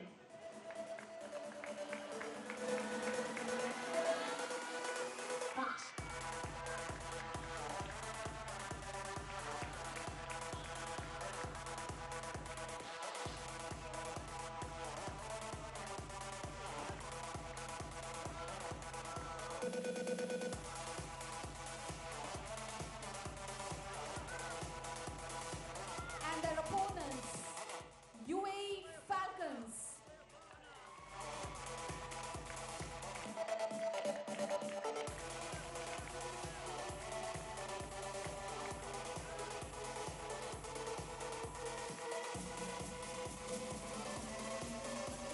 Well, with Team Germany having some fun in the stands, enjoying this, it's a perfect time to come back because I'm privileged to have a bit of German company here with me for this next match, the men's triples semi-final between Braza's men's team from Brazil and the Egyptian Pharaohs. Thomas Fuchs, Tommy, brilliant to have you here. I'm not sure the German team have come up against either of these two nations this week, but what an opportunity to speak to a former international German player who's now turned his hand to air badminton. The transition for that opportunity is perfect. Your experience, first of all, of air badminton.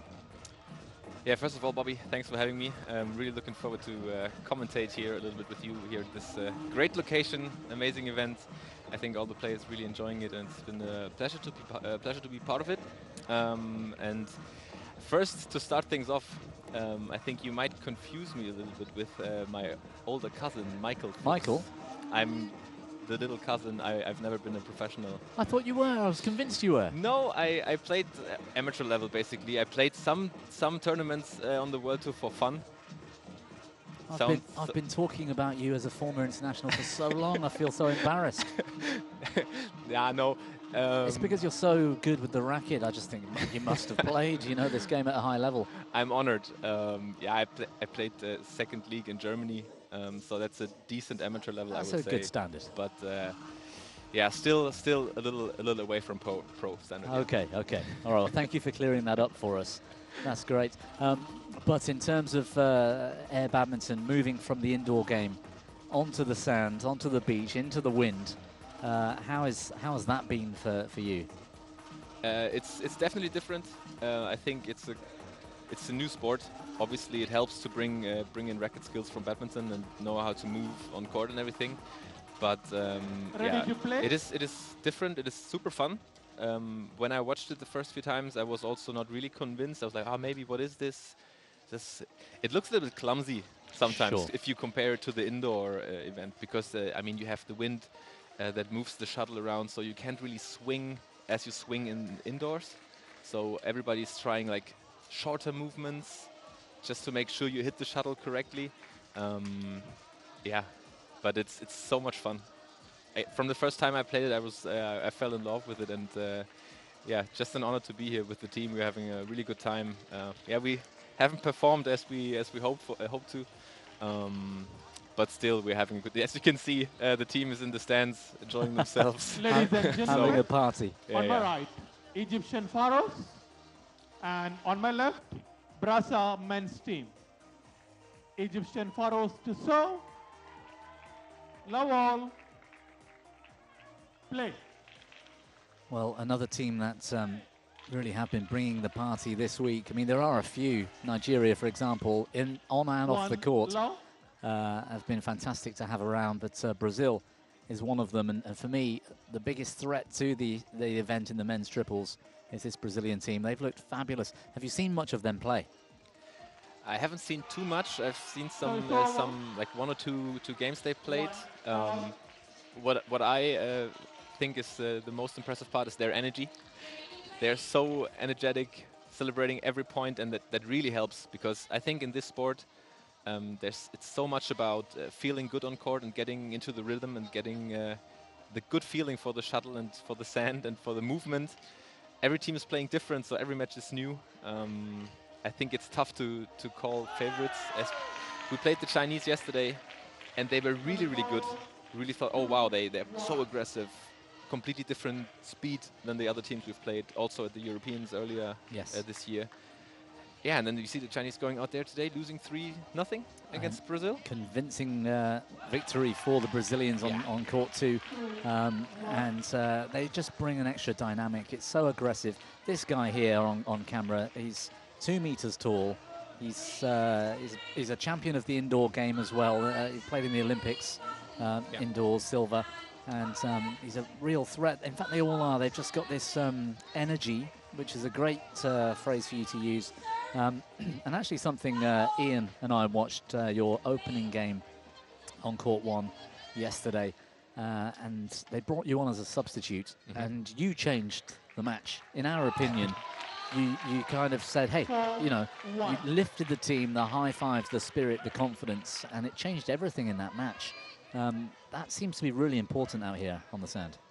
Honestly, that is such a huge factor in this game, especially with the triples, because you mean if you play singles indoors, you're in control by yourself. If you play doubles, you're 2 people, and here you're 3.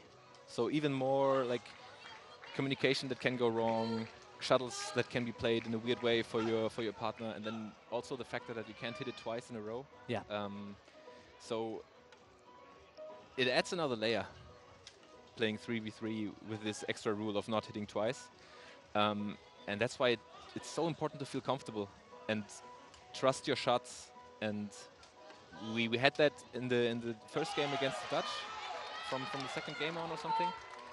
But then the other 2 matches, we were so, I don't know if we were scared of the Chinese. They gave us a little more pressure.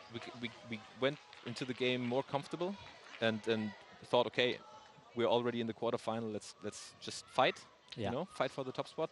But they gave us more pressure from the beginning, and we were immediately feeling uncomfortable. Right. You know? Okay. And not getting the rhythm, and then it can go so fast here in the sand with just playing until 9, and then there's some wind. Then you switch sides. Then the wind is different. And then if you don't get into the match, if you don't get the feeling, it can go so fast. Momentum can be created very quickly, can't it? A run of points can suddenly mean you're out of it. The game only to 9 points. Yeah. Yeah, 5. I'm sad to say that was clear to see yesterday. We watched that match as well against the Chinese, and you didn't look quite as confident, your entire team, on court.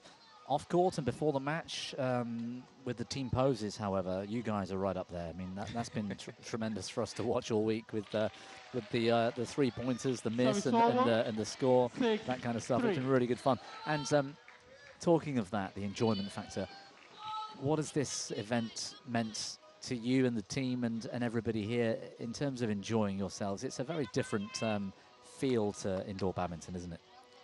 It is. It totally is. If I'm honest, when we signed up for the Europeans, we had a team that most of us played air badminton before, but I mean it's still a new sport. Like we all play badminton indoors, all for many years, and that's also what I want to say, because I saw many people commenting on social media or also on YouTube that it doesn't look as good as indoors. It's just harder to move on the sand. You cannot be as dynamic. The wind is in there. It's just a different sport. You just can't compare it. And they say, I saw some comments that like, oh, that's bad players. It's not bad players. No. All of them can play. Yeah. If you play against them indoors, they will kick your ass. Well, I mean, Silva's played in the Olympics. Yeah, he Vincent Wong is on court too right now. Wong Wing Ki, top 10 in the world men's singles indoors. It looks a little clumsy sometimes when you hit the sand a little bit, or when the wind comes in last second and drives the shuttle a little bit, and you miss hit. Right. But that's also what makes it so interesting and so unpredictable. Yes. That it's is sometimes tough as a player, but it's also really cool because anybody can beat anybody if the spirit is right, if you feel good. Yeah, it's super cool. That's good to hear, and good to hear for the sport, because it is meant to be a beach sport. It's not an extension of badminton, it's a growth of badminton moving into other areas. And you know, we ought to be comparing it to other beach sports like volleyball and how to move on sand. And I think that will start to come into the training, the strategies. Tactics are a bit different, aren't they? We've seen some of the teams serving in different ways. You've got the short backhand serve, or you can serve almost without the height restriction, as long as the shuttle's going upwards to start with. Yeah. And that changes the dynamic as well. It's also really cool. It's very cool. You have so many options in serving, and that's also something. The Dutch, we will come to this match really soon. but the Dutch yesterday, they served quite passively. I think in the beginning they played a lot of short serves, and when I came in, I tried to pressure the net, made one straight point, and then they only served high. So they changed completely, and there was no pressure for us at all. The Chinese, way better in their serve. Right. Moving us in the front so much that we couldn't really attack the short serve, because it was just super consistent and so good variations. Completely different game. Well, that's fascinating, and it's going to be interesting to see the evolution of that and the strategies, and who's going to start picking what from these different teams using different things here. Advantage Egypt in this opening game in this semi-final. They look pretty solid here, and I think that was it. There were quite a few mistakes from the Brazilians. That's something, again, I heard you on camera at the post-match interview talking about keeping it safe, playing, forcing your opponents to make the mistakes, because you just got to get it back sometimes. Yes, especially, I mean, I think now the wind is quite low. Almost no wind, So then... there's still a little bit of general drift in this. We saw it last night as well. There's a faster end moving away from the camera here into that far Egyptian corner, if you like. But in terms of left to right drift, it's gone. And the comparison to the afternoon play, and especially what we saw in Baku at the European Championships, where the shuttle's moving almost 2 meters at times. Must be hard to sort of manage. Yeah, totally. But you see how the momentum builds up now for Team Brazil. It's really important to get that going early in the game. And I think everything is possible here. I mean, even the first was really good by the Egyptians. It becomes hard to predict as well, and there's so much pace and power on some of these shots from the Brazilian teams. They seem to have the technique mastered in that respect, when it's easier to move forwards, right, on sand than it is to move backwards. Is that fair? Yes, I would say so, yeah. Obviously, you have more time when the shuttle comes high, and when you have to move back, you have more time. But if you play it like behind your body, falling backwards, it's tough to control it, because you only can have like really short swing in your shuttle and your racket. So yeah, definitely easier to control the shuttle if it's in front of you. Right. Yeah, and that's been quite clear from a lot of people's techniques. You don't often see the jumping off the floor and hitting the big smash. It's more of a wait and then just push with the forearm and the wrist. It's risky to go all in, because as I said, if the shuttle moves a little bit, it destroys the complete, like you can hit it like directly into the ground. We also saw that happening a lot. But now if there's no wind, it's easier to try something and to play more aggressive. Right. But yeah, we will see how they find their solutions here. Really, it's also. That's a good point for the Egyptians. Yeah. They did well in defence there and caused a bit of confusion. That's been critical to a lot of teams' performances. If you can make that disruption, if you can confuse them in the rotation, like here, he was pushing forwards and then no chance. Exactly what you said, overhead behind him, difficult. It's out. How about the management of the equipment? I mean, the shuttle itself, we've got one here on the desk, it's a lot harder and it's a bit heavier. You'll have to reduce your tensions in the strings, right? I did. Some of my teammates did not. And we had a lot of strings gone. Right. Because, yeah, same thing. If the wind comes in a little bit and you hit it on the side of your frame and you have high tension, it's definitely gone because the shuttle, as you say, it's heavier. It has like more harder impact on the string. And that's why I reduced that by, I think, 2 kilograms, I would say. Yeah. So 2 kilograms is still...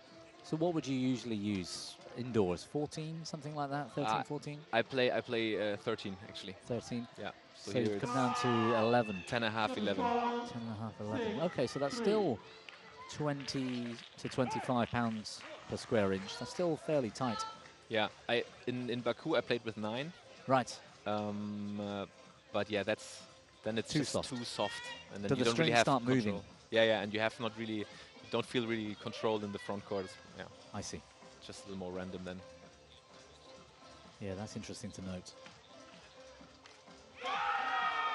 But as I said, I think every team, and you also see it here, every team plays a little different. There is no golden way yet. I think there's no overall strategy that you could teach, because there's still so much going on, and all the teams playing a little bit different, trying different things, different formations, different rotations, different ways of playing. So yeah, it's still super interesting to see this whole thing evolve and grow, and I'm really interested. And you also see that some teams obviously trained a lot and played a lot of airbadminton already. Yes. And then you have some teams where you feel like, okay, they're probably really good indoors, but they haven't played in the sand. Indonesia, I think, for me, is one of those examples where great indoor players. The team they've brought are fantastic indoor players, but their movement on sand looks limited compared to other teams like Brazil and China and Hong Kong China, where they're moving really well on sand, and perhaps those techniques have to be adjusted because you don't have the time, or rather you don't have the opportunity to set your base and wind up and hit the big shot because it's moving in the air. Yeah, and especially also in the triplets with the rotation and the not being allowed to hit twice in a row, that also changes it completely. Because, for example, also in the first game against the Dutch, we felt that we really mastered the rotation really well. And against China, and especially today, I think against Hong Kong China, we didn't really. I think that's also we didn't feel comfortable, and then you start doubting yourself. Oh, do I do this step? And then your opponent, your partner is like, oh, does he move there? Do I move there? And then it's split seconds, half a second, and then you're too late for the next one. So if you don't have that confidence in your play, in your team, and you're a little bit scared of the opponents. And I have to admit that I don't know, somehow we were today. Well, it's nice with the honest reflections on performances here. Brazil have just taken the second game, so it's one game more.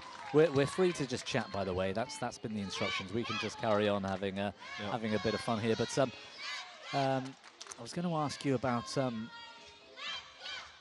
oh yes, those differences in styles. I've really enjoyed in the women's side watching Hong Kong China and the China women's team, who have got a very different approach and strategy to how they set up compared to a team like Brazil, who looks so aggressive. Yeah. I guess the evolution of the sport will mean that teams are going to have to play both styles and choose what's more effective against certain opponents, because if you've only got that one style, it seems to me like you can unlock whatever's going to work against a very negative team and a very positive team. Yes. Would that be fair? Or Yeah, I think so. That some style, like, depends what your opponent also does. If you get a lot of pressure, then you have to adjust and find ways to put pressure yourself. You know, it's like in badminton. If you play a different opponent, you have to adjust a little bit. Right. If you are a really good team and you can just make them play your game, that's always what you want to achieve. And look at that energy. That's what I was talking about. Terrific points. They and totally find their rhythm in the second. He took that early and found the space. I mean, that's difficult on sand because of that adjustment you've got to make with the shuttle and also the movement. I mean, these guys, especially I've been so impressed with the Brazilians' movement. They seem so effortless on sand, and other teams look like it's very difficult. Yeah, but I also think the Egyptians, they came out strong. But as you see, the momentum shifted a little bit. Brazil gained more confidence, and you see that in their body language. Totally, they get so loud on court, and it's fun to watch. But still, yeah, you see Egypt be a little bit more passive now, trying to just play a lot of long shots. That gives you time, you know? Gives you time to sort yourself and get back into formation. So just the high lift or the high clear? When you're under pressure, and you just, if you get the length right, because that's also super important, and with the wind coming in, it's difficult to get the right length in the backcourt. And if it's too short, then it's easy to attack. Right. And you're directly under pressure. And if it's too long, obviously, then it's out. 2, 3. So sometimes it helps to get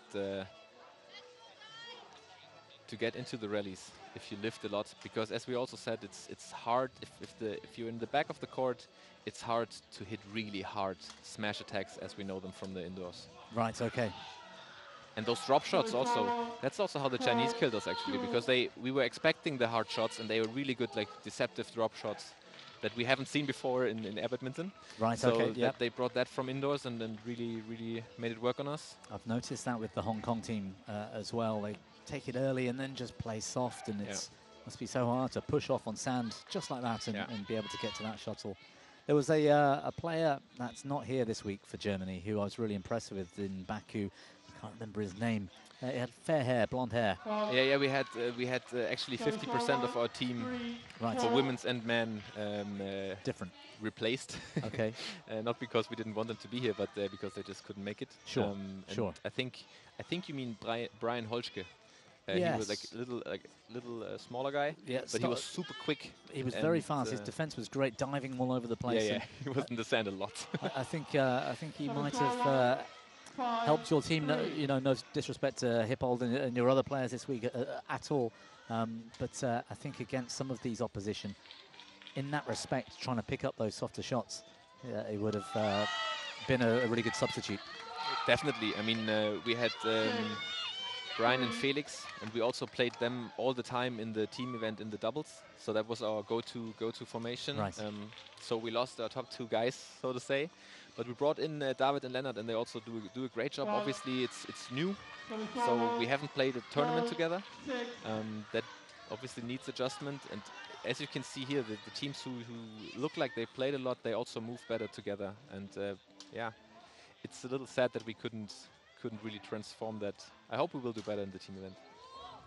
Yes, big confidence. I mean, your women's team as well are fairly strong, and you've got a well-balanced team, which I think is really going to help. Yeah, also there we had Linda Effler, for example, yes. in the Europeans. She can make it. And Ann-Kathrin Spöri also played a really good... Spöri, that's right. She also played really good doubles. Both also former professionals. Linda, European silver medalist. Yeah. So really good badminton that those two could play. I think she was 12 in the world at one point in mixed. Is that right? With Marvin Seidel, yeah, Seidel, could be, yeah.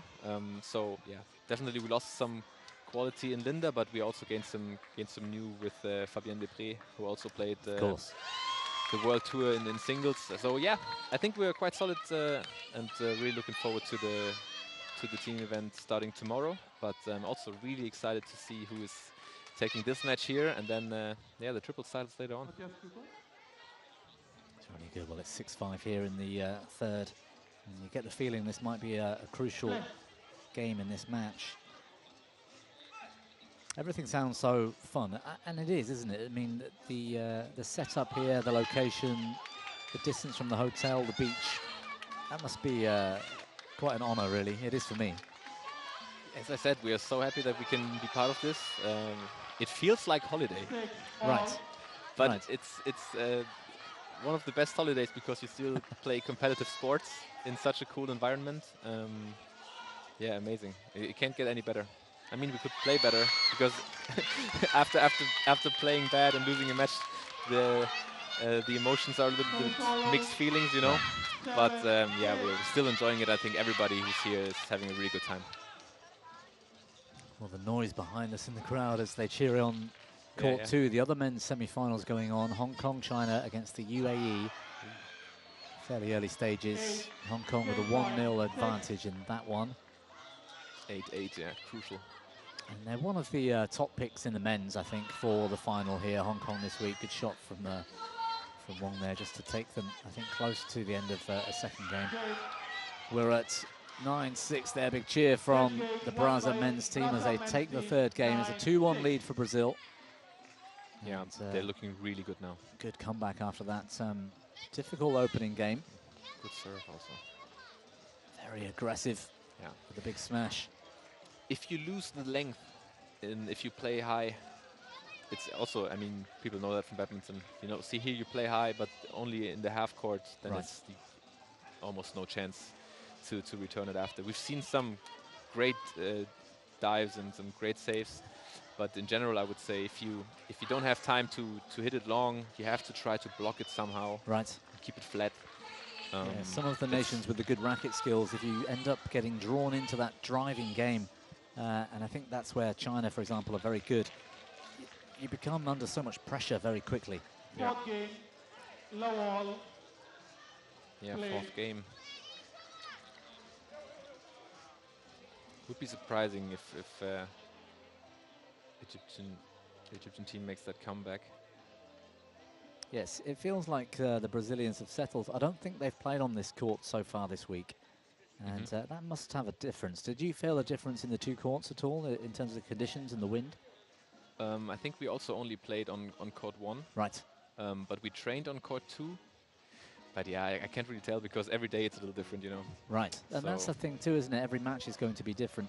You've got matches at 3 p.m. in the sunshine, or 9, 10, 11 p.m. like last night, when it's very dark, very still, different conditions. And that's part of the challenge of the sport too. Part of the game. You have to adjust, and that's who adjusts the fastest, also with changing ends and stuff, has a huge advantage. Too low. Nice fast drop winner there.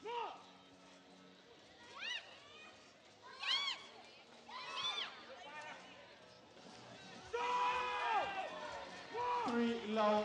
Egyptian for our substitution. Yeah, and those One unforced errors. remaining.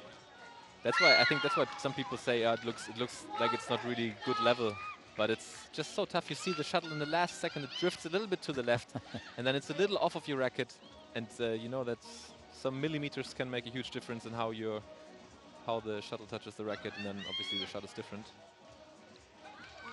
Yeah, it's a quick fire lead at 3-love for Brazil, and I think there was an Egyptian substitution called a few moments ago as well. How there are some teams here, and there was some teams in Baku as well, with only 3. Did you find that made a big difference to your games when you were able to use the substitutions? Did it change strategies, or was it just because your legs were tired?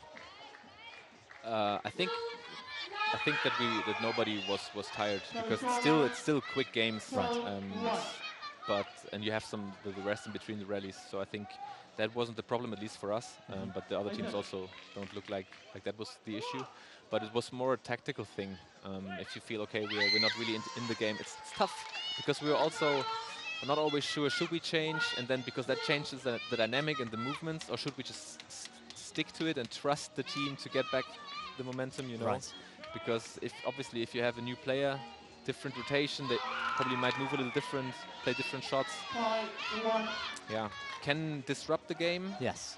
In a good or a bad way. Okay. Okay. And yeah, I mean, you said in the Dutch game it was a good change. Yes. But then Yeah, I for suppose example, sometimes you could have a bad change. You could come on and it disrupts the movement, the rotation. Yeah, I think against China we changed too late.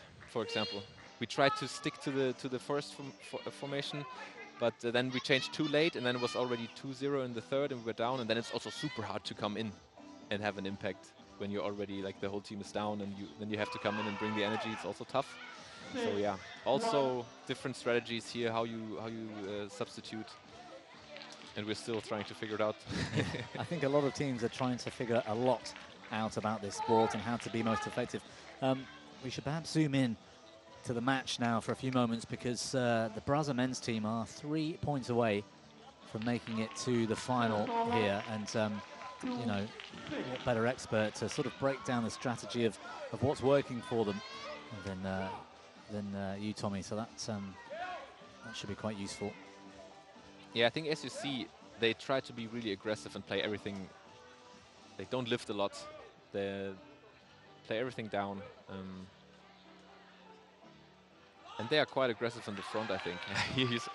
Also, he thought he was going out. He did, you could tell.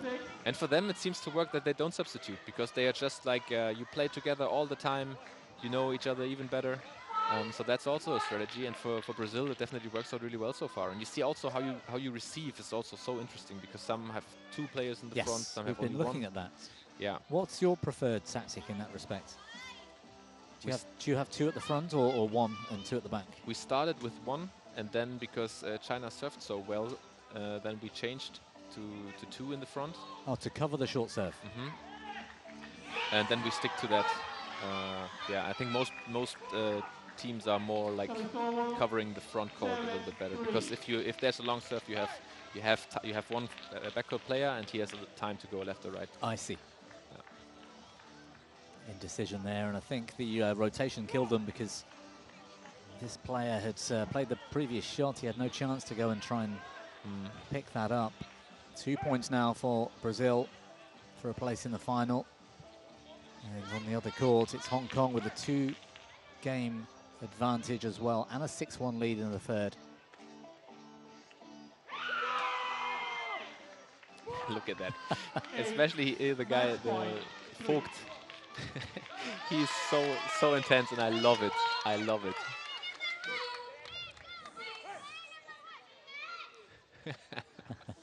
Amazing. Match point here.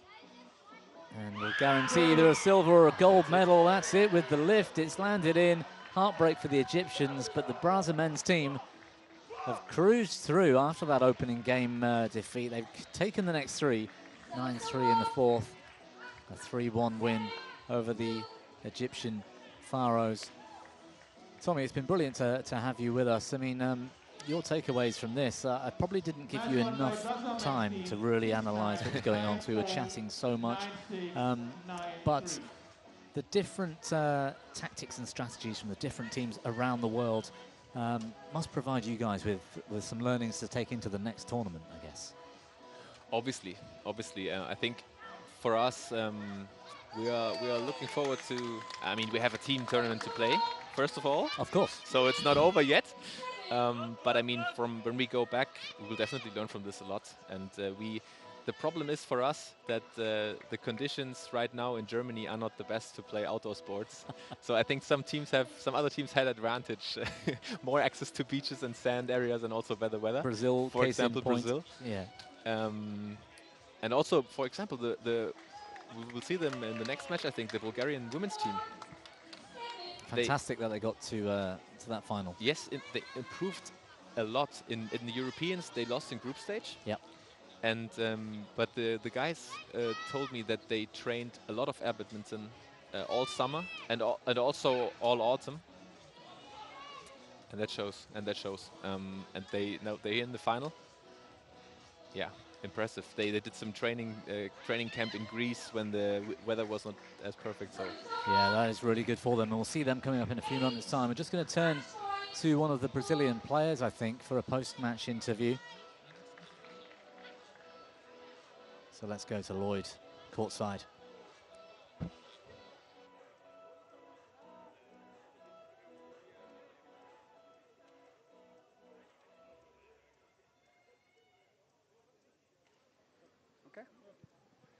Mateo, Team Brazil are in the final. How good is that? It's so great because when we classified, it's a dream to be here, and now we are in the final. Now it's to improve and try to do the best for us, and it's this. So Egypt won the first game, but then you came back really strong. What did you speak to each other that you had to change? Yeah, I think at the beginning we are a little bit nervous, and we try to be calm and control more the game because they only pass the shadow, and we need to be calm to pass again because we try to be fast and we wrong more. In that case, we try to be more easy to do right the things. And how is the teamwork between the three of you? You seem very close, good friends. What's it like playing on the sand with the two boys? Yeah, we are all the time together, and I think this is the good part. Doesn't matter if we wrong, if we really are losing or winning. We need to be together all the time. I think this is the more strong Brazilian team. This is the together all the time. Congratulations. I'll let you prepare for the final, and we'll see you soon. Hopefully we speak again. I hope so. Thank you. Thank you so much. Good luck. Thank you. Some really interesting thoughts there from, I think it was Voigt from the Brazilian team after that 3-1 win over the Egyptian Pharaohs in that semi-final. Talking about that camaraderie, talking about how they stay together, that trio, Tommy, how they stick together through thick and thin, through wins and losses, and they're all together, and that's very important. And you were talking about that too. Yeah, definitely. It's if you play together all the time, you learn together and you improve together, and then you lose the first game together, but then you come back together. Best feeling there is in sports, I think. I think so too, actually. It's lovely coming back from behind, and they talked about how they were a bit nervous in that opening game, and you can understand it. It's we've got continental representation in the different semi-finals, in the medal places. I think in the men's game we've got 4 different continents represented as well. Through Egypt, Africa, Pan Am, and of course Asia, and it's great that Brazil have come through here. So you've got the team event, the team relay tomorrow. Tommy, you must be excited about that. I am, I really am, but I want to say one more thing about what you just said, because you mentioned the comeback. So the first game, they were a little scared, basically. Yes. Didn't have trust in their shots. And that's also what we experienced, and then against Hong Kong, China today. And the second game, we were really close. We were 8-all. And I think if you win that second game, it's a different match afterwards, you know. But so we lose the second game, and then it's gone in 3 super quickly. Yeah. So I think that was the key to come back for Brazil after that first game, regroup, change the style, be more aggressive, and then you see things working out, and then you have that trust again, and then super solid and dominant performance by them. Yeah, confidence is key there, and Hong Kong, China have just beaten the UAE in straight games as well, a 3-love win there. They're posing as 2 teams together for a photo right now, and it's Hong Kong who have come through into the final. They'll face final. Brazil later tonight. So, yeah, I don't know who we'll have back, but at some point over this weekend, and maybe tonight, Thomas, it'd be great to have you back again if you're willing. 100%. Excellent. Well, thank you for joining us. It's been really great to have an insight from a player here as well. So, and good luck tomorrow. Thank you so much, and enjoy. Have fun with the finals. Well, we've got the women's final coming up at 6:45 local time. We're way ahead of that because some of the matches have been epic here today, which has been thrilling for all of us. So it won't be long, but we'll have the women's final next match up on court between the Bulgarian Wind Fighters and China. Don't go anywhere.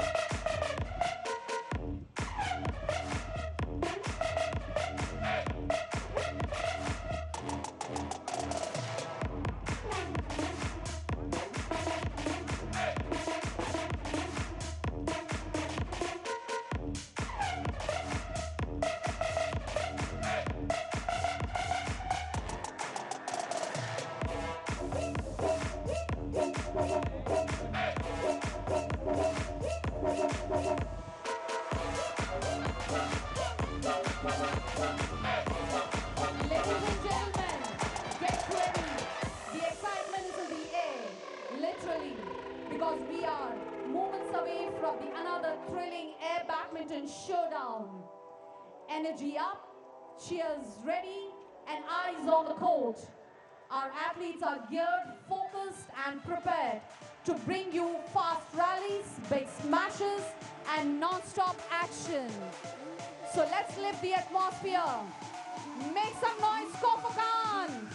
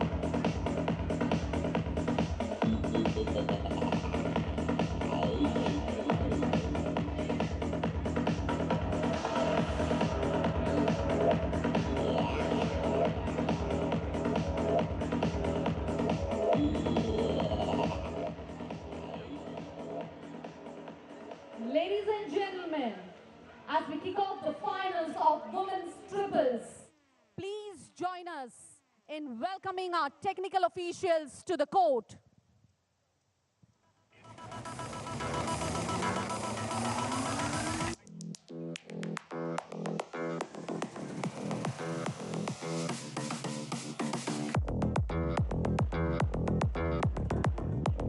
Umpire Mashal Al-Balushi, United Arab Emirates.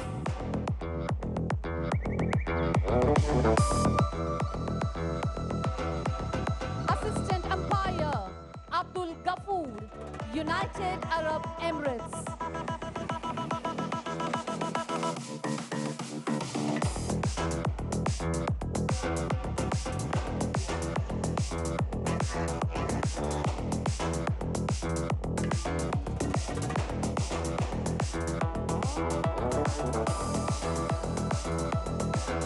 Now please welcome the teams on court.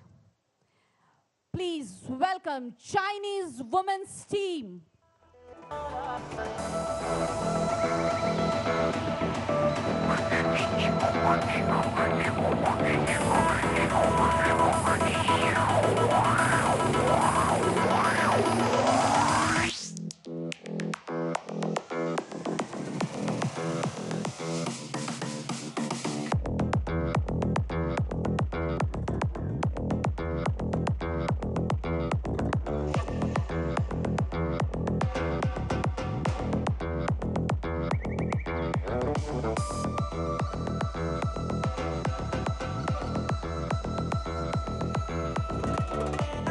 And their opponents, Bulgarian wind fighters.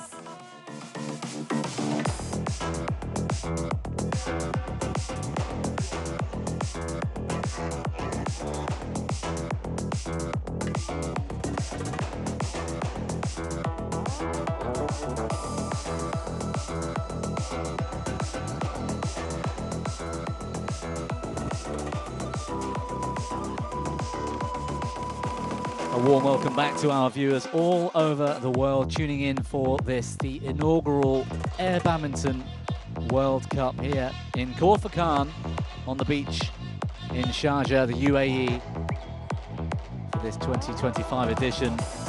And if you've just tuned in, you're readying yourselves for the final of the women's triples.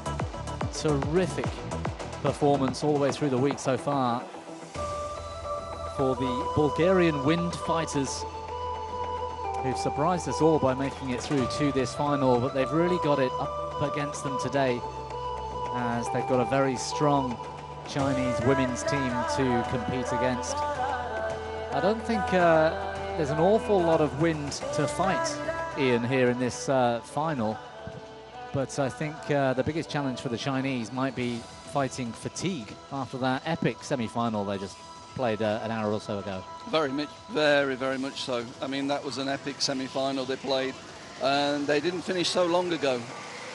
So it is a factor. Bulgaria, they've had a bit of an extra rest.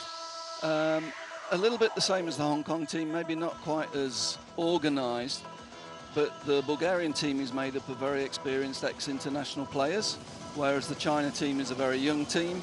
But let's see whether Bulgaria can get that experience into the game, break the game up, pose some challenges to this China team, who by the end of the semi-final were looking really, really good. Yeah, they really were. Well, I'm Bobby Griffin, and I've got Ian Wright, Director of Development from the BWF, sat beside me once again, and the sun has set well and truly here in Sharjah, and we're playing in the dark. There's zero wind. The conditions, it's a strange thing to say, because I'm so used to calling indoor sports where you say when there's no drift, conditions are perfect. That's not really the case. These players, a lot of the time, are using the wind of this outdoor version of the sport to their advantage a lot of the time. So it's hardly a perfect condition to play in. It just might suit some other more than most. True, but in a beach environment, there'll always be drift. And you know, the drift is probably different to 1 hour ago when the girls were last on court. So they're still going to have a look at the conditions, see which what the actual drift is doing. It's changed during the day. We've seen the flags move in different directions during the day. At the moment, the flags are limp, I would say. But that doesn't mean on the arena floor level that it's not going to be moving around. Yeah, well, there's been a slightly faster and slower end on court one throughout the couple of days coverage we've had so far, so that is going to be a factor. First up, though, we mentioned it briefly. China, the women's team, beat Hong Kong China in the semi-final. After defeat to them yesterday in the group stage, Hong Kong coming out on top. Both of them went the distance. Both of them the longest air badminton matches we've ever seen. So 3-2, one match each, if you like. The important one was today for the Chinese women's team to come through. But they've got to be tired, haven't they? I'd be shattered playing on the beach, on the sand. Yeah, there was a lot of emotion at the end of the match, and you saw how much it had taken out of them. They were slow leaving the arena. There was fatigue all around on the court. Hong Kong, China, the same. That, you know, at the end of it, it was a really physical effort. Over 1 hour on sand. That's really grueling. And that's not their only match today either. They've come through a quarter-final and that semi-final to get to this final, and that's after yesterday's matches as well. We've got the other teams in the audience looking on. Brazil will be all smiles. The men's team, two of them there in the slight background of that picture, made it through earlier. The Chinese women's team here, made up of Chen Yu, Chen Faoye, Feng Yue Ying and Wang Xiliu. And they're up against the Bulgarian wind fighters, who came through 3-1 against Indonesia. I'm going to ask you about that in a moment, Ian, but that team made up of Johanna Angelova, Mikhaila Cholikova, who featured in the European Continentals, Silvana Zhenkova-Pandarova, and Dmitria Popstoikova, who we know a fair bit about, an experienced team and former international indoor players, as you say. So that's going to be, they've got the experience, the competition experience, not necessarily the outdoor air badminton experience, but that's going to have to play a part as well. Yeah, and actually they've come through, they're well organised. They play a slightly different game to the other teams, which has been to their advantage. They don't mind putting a bit more pace on the shuttle. They don't mind moving the shuttle around with a little bit more variety and keeping a little bit of pace in the rallies. But let's see whether they can upset the rhythm of this Chinese team. Gentlemen, Tiredness is a factor for China, Bulgarian but by the end of the last the semi-final, they really did look very, very well organised. Team. Chinese women's team to serve. La ball. Left. Well, a surprising semi-final for many in terms of the bottom half of the draw. The Bulgarian wind fighters beating Indonesia Garuda 3-1. An experienced Indonesian team as well in terms of badminton. They're all good level players indoors. They couldn't bring that to the focus though in this version of the sport. I think they were surprised this week, Indonesia, both men and women, by the styles and the focus strategies of a lot of their opponents. Yeah, I mean, they've only played against Asian teams so far in the events that we've been running. They've all been continental level events. And I think they were genuinely shocked by the level of the South Americans, the level of the Europeans, the Africans. They were really caught off guard. Well, good movers on court, all 6 currently on court. They are a team of 4 each. There's a substitution that is ready and waiting to come on if needed, and substitutions can be used up to 4 times in the match. But good movers, which is perhaps one of the reasons why the Bulgarians got the better of Indonesia, who perhaps relied too much on their racket skills and not enough on a strategy to cope with these outdoor beach conditions. Service over. Yep. The Bulgarians were much more fluent around the court than the Indonesians. The Indonesians are a little bit static. When they had to move backwards, they were really struggling and getting out of position. And the Bulgarian wind fighters off the mark with that smash from Cholikova. She's got some power.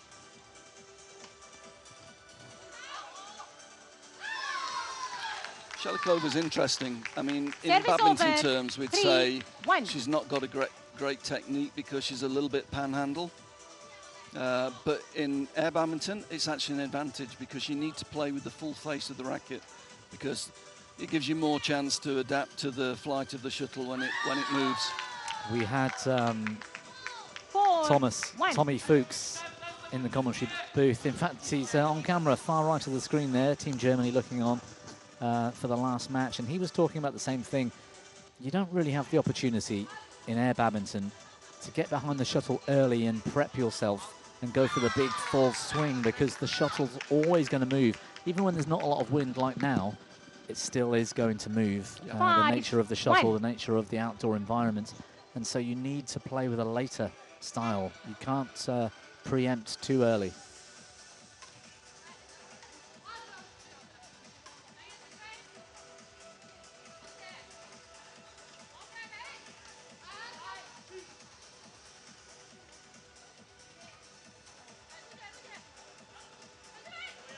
Clever shot, using the full courts, the Bulgarians. You can see that already with shots close to the service line and deep into the rear court.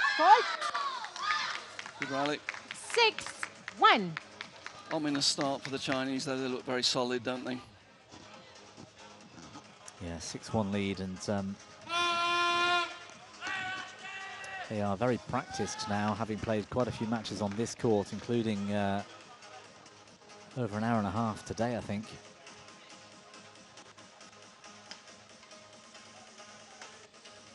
Court. 7-1.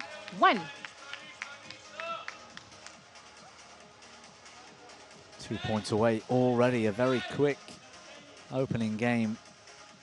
And credit to the Chinese for their solid approach so far. Good rotation, haven't they, the Chinese? Yeah. Yeah. 8.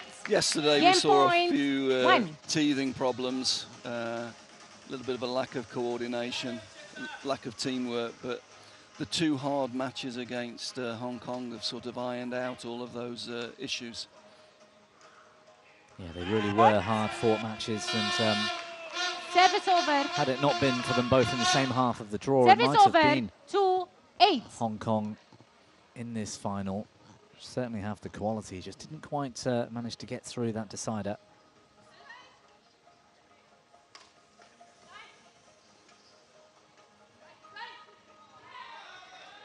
Yeah, that's it. Nice shots. Game. Deep into First the rear game court. won by Chinese women's team. With that overhead cam and just 4 minutes of action. 9-2 the opening game to the Chinese women's team, and this could be a whitewash here, Ian. I think early signs are that the Bulgarians are going to have to come up with something special to unlock the rotation, the defense of the Chinese. Yeah, they've started where they left off in the semi-final. They look very, very organised now. As I say, yesterday, not so much. But those 2 hard matches have really sort of let them find a rhythm and a movement on court and adapting to each other's strengths and weaknesses. And for all their strengths, the Bulgarians, there are still a few areas where they clash. I've noticed them this week, getting in each other's way from time to time. Or players both leaving the shuttle to fall between them. They are practiced on this discipline, but perhaps there's still a bit of work to be done. Yeah.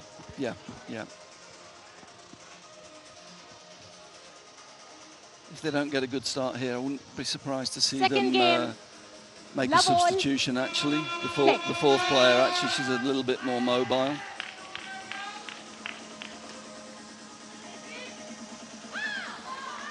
Yeah, there's a lot of confusion at the moment. Yeah, well, Sholokova with the serve, and she can't play the following shots. There are no consecutive Bulgarian shots allowed. fighter. Yeah, Substitution. I thought that would be the case. 2 substitutions remaining. Substitution being called already as... Wait. I'm not sure who that was. That was Popstikova going off, I think. No, Popstikova's still there. Oh, no, she's on the right. Sholokova still on court. So Zhenkova, Pandarova off, and Joanna Angelova has come on.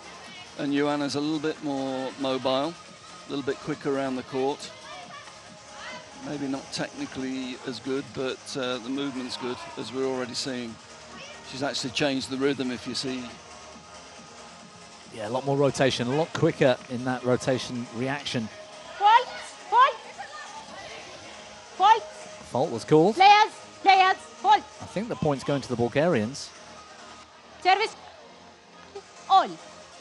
Service all.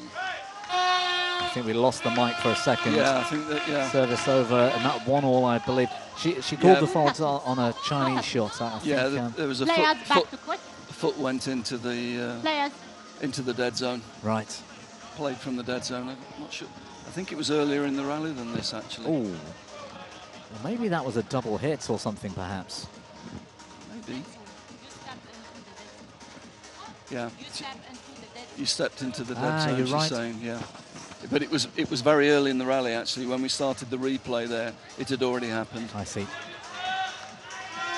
Oh, she's pointing to her cheek. I think there was a bit of a clash as the two players bumped into each other. It's a bit of a different serve than we've been seeing today as well. That's something the Bulgarians have been doing effectively. You can see that the substitution, the new players just injected a bit more pace into the game.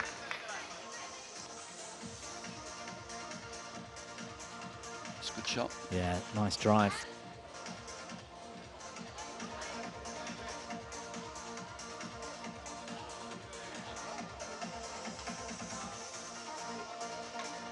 They do look well organised now, don't they, compared to where they were, although... Yeah, it's still okay. Yeah. A little bit of a gamble there at times, going forwards when the shuttle's going back over the top. But I think they've made the decision they've got to be a little bit more aggressive. If they sit back, they're just going to get outmanoeuvred by this Chinese team. So they brought a player on who's going to put more pace and more tempo into it. We're seeing it with the serving. Really fast drive serves, trying to put some tempo into the game, create some uncertainty. There we go, more attack in play. Big for the air, but it's gone out wide. Yeah. But I like the idea, I like the change. If you know, if things are going against you, you can't keep doing the same. No, I agree with that. Change the rhythm, change the outcome. Yep.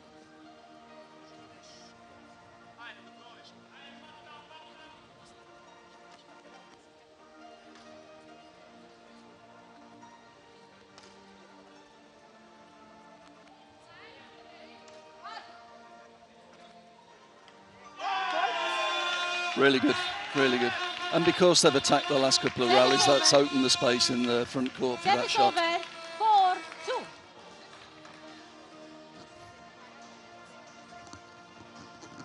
Yeah, quite deceptive, the drop shot. Nice.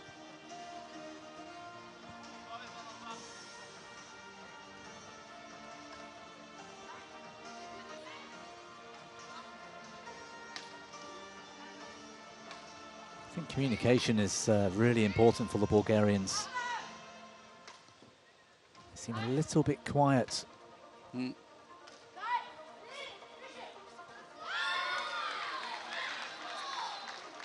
Service over. There's a good example. One player stops. It really creates problems for the other players. All three players have to be moving.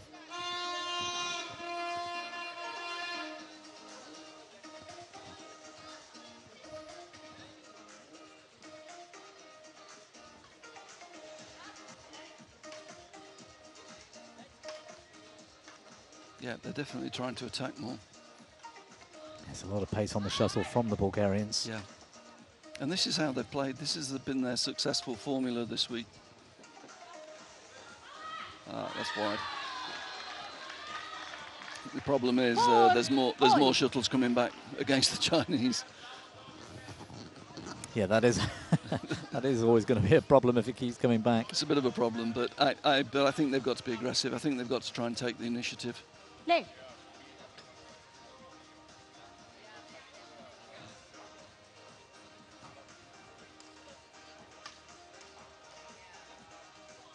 Aggressive serve, and Chinese this time intensity with the shots.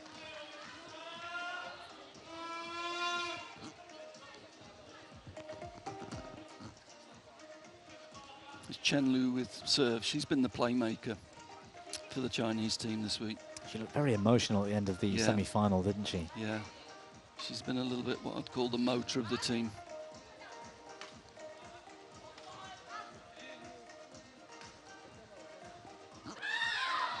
Or left. Get the sense this game's hugely important. Yeah. If they go 2-0 behind, the Bulgarians are going to find it difficult to have any confidence.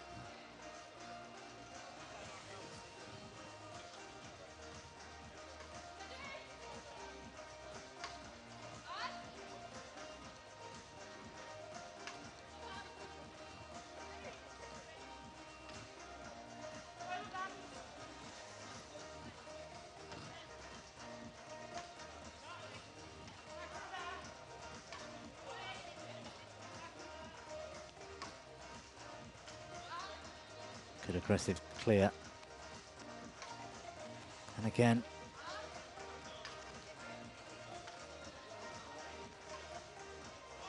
Good shot. Oh, good rally. That's an excellent rally, isn't it, for the ball? Has it gone wide? Just missed it, I think. 7-4. Unlucky. Very, very well worked rally. That's a great shot. Oh, it hit I've got something on the way through. I've got a feeling there was a touch there from the Chinese player, no? Yeah, I think so too. The shuttle seemed to move, didn't it? Yeah. Bad luck. Shame, because it was a good rally. Went unnoticed by the umpire, I think.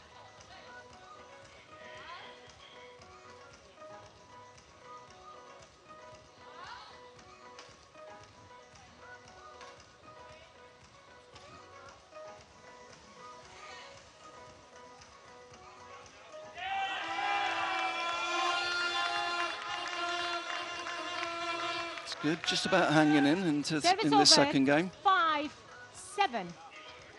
Problem is it's difficult to see them getting a run of points. Chinese girls are so solid. Yeah, it's going to have to be a point-for-point battle. And hope they've got what it takes when it really matters. Oh. Or is that just short? Service over. 8. That was Game really point, unlucky. That was 5. really clever. It was. It looked clever like attempt. It looked like it clipped the blue line, which would normally be in. Or perhaps it just came up short. 8-5. 1 point away from the 2-0 lead, the Chinese team.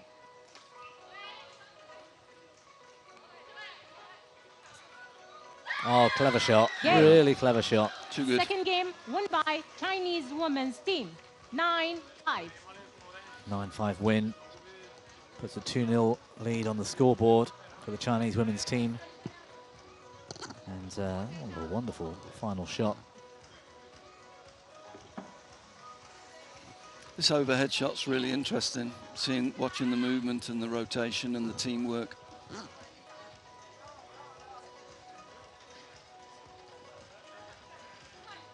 Clever. Just stopped on the shuttle, took the pace off. Chinese women's team substitution. She'd seen the big open space. Wow, I think this is going to be the first substitution we've seen from China.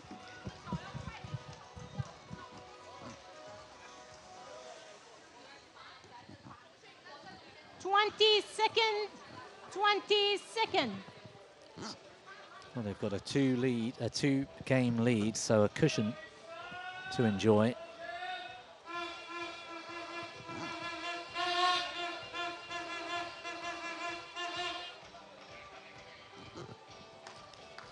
I think it's Wang Shiliu's come on.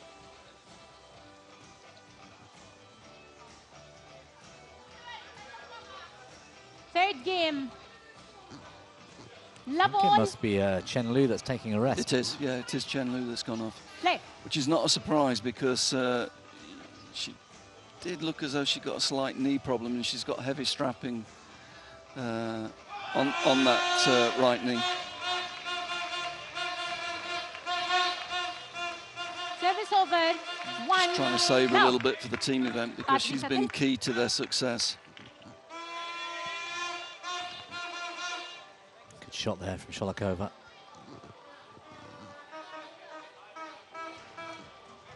Team coach for this one of the men's team players.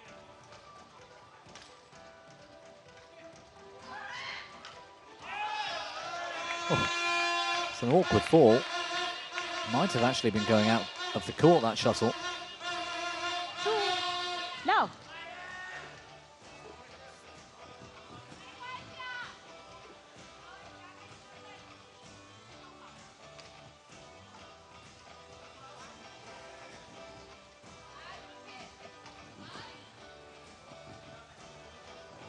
Good shot. And nice. Wow. That was a great setup and an exquisite finish. 3, love. Pop Stoikova with that deceptive drop. You can see, like you were saying earlier about the technique, she was almost square to the shuttle. You don't need that body rotation that you do indoors. Or rather, you don't have the opportunity because the sand makes it hard and the drift makes it difficult.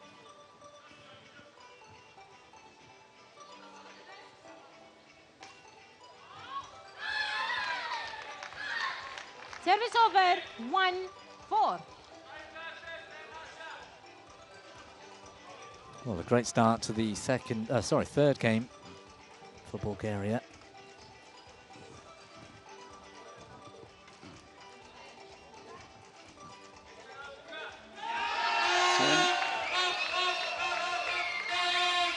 Even more so since you moved the line out a little bit. Yeah, just as it was about to land, the foot moved the line and made the court bigger. Yep.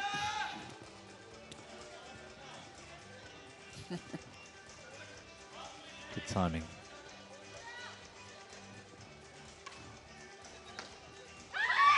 That's a good shot. She's dangerous overhead. Yeah. Service over, 2-5.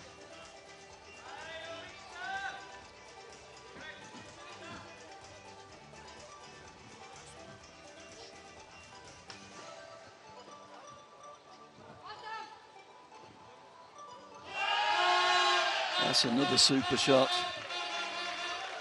Service over. Service over, 6-2.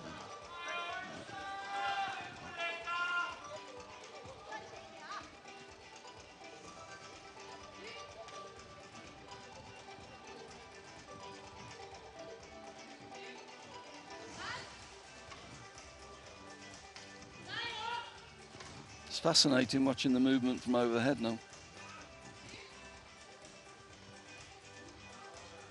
It is. It's like a computer game now. They don't look like human beings anymore. Good rally. That's really good again from Bulgaria. Really putting a good fight up in this third game.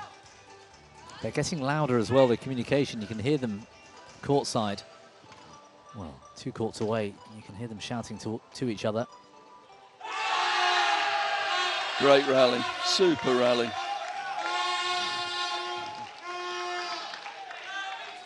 7-2. Well, that's really put the pressure on the Chinese team in this third game.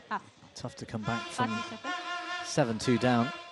Yeah, they worked the Chinese around the court really well there, and then the finish down the middle.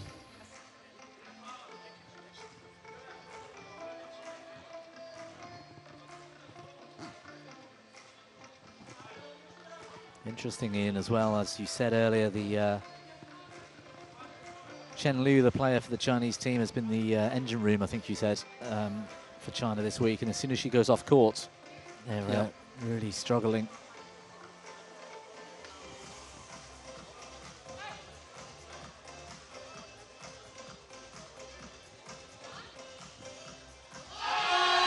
Brilliant. We might see another Chinese substitution at the end of this game if it keeps going like this. But aren't the Bulgarians finding the short? They're almost playing to the blue line, aren't they, in the front court? They're taking some risks and it's paying off. Yeah. Yeah.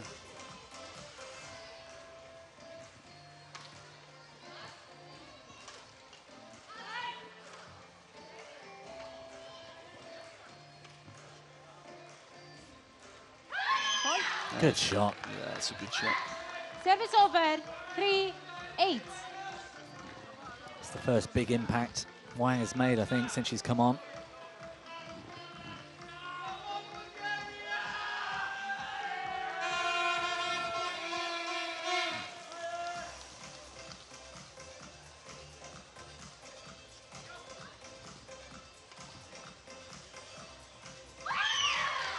That's another good shot.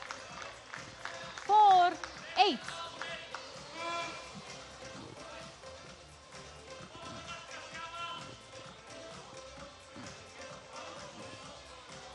think it was Chen Xiaofei, the taller player, with that winner. Yes. They've got to be careful, these teams, giving her time on the shuttle overhead, haven't you? Because she's got pace, power, she's got placement. I think I'd be playing short in front of her because she's having trouble getting down sometimes. Bring her into the forecourt and then play over her. Because the Chinese team are trying to work her to the back of the court where she's very dangerous.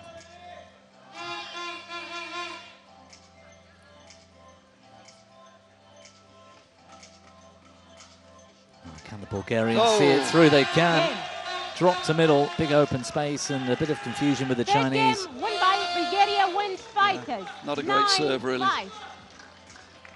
Gave the Bulgarians a lot of options on return there. Well, they've pulled one back. 2-1 the lead for the Chinese women's team, and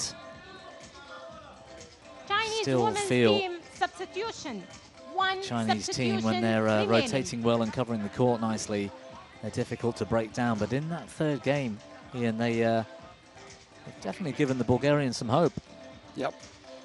And I think I just heard the umpire call substitution for the Chinese team.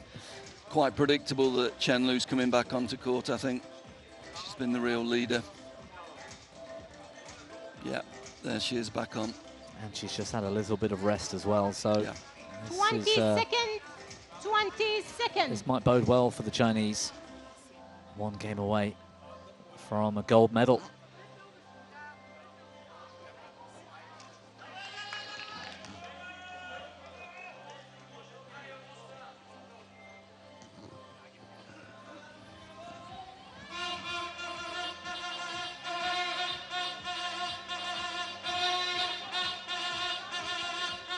It's not a surprise who's serving first for the Bulgarians. They've scored a lot of points on this service. This drive across the court. There we go again. They get first chance to attack.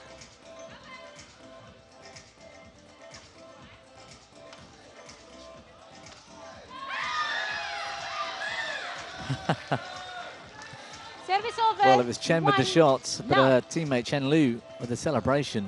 Yeah, And like like I you said, she's a real motor. She's a real motor in this group. Thomas Fuchs was in here earlier and he was talking about how important that confidence is. And I remembered yesterday we noticed he came on as a substitution for Germany and changed the whole dynamic and became the sort of leader of that team instantly. And he said it's so important out here because, as we've said, as you've mentioned a few times, momentum, just a run of 3 or 4 points can change everything. And if you get some confidence behind your shots, it's making a huge difference. Yeah, that was a great example. They'd lost the first game yesterday, went 3-0 down immediately in the second game, made the substitution, and Thomas came on and really changed the whole rhythm and the atmosphere within the group.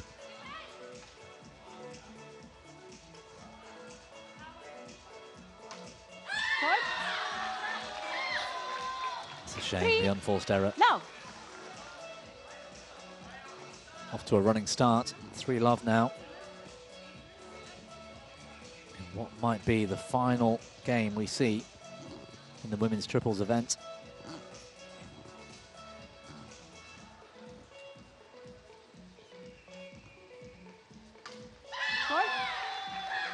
Four.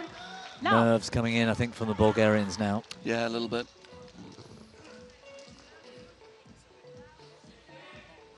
You can't take anything away from them though this week. They weren't seeded. They came through a difficult group. They then beat Indonesia. What a week they've had.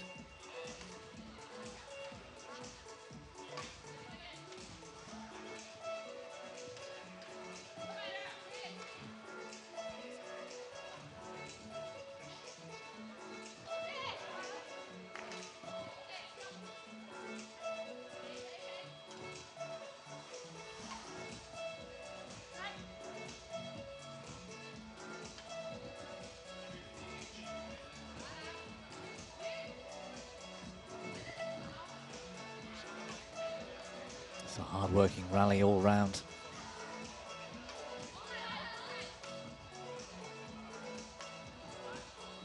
Bulgaria taking fewer risks, I think. Oh, rotation's gone, but a good backhand from Cholikova. But that was brilliant. Good rally.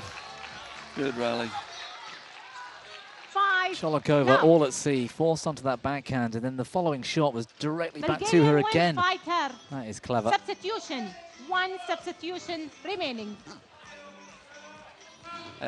Now looks as though the Bulgarians are going to go down, but they're going down fighting. Put up a great effort here to cap off what's been a really good 2 days for them. Yeah, Angelova has gone back off, substituted. 6 love. Shankova, Pandarova back on court. Yeah, it's just running away from them now. And a change can instantly be good, purely for the fact it's a change. It will throw the Chinese slightly with different rotations. Oh, a bit of confusion though. Nice recovery.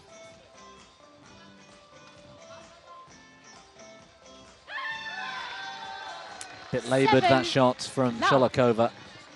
And the Chinese team now running away and not looking back.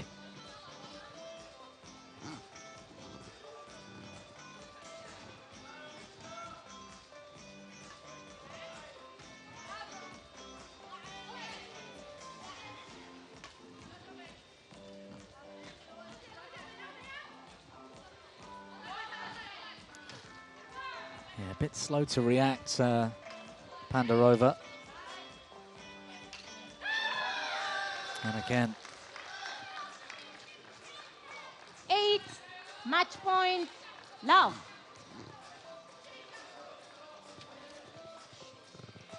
Well, a one-sided fourth game here. The Chinese women's team now just 1 point Chinese away from women's this team gold medal. substitution. No substitution left. Final substitution being used for the Chinese team as well. And you have to say they've done it the hard way, because for me the standout team coming into this were Hong Kong, China. And the Chinese have played 2 really, really tough games against them. They've had to win it the hard way. Again, they weren't seeded, so this is an unseeded final actually. So great effort from the China girls. Gold medal point at stake here. And they've got plenty remaining as well, the Chinese. A sense of inevitability, but how's it all going to end?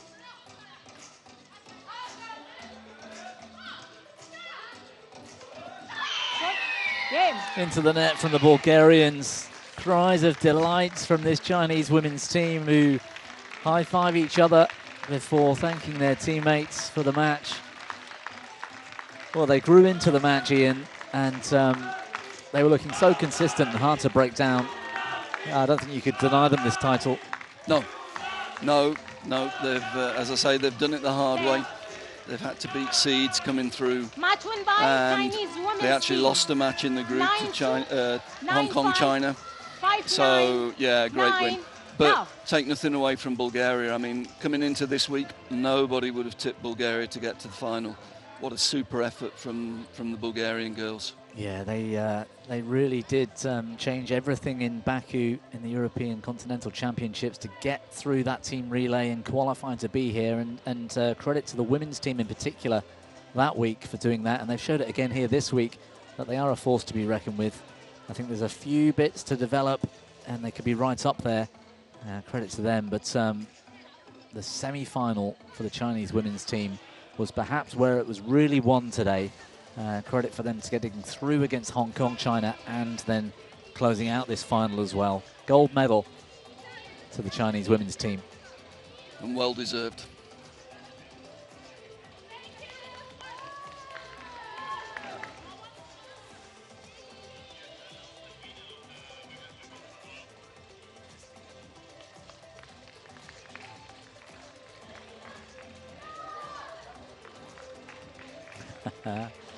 Number 1.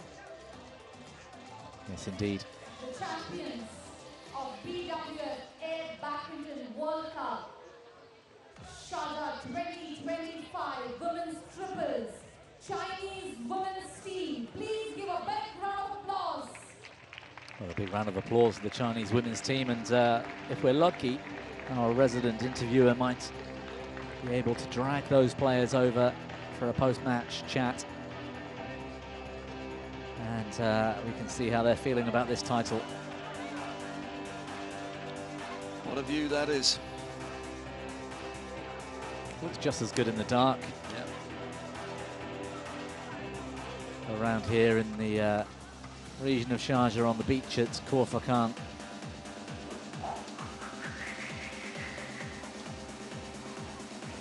Let's get some thoughts from the Chinese team.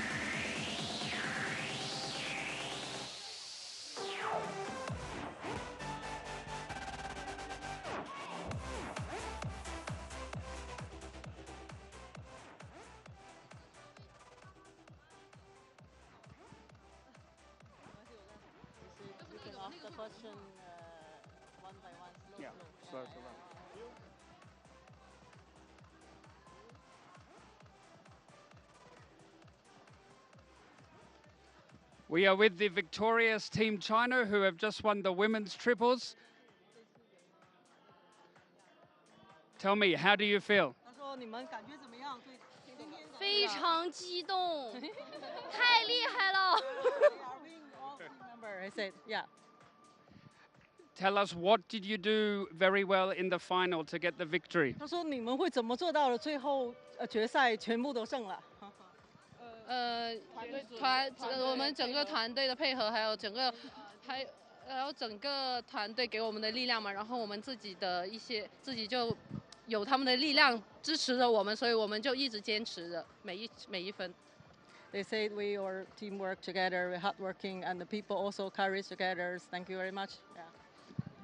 And this is the first gold medal. Now you got also the team competition with the boys. Do you think you can win both? 他说你这是第一次赢了女子的金牌，然后比男生做得更好。我觉得还是没有考虑这么多吧，还是做好自己。They do them for themselves. It's much better. Yeah. And you have been playing air badminton for how long? Have you been playing air badminton? 他说你们打球打了多久了？是沙滩球对，沙滩羽毛球对，沙滩羽毛球对。Around 6 months. And you look to get better every match you play. The combinations you get better and better and better. 每次比赛你们会感觉到是不是越来越好？ Yes. Okay, last question. What are you going to do to celebrate? 他说你们大家怎么庆祝 ？Yes. 听懂了。听懂。你来回答。听懂怎么庆祝 ？Have a good dinner. First. Dinner. Dinner first. Yeah. Party and dinner. Yeah, party and dinner. Okay, congratulations and well done. Woo!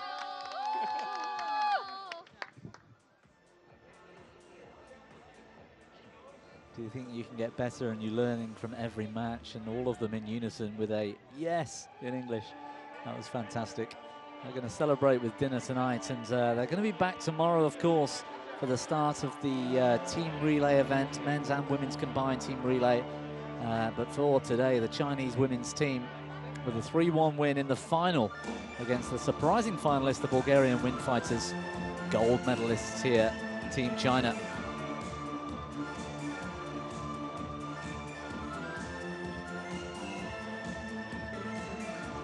Well, as you're enjoying a few highlights there, don't go anywhere because we've got the last final of the triples. That's in the men's event between Hong Kong, China and Brazil, the Brazza men's team. They'll be on court. So stay with us for that one because it's going to be thrilling. Give me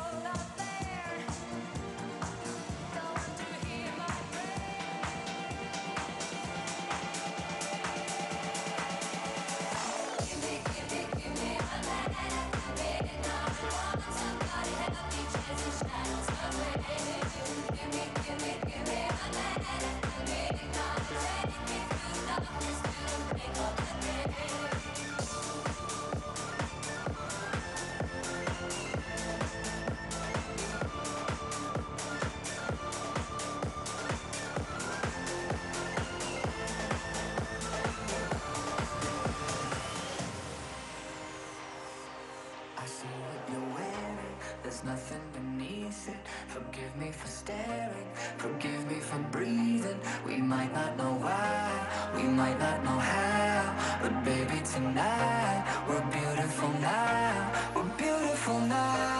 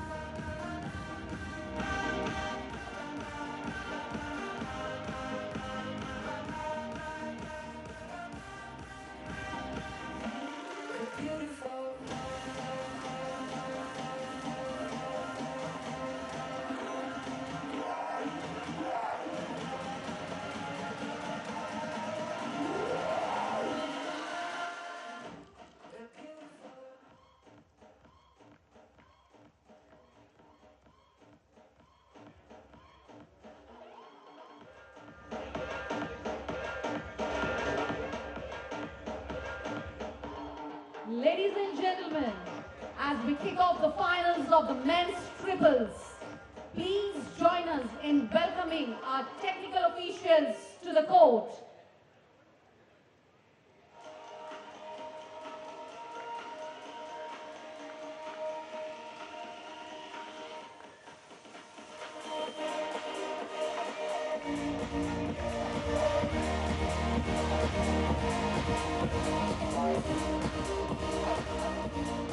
Let's give them a big round of applause.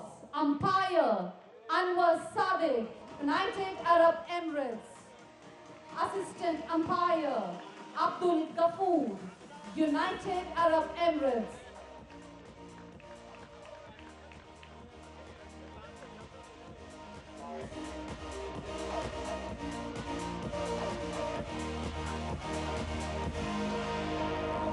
Ladies and gentlemen, please welcome Team Hong Kong China men as they step onto the court for the finals. Well, what a time to come in for us as the Hong Kong China men are getting ready with that team pose for this men's triples final. Led not just in person there, but in terms of team leadership, coaching by Vincent Wong, Wong King Wong, who was a former men's singles top 10 player. And their opponents, perhaps unsurprisingly, since the start of yesterday's players, everybody got to see what the level was like in Brazil. The Brazil men's team are just coming out now for their introduction as well, and they've been a terrific threat. I'm sat here once more, I'm pleased to say, with Mr. Alex Thunder. Alex, you've seen a bit of this now over the last couple of days. These two teams so exciting to watch, aren't they? Yes, I'm looking so forward to this match. Brazil really bringing in the power and the speed, and Hong Kong coming in with the strategy. I'm excited to see how this turns out. Yeah, it's going to be a great match, and I think after we saw the group stages, it was a lot of people's picks for this final. There have been some competitive teams here, but in the men's event, these two teams have really shown their strengths. Hong Kong China have not lost in the knockout stages at all. 3-0 against the German Airballers, 3-0 against the UAE Falcons to make it through quarters and semis. Brazil men's team beat China 3-0. That is insane. I mean, that was a big shot because they were one of the favourites for the event, China. So to come through that was massively impressive. Yeah. Would you say this matchup is a matchup of control versus power? Yes, actually, I suppose that's certainly two distinctive elements of the game. I think the Brazilians are quite unilateral in their strategy. They are playing with a lot of pace. They're early into the forecourt and trying to push that shuttle fast and hard, and they've got the big smash as well. So they are very aggressive. I think the Hong Kong team have got the option to be to change their game, to be a bit more defensive, to be softer and look for the corners a little bit, but they can also play with speed and power. Right. So I think they've got the advantage because they've got options here. So Very adaptable. that's going to be fascinating. The Brazil team came through against the Egyptian Pharaohs in the semi-final. That was a 3-1 win as well. So, and that match, I don't know if you saw it, Alex, but they lost the first simply because they didn't look very confident. They were a little bit scared and a bit nervous going into that match. They soon turned it around like a switch, and they came on. They won the next 3 games straight, and they looked completely dominant by the end. So both teams full of confidence, I think, going into this final. We should be set for a great match. What have you enjoyed here today? Because you've been busy. You've been doing all sorts of things around the courts and, and backstage with some pretty famous people. Yeah. Well, one thing I've enjoyed today is just watching these matches and realizing how much more interesting it gets to watch. This is a sport I would actually watch over time. Yeah. And people are playing better and better. The women's finals we just watched, so much control to the backcourt. Not easy to do. Yeah, that women's final was great. The women's semi-final perhaps was a big talking point as well. Hong Kong, China, led by Chan Kit, Lam Lo Hin. There's the man, the ringleader, Wong Wing-Ki Vincent Wong, and Yao Sheng-Hei. And for Brazil, the same 3 we've been seeing all week. Isaac Batalla, David Silva, and Matthias Voigt. And they're a really well-gelled unit. They were talking afterwards about it's the same 3. They've only come with 3. They wouldn't change it even if they had a substitution. That's the way it sounds. Okay. They win or lose, you know, do or die together as a team. And I love that team spirit. Yeah, that's awesome. Still a few Air Badminton fans and spectators in the audience. A few teams knocking around. The VIPs are still here as we get into nearly 9:30 p.m. on this Friday evening here on the beach in Khor Fakkan, Sharjah.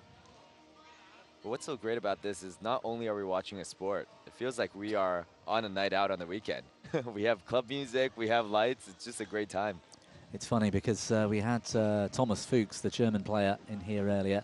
And he said the same thing. He's here to compete. They want to win, they want to perform, they want to improve and get better. But it feels like he's on holiday. Yeah. Yeah, it's very cool. Ladies and gentlemen, on my right, Hong Kong, China men. And on my left, Brasa men's team. Brazil starting off with a strong, tall Hong Kong, player China right in front men here. To serve, love ball, play. Yeah, 2 meters and 2 centimeters tall he is. David Silva played for Brazil in the Olympics indoors in Paris. So he's still a very strong indoor badminton player as well. Amazing. Big smashes coming out already.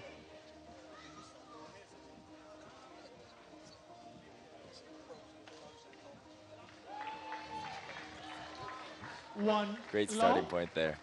Yeah, they're very tactically astute, the Hong Kong team as well, absorbing the power when they need to and just turning the shuttle into space. It's difficult, isn't it, on the beach, as you've experienced here this week, getting a game out there on the practice courts. It's not easy, this sport. Yeah, and I was playing with Hendra to try to warm up, and both of us just thought, how are we going to do this tomorrow when we have to play against some of these pros?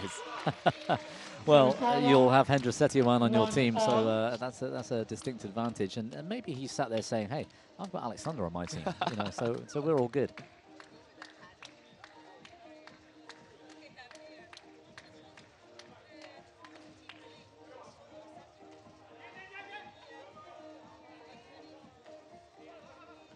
Wow, punch clear is coming in. Yeah, a little variation there from Silva.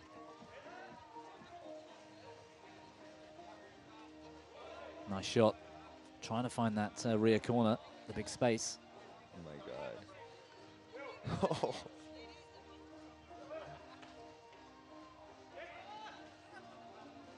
Here it comes. Big smash. Oh, Silva bringing the power. Try to do the between the legs there. Yeah, that is fantastic. And I think that's a sign of things to come because we brought you in first match yesterday, and it was a slightly one-sided match, wasn't it? Right. And we were talking about how to bring you in for a more competitive match, and these rallies are a sign of 2 great teams. We see Brazil playing a lot flatter to the backcourt here, and Hong Kong is stumbling to move back. Yeah, there again. Difficult moving backwards on sand. Wow, that punch clear. Whoa, was that in? Just out? Service over, 2 all. Oh, it's been given to Hong Kong, China. What a shame. Outside? Oh. What a beautiful shot. It was a great shot, wasn't it? There's something about these lines, though. Sometimes, if you step on it and push the line, it becomes an in or an out. We had one earlier in the women's, I think it must have been the final. Might have been the semi-final, where a player was struggling to reach the shuttle and sort of lunged onto the line, moved the court, and the shuttle landed directly where the line was. Wow. Powerful smashes. It's very difficult to do these smashes. But, I don't know, some people just have the knack for it. Yeah, it's a slightly more square-on approach, isn't it? Rather than turning your whole body sideways, as you would indoors to get that power. Oh. It's almost a wasted effort here because the shuttle's moving around in the wind. And so your timing's gone if you get that wrong. If you stay square and use your arm, it actually is a more solid technique. They've really mastered it, some of these teams, haven't they? Right.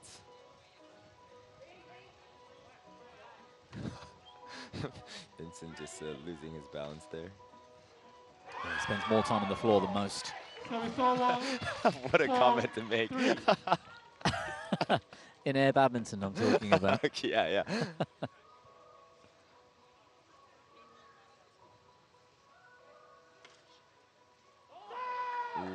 Service over for all. Good shot, aggressive from Vincent Wong. That might have been a rim shot there. It seemed like he swung pretty hard, but it didn't go out. I thought I just saw a Canadian badge or flag or something in the audience. Maybe I'm wrong. Maybe they're waving that for me. Maybe. Be a better commentator. That's right.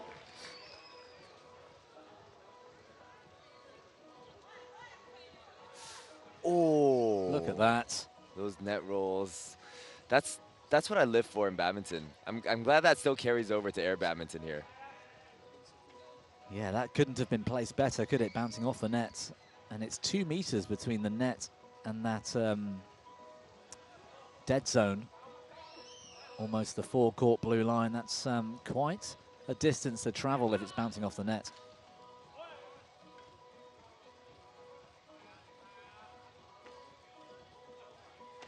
Whoa, big smash. You know, one thing I just realized? Looking at it in real life, it's so much faster than looking at it on the screen.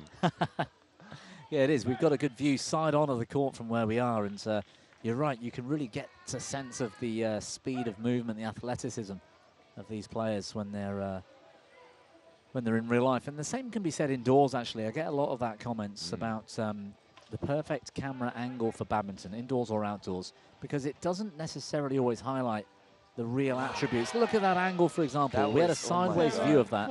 That came down so steep. I'm going to start commentating from the side view because this is real air badminton. You guys need to start watching air badminton live. This is the online is just the teaser. Live is where it's at. Well, if people are in the locality of Sharjah and the UAE, encourage anybody to come down. We've got 2 full days yet of badminton here in Sharjah on the beach, and you don't have to pay to come in. It's free. We might have to get you climbing all over the rigging to provide enough seats, but we'll work it out. Don't worry about that. Just come down, take a look. Not only is it free, you also get to play with Olympians, Hendra, Matthias. You get to be on YouTube. There's too much opportunity here. I don't know why people aren't here. Well, that's the big wow, another deep angle drop there. Well, that's the end of the game with that winner. 9-4. And Wong Wing Ki and his team, Hong Kong, are really up against it. They're going to be feeling the pressure here.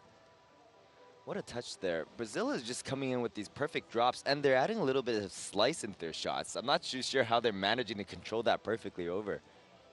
I think if we asked them, that might have been a slightly lucky, fortuitous result from a shot, but perhaps they've worked it out because these shuttles are not easy to control. We don't have the same options to spin the shuttle at the net as we do indoors, and slice on these things is pretty difficult. We see the coach here looks a little bit concerned. Yeah, he does. Well, that's the first game they've lost all day, Hong Kong. 3-love winners in both the quarter and semi-final. Brazil seems to be pretty relaxed here coming in still. They seem like they've been doing this for 10 years. Well, I guess in terms of beach sports, they're probably the leading nation. Okay. So perhaps it's in their blood. They've had that ability all their lives to get used to moving around on the beach, on the sand. Ooh, big smash. Look at that reaction as well from Isaac Batala.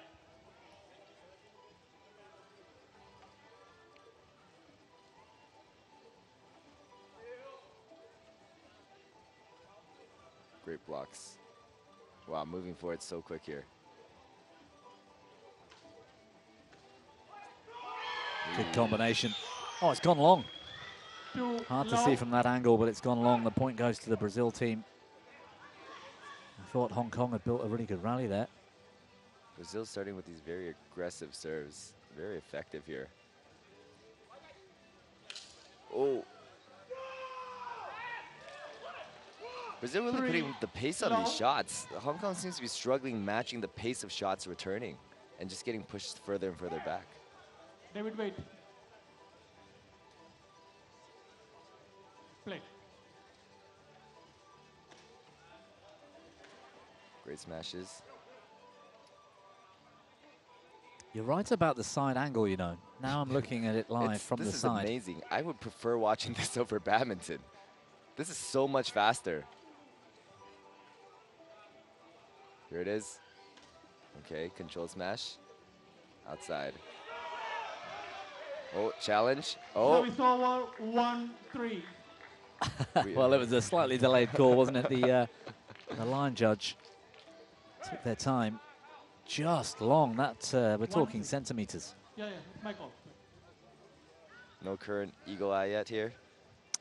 No, we don't have Hawkeye or Eagle Eye. Eagle Eye's a good name for it, actually. That would be nice. Well, we do have this. One thing that's great about outdoor badminton, air badminton, is we do have a drone overhead that we could potentially use in the future.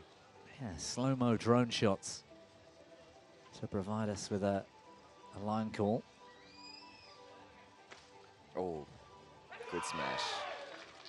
Alex, I think you're absolutely right. The Hong Kong team can't cope with this pressure, this pace of shot from the Brazil men's team. So I think there's really only two things to do. Either one, they have to diffuse the speed, or second, they really have to just match the speed. But Brazil is controlling the backcourt length so well right now. And I think that's really also up to luck, the touch you have on that day. Yep. Yeah, they'll have a good feel for it. I mean, the wind conditions are really zero right now. They've dropped right off. And that makes things easier. You get a feel for the consistency of shots. Look at all these defense shots. Just they missed that one, but all those previous ones were pretty good in length to the back. Vincent Wong finds a winner. Jump smash as well. Right in the center. Oh, clever serve. 3-4.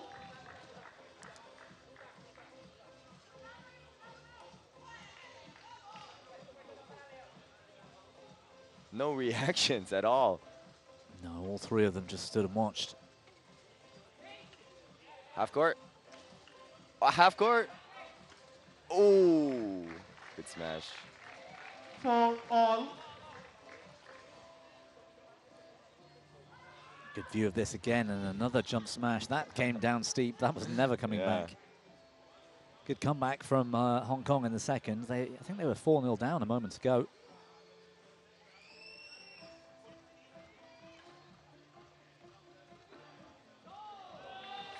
You see Hong Kong really striving to push further to the back of Brazil's court now. And it's proven to work pretty well, but let's see if they can keep it within the lines.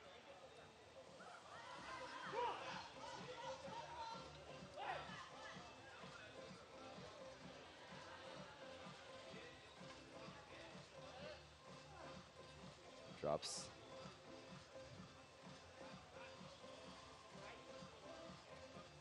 Interesting how Brazil are setting up to return the serve with just one at the front and two in the back. Yes. Some teams have reversed that.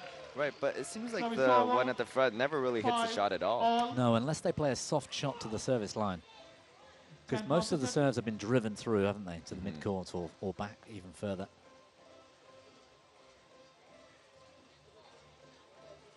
Hong Kong really feeling the need to hit those high-quality smashes to get the points, causing an 5-all. unforced error. 5-all. Play. Short serve from Voigt for Brazil. Oh, but he's gone over the top. Still using that variation. Oh, finally a clear coming in. Brazil is reset.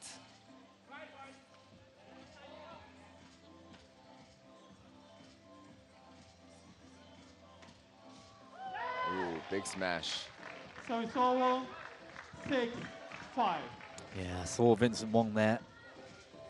We see the athletes also breaking down the game as they're playing. Yeah, exactly. I was just about to say that strategy's being discussed. What's working, what's not.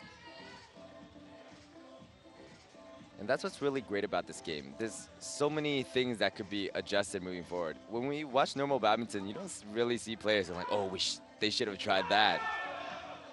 No, they're learning as they go. Yeah. So it's over. 6-all.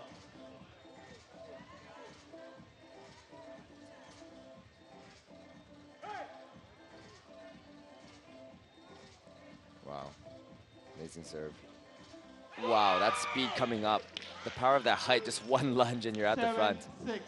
That's something we've been seeing from the men's team of Brazil all day long. They're very quick to push forwards and then put pace on the shuttle. Good racket skills. Play.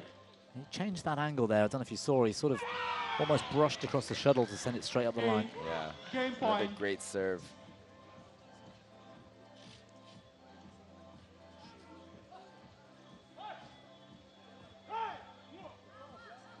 Well, Brazil, one more for a second game in the bag. Okay, good clear. Whoa, punch clear. These punch clears proving very effective. Yeah, I feel like when Brazil have the shuttle behind them, they're just going for the clear to be safe. Yes. Oh, it's landed in. Ooh. So it's over. Seems every time Hong Kong plays to the back, it's proving effective. But maybe they're just still a little bit hesitant about that control flying out. Perfect length, wasn't it?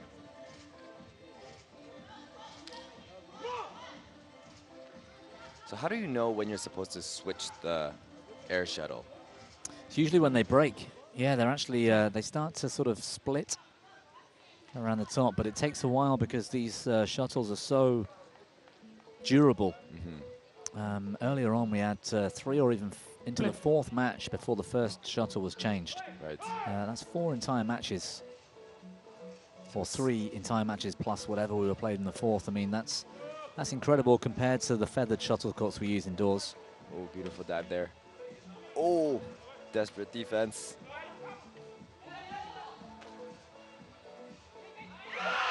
He's missed the push. Vincent Wong with the frustration, shaking his racket, and Brazil men's team have taken the second game. That's a 2-0 lead in the match. And probably the favourites for the event. They might not have been the top seeds, Hong Kong, but they were one of the favourites, are being taught a lesson here by the Brazilians. Also, it seems Hong Kong's starting to get a little bit fatigued, but the Brazilians are, seems like they're just fresh on the court. They look like they could go all day long. Same 3 guys as well, playing all matches yesterday and today. And they are just the epitome of speed and power, aren't they? Two love, one more to take the gold medal, the title here. Best of 5 in this men's triples final.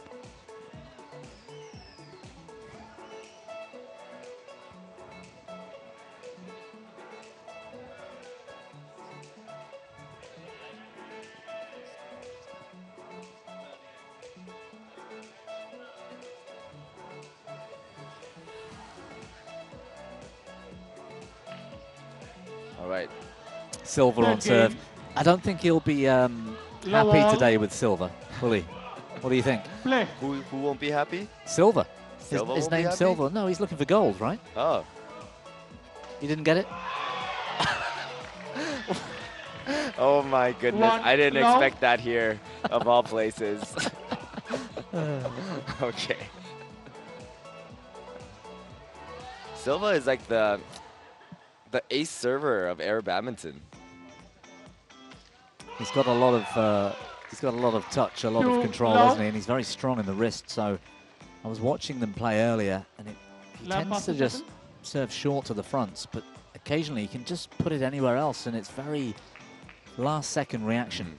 Well, the good thing about him, there is actually quite a big advantage of being tall, is a lot of the other players, if they want to serve flat, they have to raise it to their chest level, which makes it very difficult to serve fast. But he can just keep it at his waist level and serve. Yeah, that's a really good point. And of course, the long reach as well means he can take shots one, without having to move that smaller players can't do. Okay, Hong Kong, please give us another match. I want to watch more of this Air Badminton.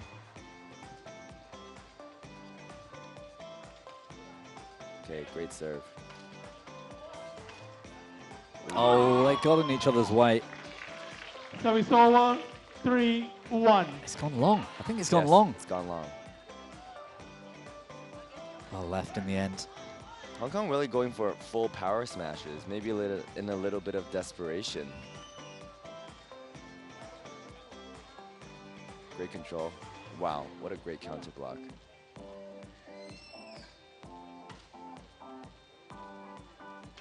Defensive from the Brazilians until now. Service over. I think he's broken a string. 3. Matthias Voigt, I think, was off to change that racket. It's the one thing about these air shuttles; they're a lot harder, aren't they? The cork area. Right. It's pretty tough. If you don't time the shuttle well, it can break the strings quite quickly. Yeah, if you don't hit it in the center. Great serve. Oh, good shot making from the Brazilians. That punch clear, so effective.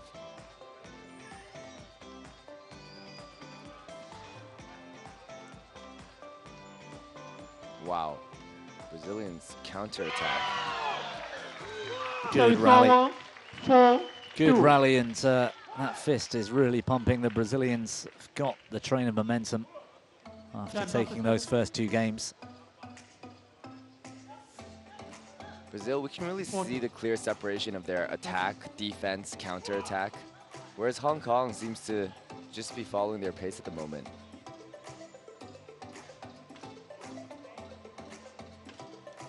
Look at that. Wow, that's stunning. 5-2. They are not scared to hit whatever they want, just going straight into the smash, hit that block. Great block. Play. And a net roll too. Yeah. I learned something today about the nets. I didn't realize until today the net's actually lower than it is indoors. Oh, is that standard? Out here. Because the playing surface looks to be where it is, but when you actually stand on it, you sink into the sand. And during all of the development processes, players were hitting a lot of shots into the tape area of the net because it was effectively higher than normal. Right. So they've lowered the net by to I think it's 145. Right. Whereas indoors it's 150 something. But the thing is, it's not equally lowered. I think it's meant to be. There's a bit of a sag, I guess.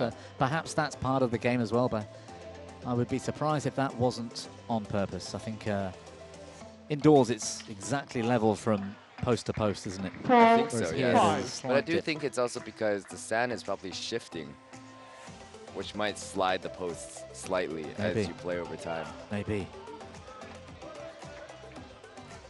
We'll have to check. I'm going to ask that question of Ian Wright tomorrow morning when we start the team relays.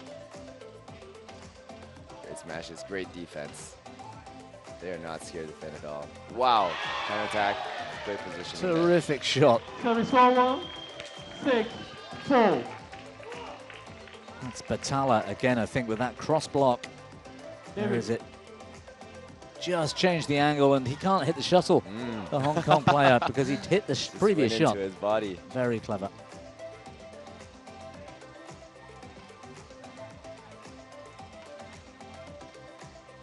Great blocks. He's floored. Silva, good recovery. Oh. So it's over, 5-6. Well, this is a big moment gold medal at stake, Alex, and 6-5. In Yes. what could be the last game. If Brazil take this, it's all over for Hong Kong. And this is an iconic gold medal. This is the first ever gold medal. First World Cup gold medal in the men's game. We've seen one for the women's team in the triples. Team China with the win over the Bulgarian airbenders earlier. A lot of mid-court going on here. We're resetting to the back.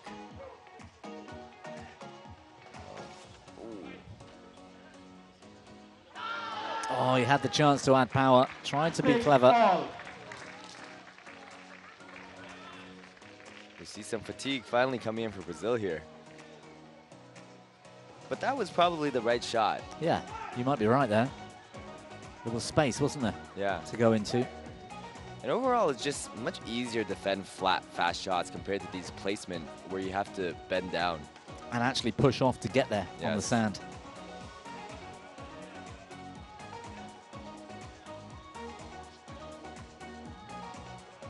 There we go.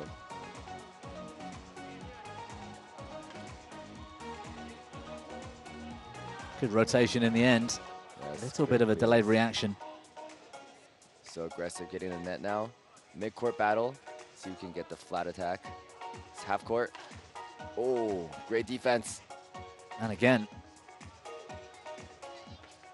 Wow, what a great rally. We can stay patient here.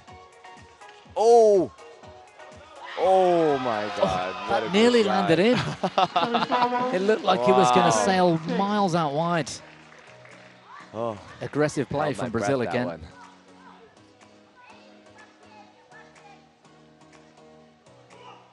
Watch this. Watch where it lands. It looks like it's going to go miles out, and suddenly... Oh, well, it was very short, wasn't it? I think they knew. Yeah. Voigt, Silva, and Batalla 2 points away from the first men's triples World Cup gold medal.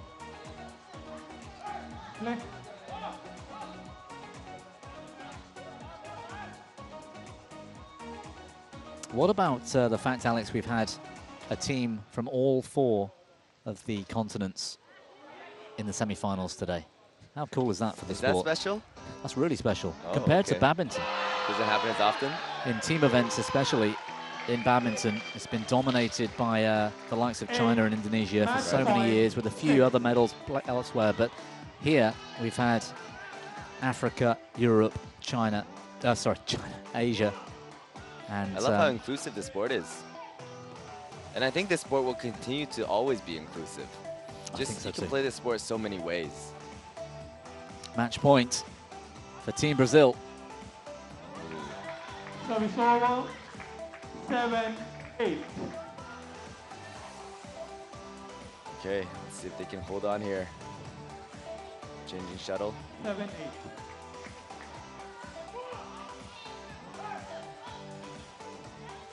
A badminton team event, World Cup medal, gold medal might go to a Pan American team. That's pretty special. Yeah. Okay, starting off the great serve. Gonna play it safe with smashes here. I think they're both gonna fight for the net. Ooh, what a save. Oh my goodness. Superb shot in the end. He's had some winners today, Batalla. Wow. Brazil They are happy. take the point, take the game, and take the title. What a terrific moment as they celebrate. Amazing air badminton. Alex, that was a great match as well, wasn't That it? was awesome. I held my breath entire match that game. look how happy they are. Let's not forget, Hong Kong, China had not lost a single game all day throughout the knockout stages. And Brazil have come through 3 love victors 9-4 in the gold medal 9-7, match. 9-7. This is what I love so much about this sport. So much more smiles. If you won a badminton tournament, it's not guaranteed you have a smile. But here, everyone's having a really good time. Final moments here. Let's wait for the winner because it was a clever shot as well. Yeah, this drop, that was so bold. It was because Chan couldn't play the shuttle back. He'd only played the previous shot. Also, just the chances of making an error on a shot like that when you could have just played it safe. And They here they are, the really go for champions shots, of men's and that's what helped them win. triples Look at the how happy it is. I think that's indicative as well of how they've approached this entire tournament. They've been super aggressive. Right. They've been really going for it, and they've been really celebrating too. So that's great to see. He's so excited. It's like this is like how excited you would be if you won the FIFA World Cup. Well, they've had a few of those too, haven't they, Brazil? Brazil men's team gold medalists here this week in the men's triples. It's Friday night, a party atmosphere, and I'm sure they're going to take the party back to the hotel tonight, but they have got more badminton to play because the team relay event is going to start tomorrow morning, or tomorrow afternoon really. I say morning. We need a lie-in here, and we can't play this kind of sport in the midday sunshine. It's just too hot. So 3 o'clock tomorrow, you can see Brazil and all the other teams take to the sand again in the team relay events. That will carry on through tomorrow evening and Sunday afternoon and evening as well. We should have a post-match interview coming up with the three Brazilians. Excited to see what they say. Alex, what a great day it's been. Yeah, everyone smiles here, just bringing a smile on my face too. Air badminton. Who would have thought? I came in here, start of the week, I'm like, what is this? And now I'm like, I'm gonna start my own team once I get back. Do that. You really should do that. I'm glad everyone's getting behind it, and Alex couldn't be more right in that you watch this sport live and it's fantastic, and even better, get out there and start playing yourselves. You don't need a lot of equipment or kit. You can find it through the BWF. You can play in the garden with your family as a starting point if you haven't got a beach nearby. But give it a go because it is so much fun.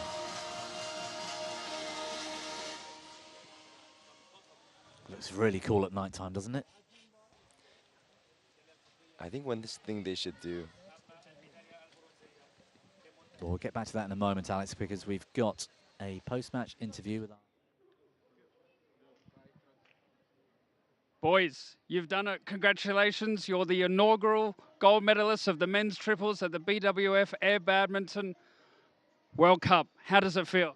Oh, this is great. It's a dream for us. We can't explain the emotion because it's a dream for us. It's totally a dream. And what about you? How do you feel? Como é que se sentiu? Muito feliz. É uma sensação que não dá para explicar. Ver todo mundo aqui e descontrair jogando com nossos parceiros, então era um sonho e se tornou realidade. So happy, stay here playing with us together, with all the people here. It's totally can't explain. And you guys dominated that final from the beginning. What did you talk about leading in, and what did you execute well? O que a gente fez, tipo, que a gente conseguiu dominar o jogo do início ao fim? Então, a gente já estava conversando antes do jogo de controlar bem os pontos, porque a equipe do Hong Kong, até da China mesmo, que chegou na semifinal, eles é muito agressivo, conseguem muito acelerar o jogo. A gente manteve a tranquilidade, conversamos bastante para cadenciar o jogo, manter o jogo tranquilo e sair com a vitória. We conversing, talking about the game because they play maybe same of China, and they are so fast and so aggressive, and we try to be calm to control more the game and do the points and more this. Brilliant. And what does this mean for badminton in Brazil? The girls have played really well this week. You've got the team relay, but what does it mean for badminton in Brazil? I think we stay together all the time. Doesn't matter. The girls play so well and lost against China, but we can explain a little. What about your friends and family back home? Do you have a message for everyone watching? Yeah, a gente tem mensagem para nossas famílias, para nossos amigos. Todos. Só tem que agradecer a todo mundo que apoiou a gente chegar até aqui. Então é só agradecer. We all need to thank you for all the family, for the parents, for all the people send message for us all the time in these trainings and here to be here. Thank you so much for everyone. All right, congratulations, well done, boys, and a big cheer. Thank you so much. Now, just come close to the camera, not all the way, and just like wave. Don't touch it, but wave at the camera. And then that one and that Wonderful scenes. Wave to all the cameras. Wonderful scenes from Team Brazil. The Brazil men's team taking this gold medal. Isaac Well done. Atala, David Silva and Matthias Voigt. And the questions posed by Lloyd Green from the BWF there. 3-0, dominating that that match, Alex. And it's just great to have a bit of something different, isn't it? Yeah, and that intensity, I wouldn't imagine that was only 26 minutes. I thought that was so much longer from what I was watching. It felt like we watched and enjoyed a lot of air badminton going on in that match, and a terrific performance in a slightly one-sided final on paper, but actually it was really competitive during the match, wasn't it? Beautiful rallies throughout. The intensity, sportsmanship. Well, Alex, listen, thank you for joining us again today. I know you're busy all weekend. I'm hoping you might get a chance to come back to the commentary booth at some point, but if you don't, it's been a pleasure. Thank you so much, but we hope to see you again. Yes, thank you. We thank you for your Well, Team Relay starts tomorrow at 3 p.m. local time here in Sharjah. That's GMT +4. And the Team Relay event will get underway throughout the afternoon and evening here, Saturday and Sunday. From myself, Bobby Griffin, from all of us here at the BWF, and our special guests like Alex, just thank you for tuning in. And we'll see you again tomorrow. Goodbye for now.